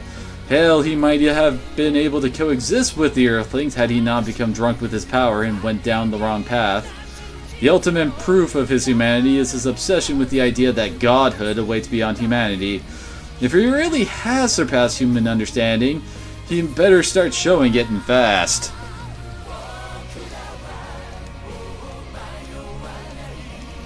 And I think that's it?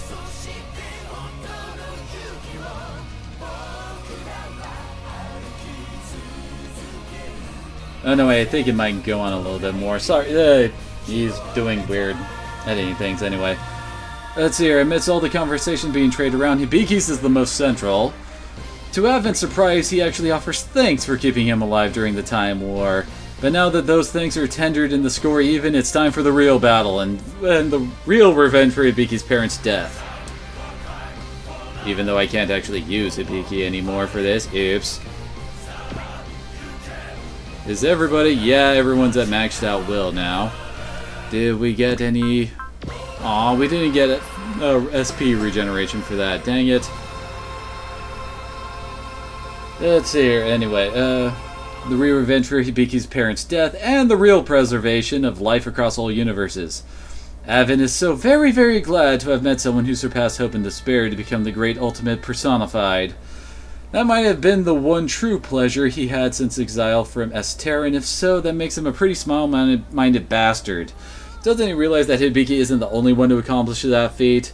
That's how Bahamut has gotten this far and how they're gonna finish the job. So let's see. Well, those are interesting looking guys. And of course they have crazy skills and stats and all that fun stuff. And their own map attack and well, at least he doesn't have much will.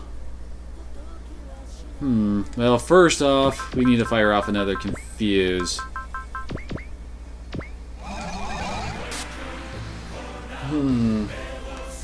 With that triggered, I kind of have the urge to say we wait another turn before we try to finish him off. Admittedly, this could possibly bite me in the ass hard. But that would let me actually get, well, Hibiki actually into the fight. Lord knows he deserves to try to get the final hit on the final boss and all that, and we can actually properly use the miracle and the double turn from the from the Solarian. So let's see. And I mean, the thing now is back at max health. Just taking a quick look over at everybody's health. We can also try to take out a few of these guys on them as we wait. Now, who do I want to stick on the safe spot from the map attack? That has to be coming soon. Let's see here, who has Iron Wall? Trying to think about survival for this turn.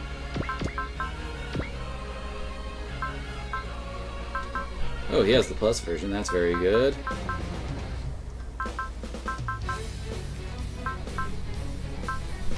I don't need to worry about it. Whoops. Oh, that is pretty much it.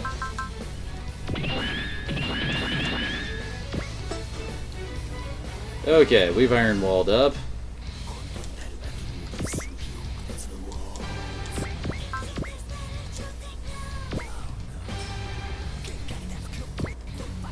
Might as well see how these things fight.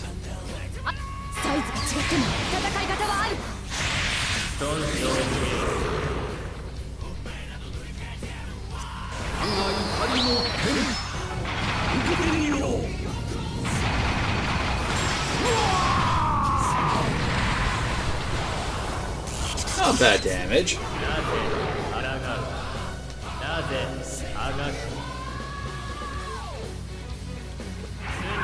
Oh, I guess they pretty much just use the same fights as the 5 Millenniums, except they actually, you know, have different colors.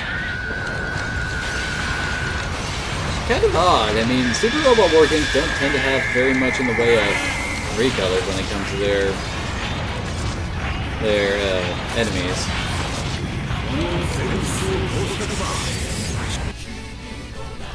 Yep, Zeus is still standing. Okay, and the bad guys do have some odds of missing our reels.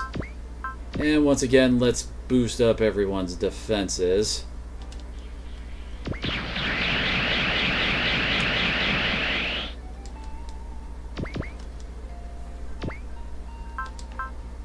Oops, there we go.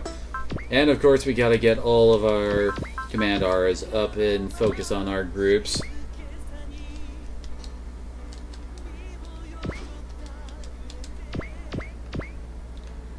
Oh dang, you can't get zeros, but oh well.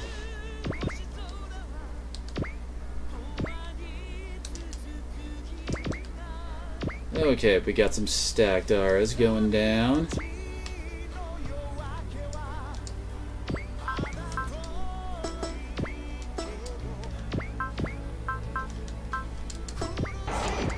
Well, let's actually let her go out in front since Bonager can't really do much and move, well, when in the full armor mode.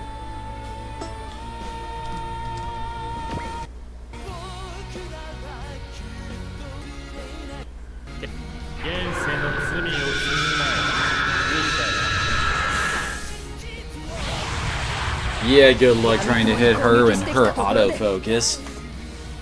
Seriously, gotta love when you get ace bonuses that autocast the spirits for you at the start of every turn. Good lord, you talk a lot, don't you?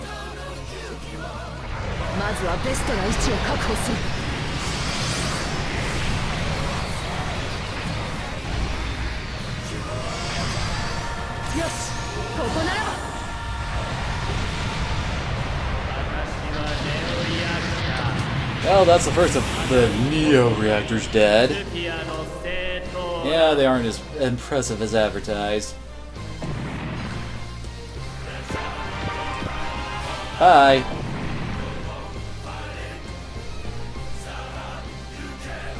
Gotta love all the epic God Choir music going on here.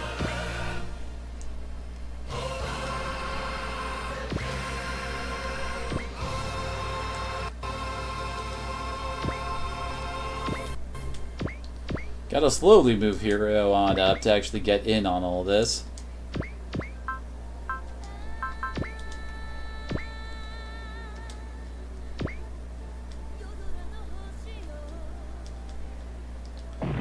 That's 2 down.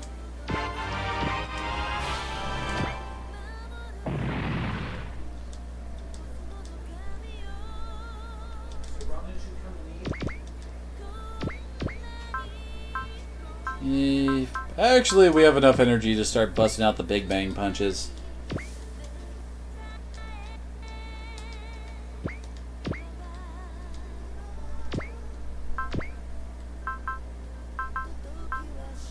And they're pretty full up on energy too.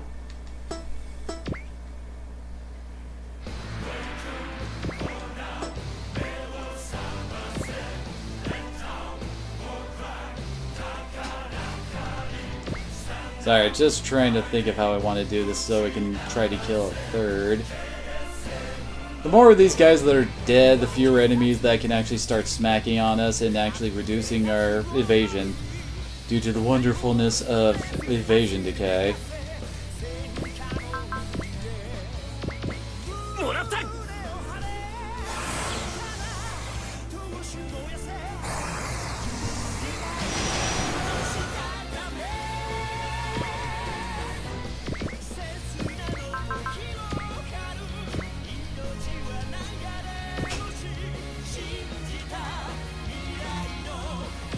Ah, really? Oh, we can just Mugen punch this guy into the stratosphere. This time we actually are around Earth to punch him around.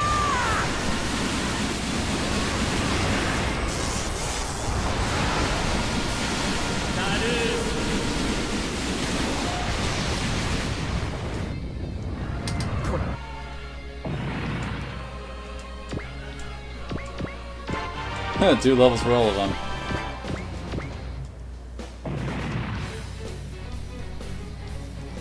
All of our guys are starting to look quite happy with themselves with how they've been taking out the big bad Neo reactors.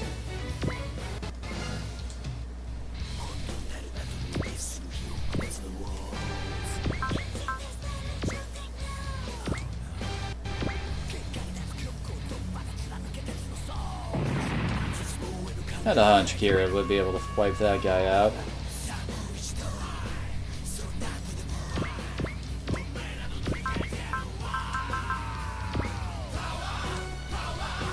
Holy crap! Kira can actually evade this guy. Guess that's what happens when you actually pump up your evasion stat a lot.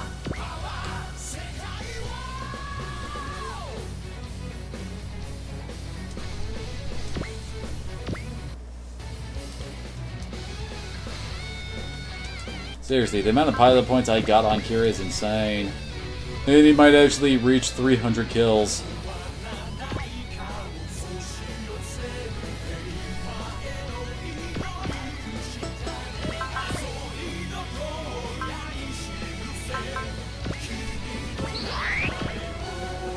What's her evasion against these guys? Okay, she's got perfect evade against... Why are they different?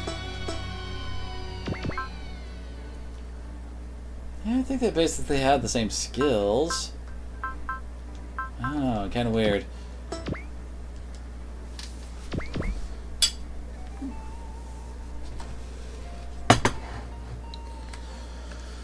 Okay. Anyway, so I was thinking of moving her over here with her evasion pumped up from focus to be able to just dodge tank these guys for us.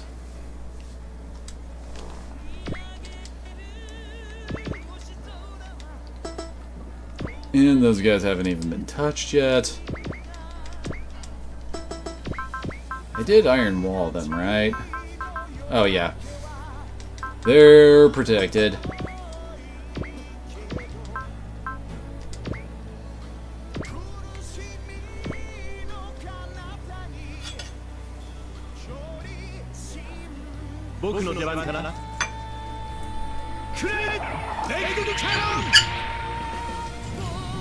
Sorry, dinner arrived, so I'm trying to cut it up while the attacks are going on, you know? Seems like the best opportunity to do so.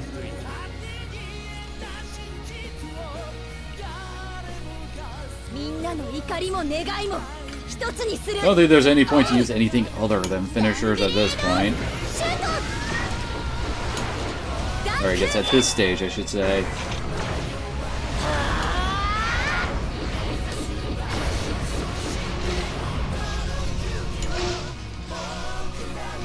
Oh yeah, there we go.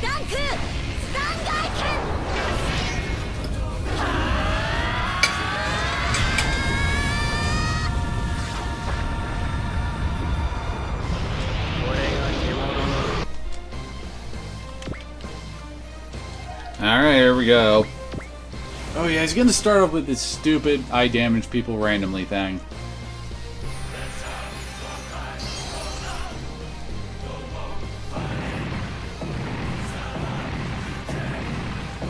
Joy.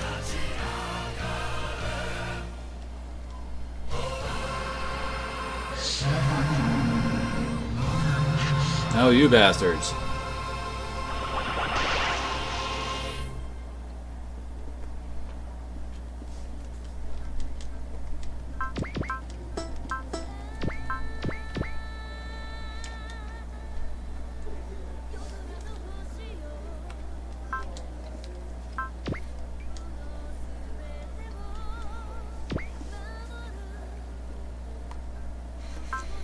Who cares about these guys? It's Advent we're worried about.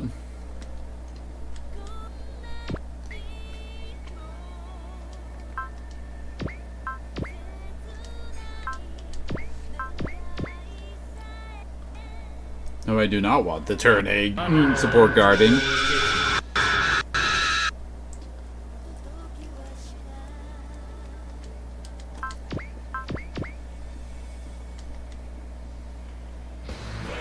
Dang it!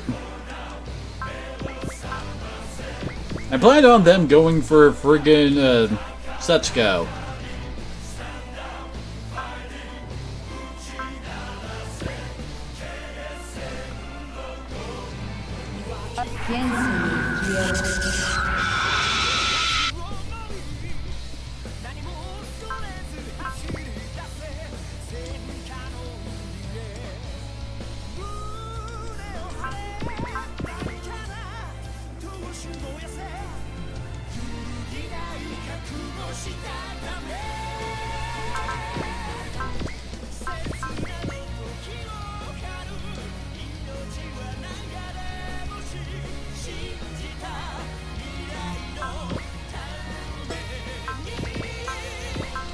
I'm not wasting energy on the counters here.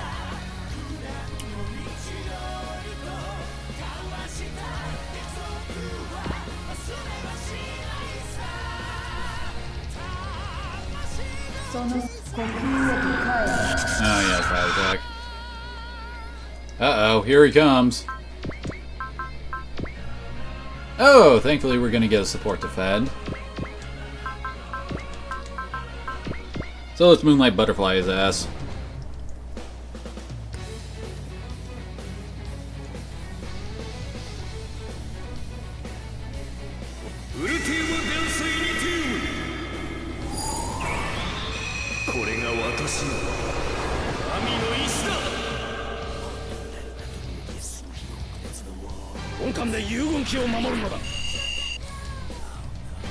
Very nice. Uh-oh. Yeah, this is a guard situation.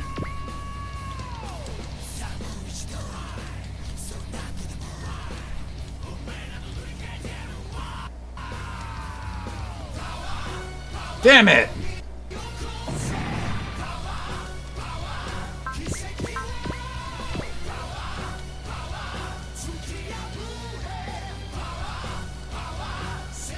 Well, looks like Amada is telling Advent off.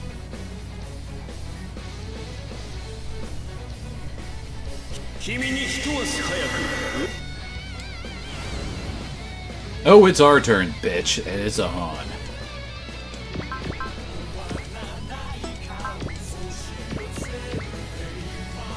First, analyze him.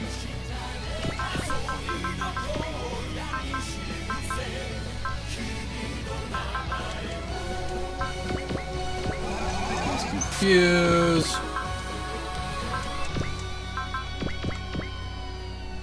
Put his will into the dirt. Maybe rub his face in it a little. I really do not have many Dancasters, do I? Okay. His will is pretty much 0.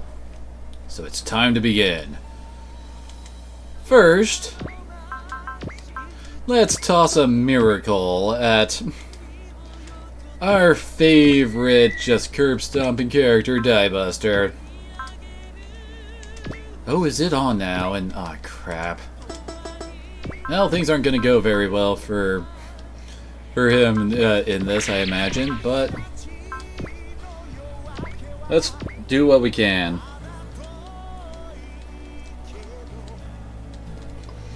That's where Diebuster doesn't get to have very many facial expressions.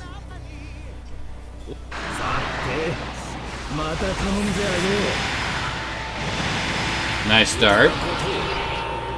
砂粒で海を埋めることはできないのだよ。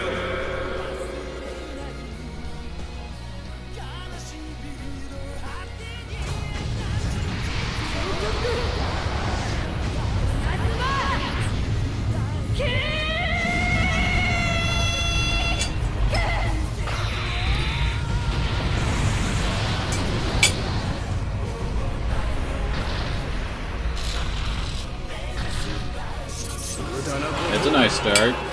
砂粒で海を埋めることはできないのだよ。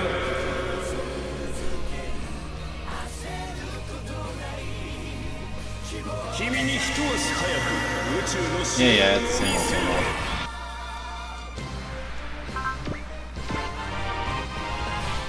old. Oh, nice. Yeah, we can't give him a second evade. Why not?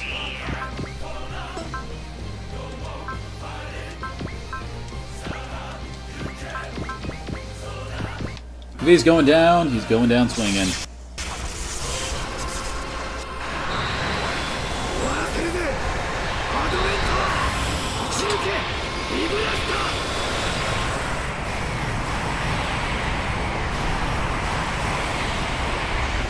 It's kind of funny how this battle seems to be set up to be this long battle of attrition with all of his minions and stuff. But really? You don't have to kill them. You just have to attack Advent. I mean, when you think about it like that, then suddenly it doesn't seem so bad. Especially if you start miracling up and using all of your big guns against them.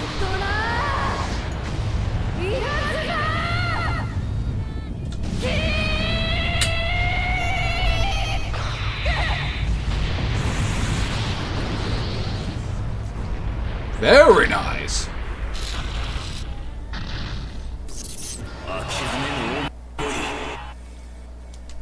Dang it! I had a hunch that might happen.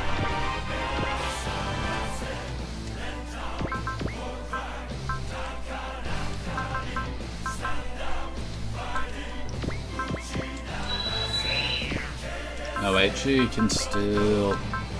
There we go.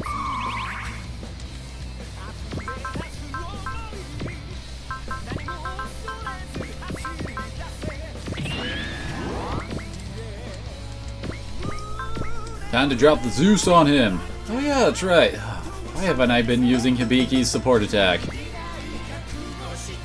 Oh well.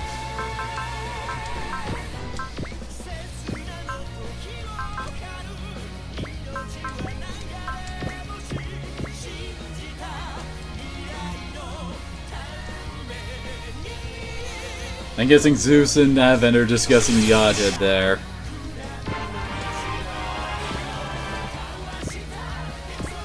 Oh, he is starting to drop. Hey, he's actually got enough for his soul.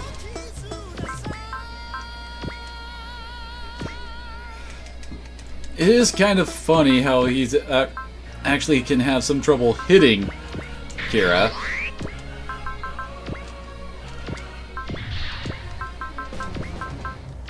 I mean, look at that. Alright, let's do this. Gotta get Kira dropping something on him at some point in this, right? I mean, the dude is kind of like my pub stopper.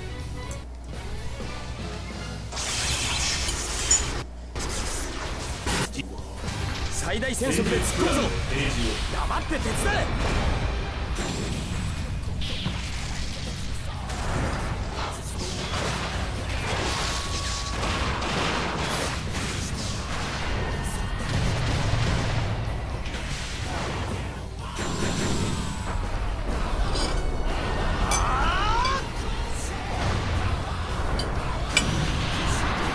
Boom. Nothing like stabbing your opponent with your gun barrel. それが重なり力となるか。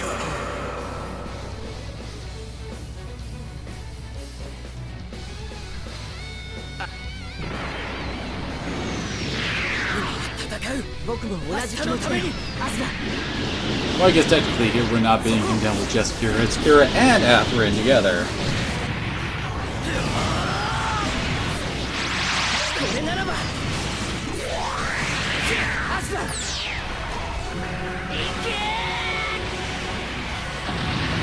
Very nice.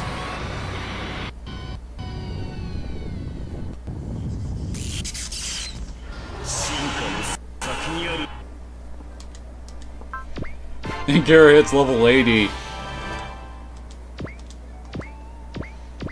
And yeah, both of them evaded. Now, time for suicide charge for the rest of us.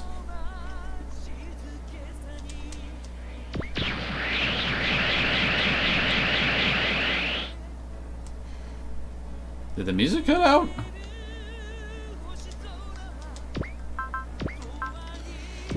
Are you ready for some turn manipulation shenanigans?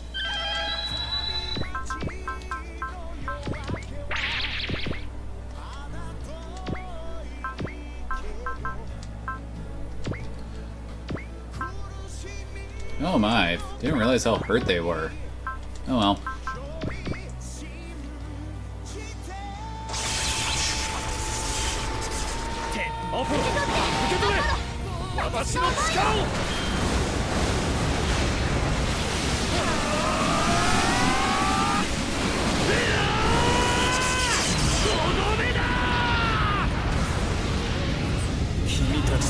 Hey, we got him down below half health.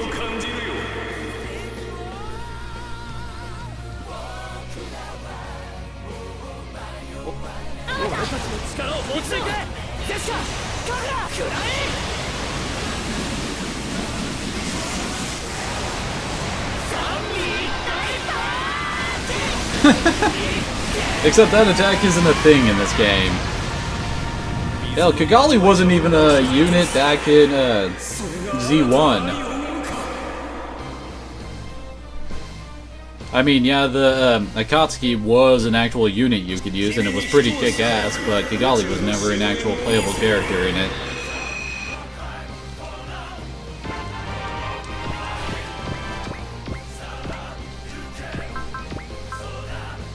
So they'll just take another turn. Also, while I'm at it. There we go.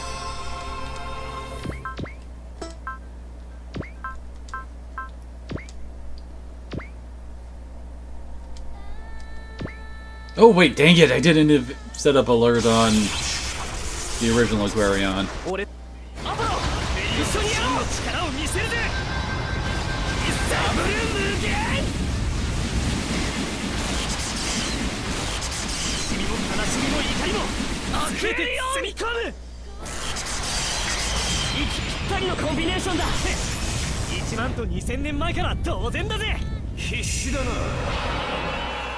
Seriously, this team setup lets me have so many turns with just one unit. And yeah, there's your whole spiel. Yeah, that attack actually does hurt quite a bit, doesn't it? They have enough energy for one more. Good. One more big attack. Let's see. Swap over. Where is he? There's Jin.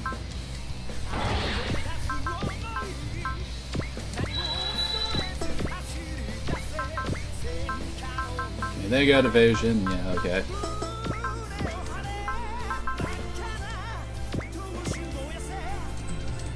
And here we go again.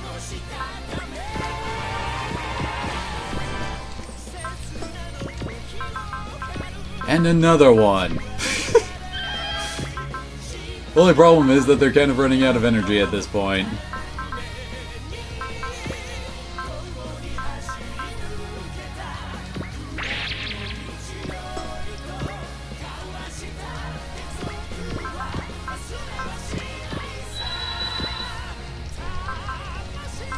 Oh hey! Get some more SP up in there. Ah, the other one doesn't have enough energy, so let's actually give him a reload. Oh, damn it! I went on the wrong Aquarion! Well, I've got multiples of that.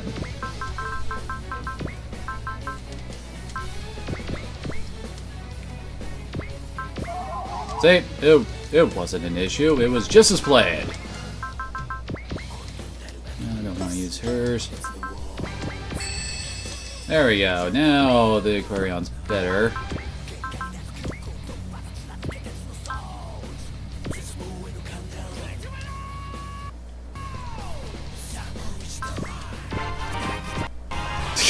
Oh my gosh, how much damage have I done with the Aquarion alone? Oh well, either way. Let's see here, let's actually swap Jin back out for him. Oh, he doesn't have enough for... Oh well, I guess they're just gonna have to tank this hit.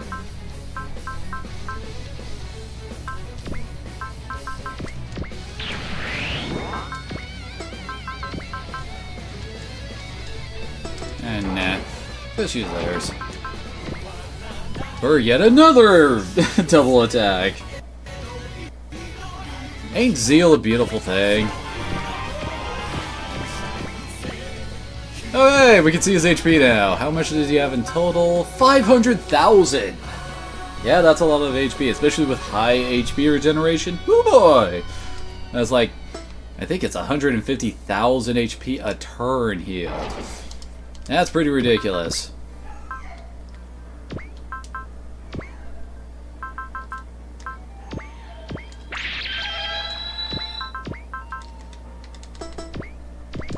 Oops.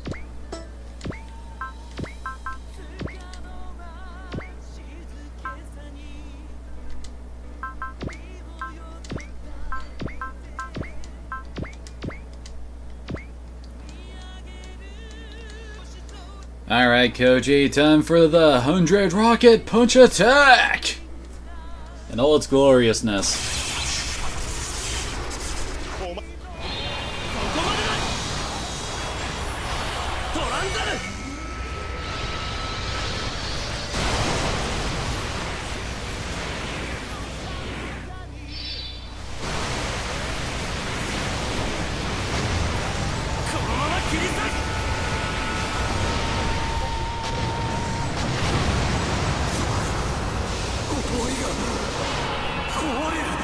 Uh-oh, Evan's starting to sound worried.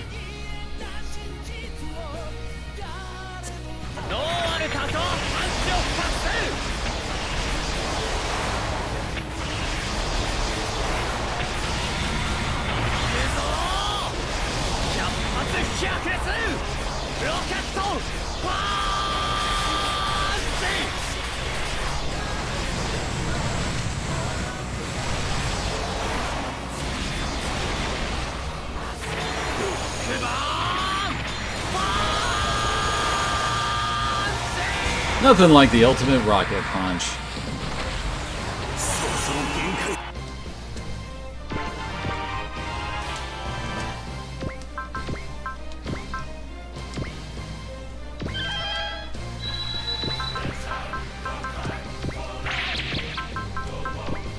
Actually, let's see.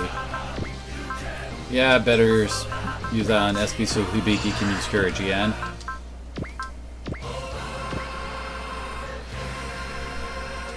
Hibiki's doing this alone.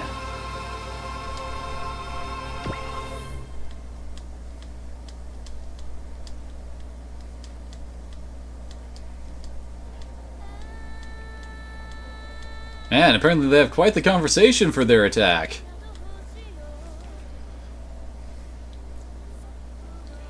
やるぞジェニオンレイリバ俺とお前は一つになる超えろ俺たち自身を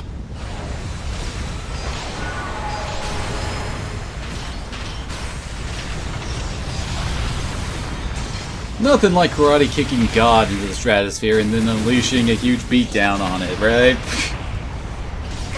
絶望も It's kind of funny. I mean, like, most of the Super Robot War games do not end with you fighting God or anything like that.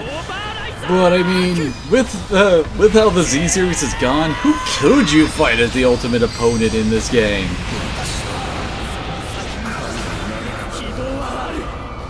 Pose like you mean it, cause we just won.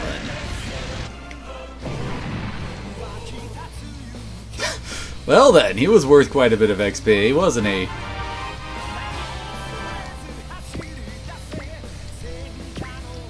So Advent's composure finally slips as the God Most High gets its ass kicked.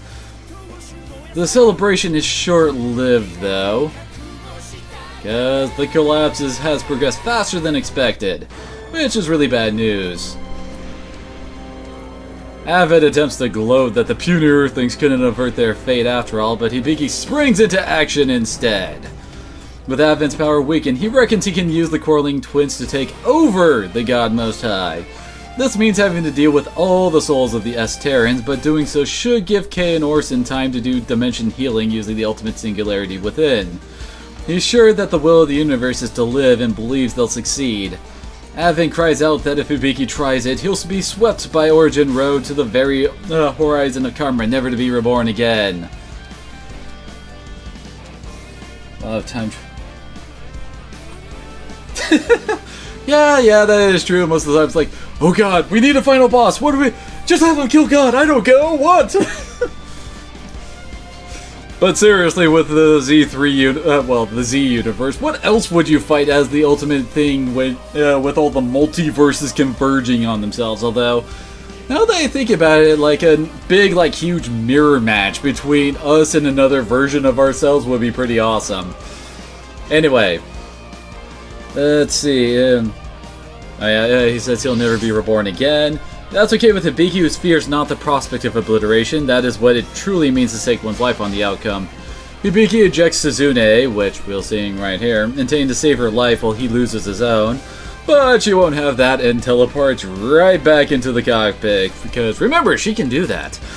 As the two start quarreling about who gets to sacrifice themselves.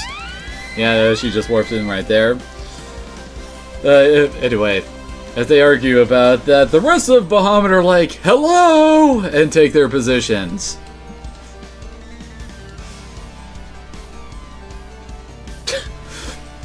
What is this, Xenogears and we're fighting id? Anyway, the theory, dubious enough though it sounds, is that everyone here has mastered their conflicting emotions and so are all eligible reactors for the Quarreling Twins. How can this be? Oh good lord, the translator put, for they are the Kiswats Haderach. Going for a nice Dune reference in there, huh? Nope, wait, wrong genre.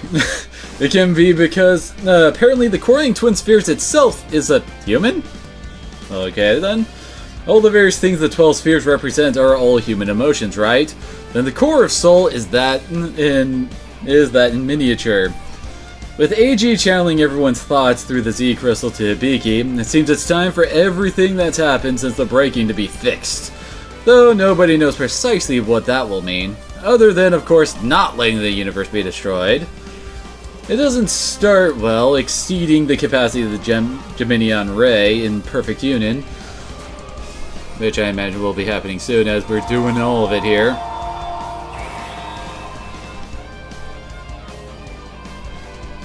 Yeah, as you see that little explosion there. But of course we don't give up that easily, and here's a suggestion for Advent. Instead of schadenfreuding all the time, maybe he might consider helping, like he had to have touched the truth briefly to have become a servitor in the first place, capiche? And now that he's rediscovered his fear of death, perhaps he can rediscover the rest of his humanity in the bargain. Advent finally admits defeat and that Hibiki and the rest of the lives in the universe had it right all along. He turns his attention to his rightful task of saving lives, and that's the final push K needs to start dimensional healing. The whole world will indeed be new and reflected of whatever its inhabitants desire. New multidimensional world begins now. これで全てを終わらせる。そして新たな多元世界の始まりだ。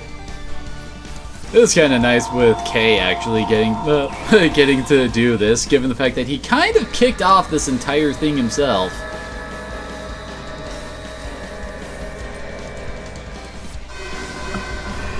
Well, something's happening here.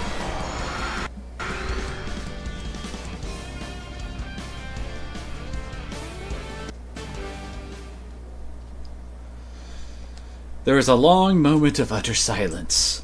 Then the blazing of billions of stars. The various parts of the multidimensional world are reverting to their original timelines, along with their rightful residents. For now, the Bahamut members will have to content themselves with precious memories of their times together. Though one day mankind will cement the power to control space-time and the various worlds will join once more. Though the team must disband, their memories will live forever, and maybe that's the true form of perfection after all. So long as life keeps fighting to live, there will always be a way. Come to find out, a few acquaintances were involved in setting things to rights. That would be Usar, oh! It's the other reactors. Uther, AIM, Barbiel, Aluna Luna, Shiku, yeah, all of them. Which I imagine will be appearing in a bit. Note that thanks to the healing, the spheres themselves are going... Oh, they're going poof. And that freed the various reactors from their prison between dimensions. Doubtless Ran and the others will meet them again, though that will be some ways off so long as their souls keep shining with light. Yep, there's Uther, and there's AIM. Good lord. AIM probably has one of the worst names in the series because his name is AIM Liard, and you can easily move those around to be I am a liar. And his whole thing was that with his fears that he could not speak the truth, so yeah. Anyway. Let's see. Vildark and of course Asakim helped out as well, and at least Asakim can hear a new wind calling to him. A wind he remembers back at the most distant reaches of his memories. That wouldn't have anything to do with Psybuster, with him being, well, the main theory is that Asakim is actually Misaki. From a different, well, he like reincarnates into Misaki and then the Alpha Universe starts up. So yeah, the big main original unit that, well, basically was the original of all the original units is supposed to be created through all this. Anyway, even Gadlight helped out, and he's wondering where Hibiki's gone off to, leaving the mess, well, there's Gadlight, leaving the message that he's to live as strong as he can. Hibiki is in fact conferring with AG, who's about to take a one-way trip to the horizon of Karma with the rest of the power that seeks obliteration. It's a dirty job, but someone's got to do it.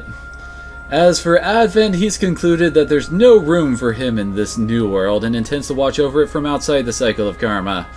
He tells Hibiki there's no need to forgive Advent, and Hibiki vows that no matter how much mankind evolves, how much they perfect themselves, they'll never claim themselves to be gods and lord it over others. Advent has nothing to add to that, save the observation that when gods like him and demons like Bernard leave the world, all that will remain are people. May Hibiki's future be as pain-free as possible, and that distraction will be for everyone left to decide. Oh, that direction, whoops. Well, thanks to the singularities working together, the day was in fact saved, and a new era, that of the superdimensional world, begins. AG and the Z crystals are all gone, but the Solarian has a new role to fulfill now that Tria's got it patched up. It will be the controller for the new Heaven Pillar that now stands near the Earth. Gateway to the various parallel worlds. It seems that the scattered members of Bahamut will get to see each other far sooner than they expected. Okay, as soon as we get... Okay, here we go. Here's Tria talking about that right now. Assuming Tria's theories are all sound, and even if so, some parallel worlds are closer than others, and contacting some of the far-flung ones could be difficult. Essentially, the parallel worlds not already similar to Earth will need to be colonized as part of the spreading out process, and applications for volunteers are already pouring in. from several parallel worlds, in fact, according to design in the control center. Among them are formal sidereal folks like Sardius, who added a cautionary note that it's anybody's guess how long this peaceful period will last. But with the gate as a symbol of what everyone's been through and learned, there's plenty of hope to go around. There's Crow. He's probably still... Yep, Crow's dead or as robust as ever, thanks to the decision to have the blaster repaired instead of scrapping it at the end of the battle. He may be resigned to play lowball to get out of debt, but he's not so low as to cast off his partner out of so many battles. At least he'll have plenty of jobs to choose from, and try secretly paying off a good 80% of the debt as a gesture of gratitude. I mean, it's about damn time she threw Crow a bone.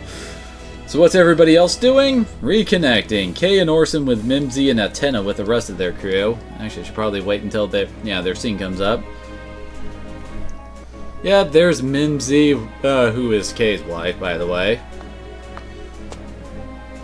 Oh yes, and the other rather weird crew from Orgus. And there's Athena, who... Okay, she's kind of weird. She's actually Kay's daughter with Mimsy, and yet she's pretty old due to the whole parallel world weird shenanigans, and she's actually dating Orson, Kay's best friend. So yeah, it's kind of awkward. Anyway, first, Kay and Orson with Mimsy and Atena and the rest of their crew for some domestic bliss now that they're no longer singularities. And their scene will end eventually. There we go. Chiriko's with Fiona and Goat's gang for mock battling glory and hopes that he'll never have to shoot a real gun again. And to win enough prize money to give Coconut and Vanilla a shot at a decent wedding.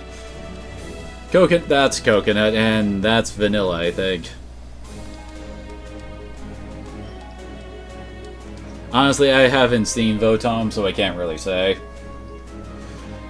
Basara is with the space whales, regardless of how he's dragging his companions through multiple dimensions in the process, thereby making it harder for Gamlin to court Marlene. Alto with the skies above the new colony. Oh, that's not showing up just yet.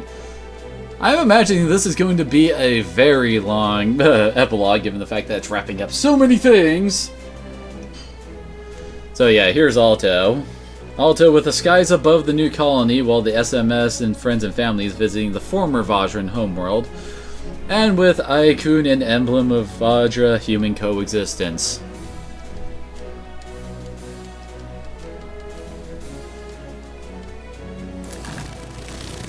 Oh, yep, there's I. And Team D with the original mission of Dankoga, the preservation and spreading of the seeds of humanity across the cosmos, as the Dragon's Hide heads... Oh, I guess they are going to do the original mission of Dankoga. Anyway, as the Dragon's Hive heads through the gate to parts known and unknown. So who knows where they're gonna end up.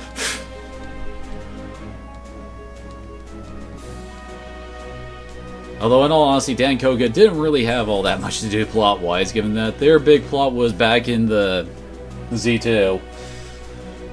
Anyway, the elements with the world they'll live in peace after these 12 long millennia, along with all the folks at the Holy Angel Academy, and the hope that the Aquarion will not have to be summoned from his slumber to defend the peace again. Oh, yep, and here's the other element. And Kiba, what are you doing? Oh, did you just... He just took a sock from the dresser. I'll get that in a second.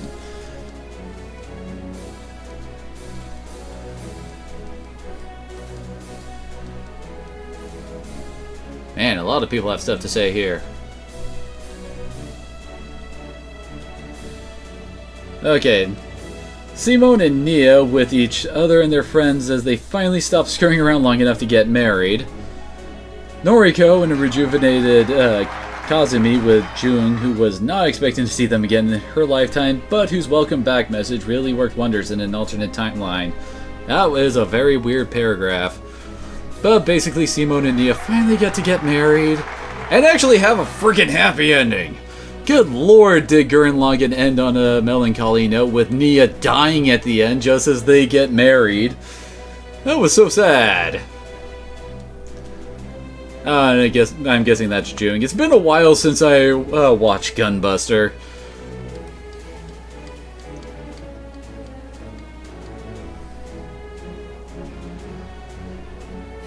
The Topless and friends, with the prospect of finding a new job, helping the Sirius Alliance get moving again after millennia of stasis. No, it turns out, has started remembering all kinds of stuff after the healing, such as how in the days of Earth/Sirius commerce, there were experiments underway to try to communicate with the space monsters, not all of whom, it turns out, evolved into balls after all. If someone could marshal the forces of sentient life, the power that seeks existence, to change the course of the power that seeks obliteration, it could alter and perhaps even end the universal destruction system once and for all. Well, isn't that nice? And the EVA pilots, of course, go off to their... Yeah, you can see it as good as I can right here. The EVA pilots with their not-so-great stuff, their world is back the way it was, and Asuka and Mari on the opposite side of the conflict from Shinji and friends. Shinji isn't sure what to do now, but he knows he can't do nothing, and resolves to try to act thoughtfully going forward.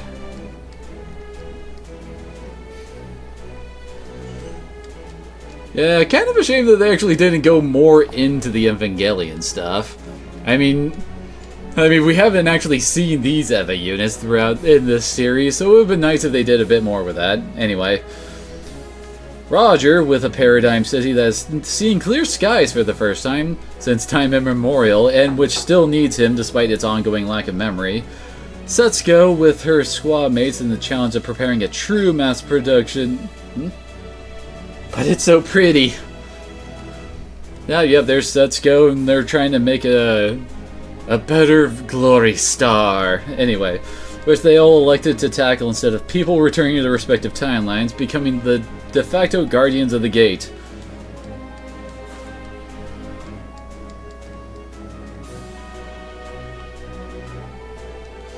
Camille is actually going off to grad school. His plan is to become a Gundam designer, and Amuro is certainly looking forward to testing some of his creations.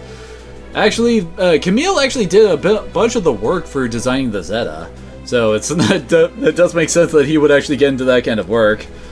Amuro intends to stay in the army as a way to guard the next generation's progress. Many of said next generation will be going to school for things other than military training, which may require some conversations between fathers and sons before all the dust settles.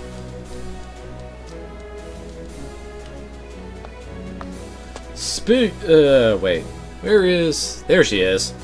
Speaking of that, Hamon gets on the mic as the representative of Neo Zeon and announces total renunciation of arms and integration into the regular colonial government model.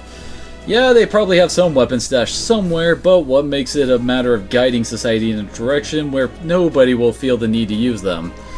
That changing of the guard is part of why Char himself isn't on the broadcast, and Amuro would like to believe that Char will live his life according to the best principle he learned from the hanging with Bahamut. For now, Amuro's got a different score to settle. Chad or Beltorchica, oh my. Tough choice, and Amuro thinks he ought to follow Bonjour's good example there.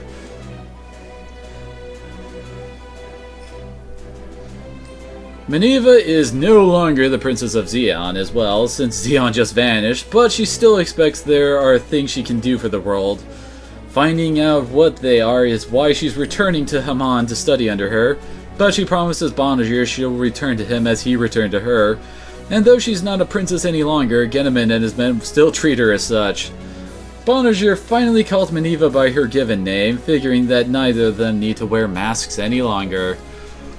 And Meridia actually gets to live this time, isn't that nice?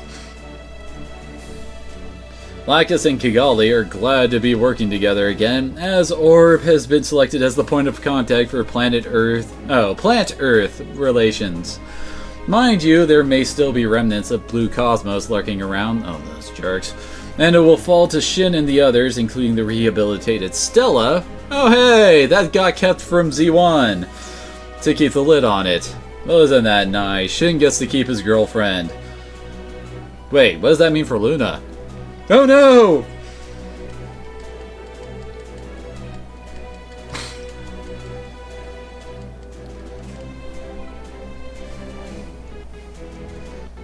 We're back with Kappei and crew, and they're back to little kid antics. While the Zambot and Beal have been loaned to the military. Yes, loan, while it'll be up to the kids whether they want to pilot it again. Oh good lord. Some of the stuff from Zambot was kind of messed up. Like that old dude down there. He basically programmed the kids in their sleep to be child soldiers against an evil alien dictator. And yeah, their whole plot in Z1 was kind of messed up and was dark as all hell. Anyway. One second. Let's see here. Hazemon declares that those mecha are good for more than just fighting with. Kappei likes the sound of that and even has a name for the resulting company, in imitation of WADA.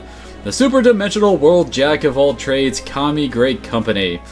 Of course, Kappei has a lot of homework in his future if he wants to be CEO of any such company, and for the record, WADA finished all his pent-up homework unlike a certain someone else.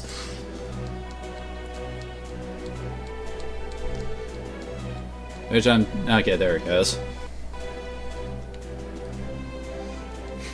Bonjo's got the whole private eye thing set up and is about to receive his first customer. He's quite sure it'll be a woman, just cause that's the kind of luck he has. Well, I mean, one of the ladies on his staff is literally named Beauty. And Rand and Mail are in the midst of trying to find new work when up comes... well, who's upcoming? It's CLO in the flesh. Come to find out, he was Tria's chosen chief mechanic on the Solarion, on Zone Tuning, and most recently on the Svalin system. So yeah, that's the person they've been looking for all this time. The last thing he intended to do is to stick his ore in when the beater service had already passed to the next generation. Nor is he the kind to disturb the, air quotes, newlyweds. Rand sighs like father, like daughter, then bucks up when Mail gushes that she's gonna have a huge wedding and invite all their friends from across the multiverse. Guess it's time to get busy raising money for the official dowry and for loads of tasty beer to drink. Good luck with that, Rand. The Gundam X folks are basically going back to their former lives, and as always, Girard and Tifa are like two peas in a pod and keep us whining at my door. Romantic mostly, and Diana meanwhile has left... oh wait, we're not at the moon, people. That's turn A. Diana meanwhile has left the moon race's fate and peaceful return to Earth in Keel's capable hands. Having requested that Roland hang out with her until her time comes to return to sleep. Oh, wait, not Roland. That's Lauren. I don't know why he keeps on calling Lauren that. Anyway. As such, Lauren will be back for Sophie soon enough. Wait, Sophie? I think that... oh, whatever. I think it's Sochi, actually. Anyway. Yes, and Bevel is busy studying archaeology, learning from the past in preparation for the future. That's going well with Leto as the ace salvager on the Gargantia fleet, but it might go even better if Leto was to use Chamber, something he's not willing to do in an effort to live honestly with his own means. Chamber is doing his part though, working on ways to avoid arousing the whale squid's anger peacefully. It's hoped that eventually it will be possible to actually communicate with them, in keeping with the universal truth of coexistence. And although Leto is happy here, if he ever returns to the Alliance, he wants to take Amy with him to show her his birthplace.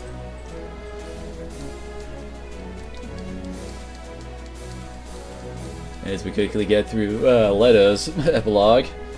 Good lord, we're gonna have a ton of epilogues, aren't we? Anyway. Wada may have done his homework, but he's not the world's best at economics. He gives his staff a bonus that the company can't really afford, on the theory that there's an infinite amount of paying work around the gate. Plus, given that he graduates elementary school tomorrow, he expects to be able to work even harder personally from now on. In fact, he knows that he's got his work cut out for him until he can give his company staff regularly scheduled bonuses like a real CEO. Wada won't be alone in middle school either. Oh my. Well, as soon as we're done with Wada.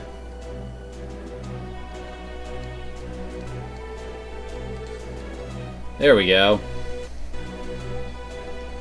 So Wada won't be alone in middle school either. Gula has apparently decided to try his hand at the Earth custom. Shotaro will be glad to see his friend again, though he'll have to balance hanging out and school with his ongoing work as an ICPO detective. After all, there's still robot mafiosi to take out with Tetsujin and Black Ox. Because it never stops when you're a boy detective. I wonder if he has as many deaths around him as Detective Conan does. The Crushers are about to begin resurveying the solar system, leaving the new cadet Namida in charge of defending the home front. Rose will be making a trip to Gishin to try to drum up support for furthering relations between the two planets, and Takeru will join her when he's done locally. And then the both of them will head off for a reunion with their friends from Bahamut. And the Gundam Wing team are all preventers now, and their first mission is guarding the gate for its first opening. All the pilots have someone waiting to see them off, including Relina for Hero. Oh man, there's Troas. I still can't believe she's still alive. I mean, what the heck? Anyway, the two of them can never seem to actually get words out of their mouths when they see each other, but somehow their mutual understanding seems stronger than ever. Aww, ain't that nice?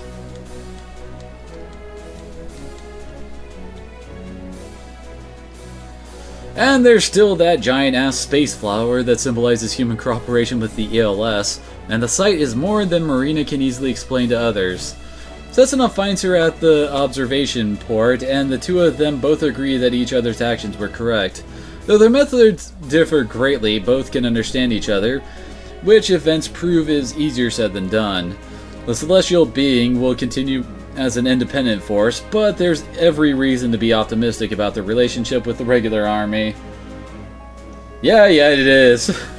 But then again, this is wrapping up 5 games, so yeah. For now, Setsuna will be heading to the ELS homeworld to try to achieve even deeper understanding between the two races, and he promises to be back sooner or later. In the movie, he doesn't really seem to come back until Marina is actually an old woman.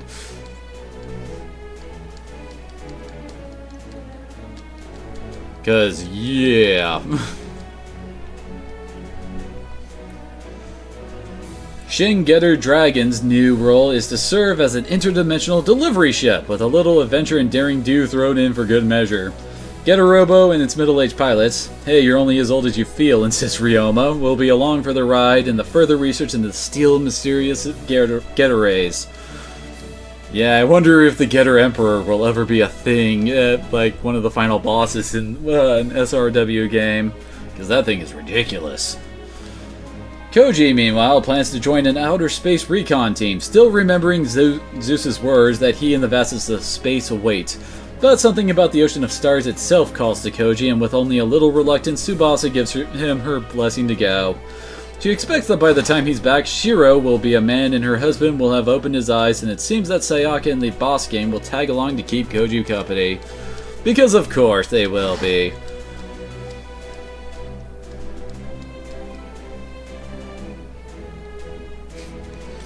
And the folks, the Die Guard folks from 21st Century are up to their elbows in paperwork, so much so that even when dispatched to the scene of a possible quake, Akage and friends still have to take it with them to work on.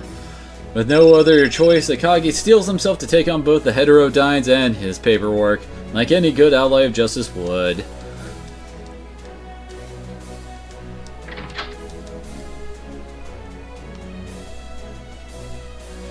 And amazingly, only Callan and Revols are going to graduate from their high school class.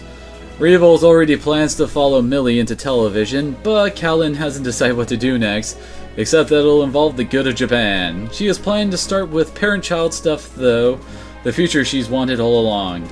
Lelouch and Suzaku don't permit themselves the luxury of joining in, mulling over invitations to the Japanese government or Toto's newly formed Special Ops unit. Lelouch says there's no need to hurry, these days of peace would last for a little while at least, but when someone arises to mess things up, as they always do, Lelouch and the others will be ready. From a distance, Lelouch bids Callan a fond congratulations for her graduation. His fight as Zero the Miracle Worker will continue for all time as his penance for his past.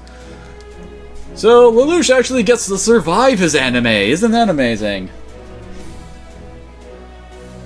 It's also time for graduation at Rendai High, where Sosuke and Kaname will be graduating despite their extensive absences of late. Al is actually along for the occasion, his core housed in a very heavy briefcase rather than staying housed inside the ARX-8. As Sosuke's teammates banter, Sosuke and Kaname arrive just in time. Sosuke had almost forgotten where his school uniform was to meet their classmates. He's been busy fulfilling his various promises to Kaname, including taking her to see the ocean, and there's only one left to kiss her once they get back to school. This garners plenty of applause, not that there's any doubt about that.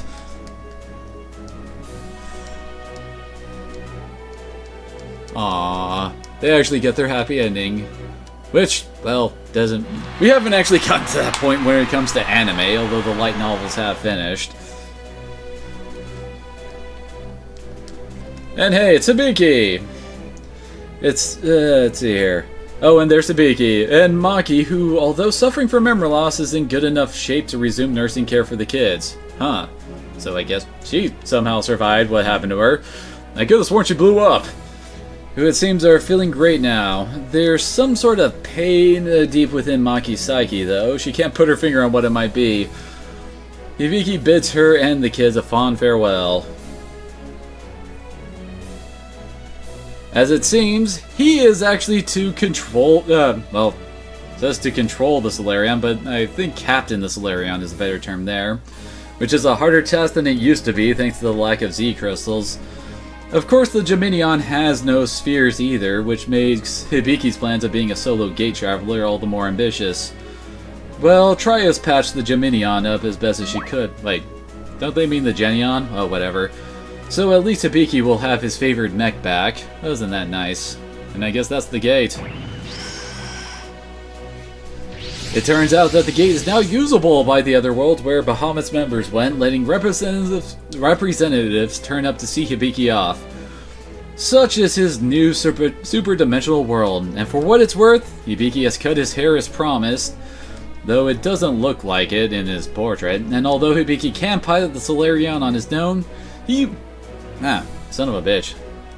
Talking so much that's making my throat act up. Anyway, he will need a navigator, and we all know who that's gonna be. Yep, it's Suzune. I don't know why they showed her face in shadow there. Anyway, she's pretty peeved that he tried to take off without her, even given how she had said she was going back to teacherly stuff. Well, now she can go on a sabbatical of sorts to broaden her own horizons and keep an eye on her most naughty students. Call it a honeymoon in air quotes. Call it the start of a new adventure or whatever you want, but Hibiki is now going to survey with his own eyes this world he helped defend.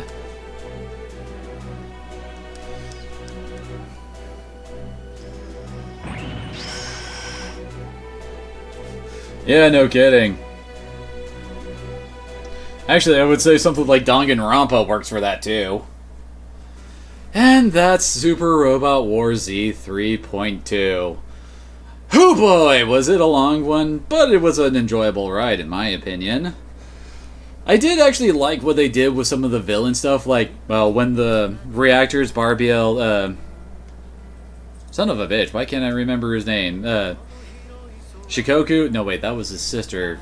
It was she, whatever his name was, and Luna, all coming in at ridiculously high levels. Definitely felt like the stakes were being raised a lot. And it, well, also helped with, like, well, the tension of it all and makes it feel like you're actually working towards, getting your character stronger when you actually reach that point where you can overcome them. It was actually a really nice moment when we actually managed to, well, fight back. And oh my, that whole huge mission where we finally took all of them out and the whole reveal with Australis was definitely one hell of a mission. Oh boy, and the animations are still really, really good. And and this is definitely something that they're continuing on into the PS4 with the original generation's Moondweller game that I have.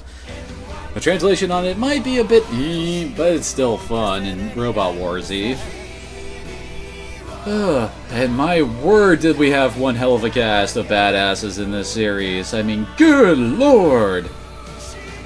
It's too bad that I couldn't actually get like a complete, how do I put it, transcript translation so that I could actually read what everybody's saying, so I could actually get their personalities out as well. Because, man, do we have some characters in this. Especially with guys like Ryoma and stuff like that. I mean, we couldn't really... yeah, that would be great, Versace. I would love that and want to get that in a heartbeat. Oh, man. All the mechs were really fun to use, and I feel like you could probably get through this game with any group you really wanted to if you tried hard enough.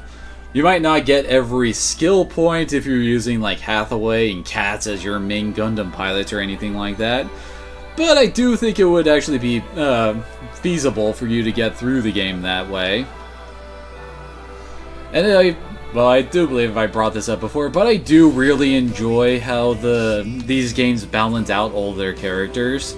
I mean, even the characters with really bad mechs can really make up for it with their support abilities, like Fa did. Her and her, I think it was Faith, was the full party-wide heal, is very useful, and she also acted as a great support unit for the Shingetter.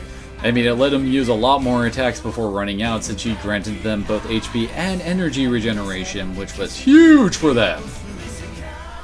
But yeah, that kind of stuff really helps you think about how you're like setting up your teams and trying to support each other better. Oh man. And I'm sure at some point I'm going to be replaying this game and using, well, probably not a completely different team, but probably focus on different characters, like trying to get Duo to be one of our main characters as well. Admittedly, there are some characters that do really stand out as godlike amongst all of them, like the Gunbuster and Kira were two big examples of holy crap! Good lord, those two could output the damage, and Kira was a ridiculous sweeper for the mobs of the enemy groups. All you gotta do is plop him right into the middle of a whole bunch of enemies, let them swarm all over him, and then just fire off a sold map attack, and guess what? They're all dead now. This is also pretty great on how they brought in all the different songs from their respective franchises. I mean, well, music is definitely a big thing for like opening songs and stuff for anime, so it's really nice when homages are paid to them. Especially love using the Sosuke's Full Metal Panic Fumofu theme. The one that sounds like the A-Team. Kira only kill run? Actually, I could see that being possible. Just I would be able to, well, basically get enough pilot points to just ramp up his range attack and evasion to ridiculous levels. And then nobody will be able to touch his ass. I mean, you saw that back there. He was actually able to dodge the final boss's attack.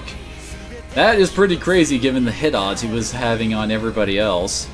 I'm pretty sure that Amuro or Char could mimic that kind of evasion as well. And what are you trying to do getting under my bed there, Kira? I called Kiba Kira. Yeah, now he's hiding under my bed for whatever reason. What are you doing under there, little buddy? Anyway. Oh, what else is there to say about this game? Well, I guess since I'm talking about Super Robot Wars in general, I love this. Oh, wait, actually. Looks like this might be the end of the credits. I talked all the way through it. Kiba can't really ear attack while he's under the bed. He's kind of a big distance between him and my ears. But of course, now I've unlocked New Game Plus and all the things that entails. And that does allow a lot of fun things. Like being able to, say, transfer like half of my funds to well, you get half of your funds, your Z-chips, your pilot points on everybody. Well, basically all your skills get what's the word I'm looking for? Get refunded. So yeah, in each subsequent playthrough, the amount of anyway, the amount of bonuses you get increases. And hey, it's the final boss theme. Who knew that's what the title screen thing was? But either way, I think this means it's time for me to stop rambling and actually call it a night. Because, well, I'm not entirely certain what I would swap to at the moment. And this seems like a good stopping point, you know, at the end. Yep, only silver for completion, although I think I've actually gotten a lot of the trophies just in this basic playthrough, if I can just go over and check. Oh, there we go. Yeah, I've gotten 64% of all the trophies in this run. So I think I'd like to think I did pretty damn good there. Looks like the trophies are all faces of characters, well, at least all the original generation characters. Because, yeah, I'm recognizing quite a few of them from... Holy crap, there's Gaio. Yeah, there's Hammer. Yeah, it looks like they're all the original generation characters from the Z series. That's a nice touch, I gotta say. Oh, yep, there's Vildark. Oh, hey, there's Setsuko, and she's my only gold trophy.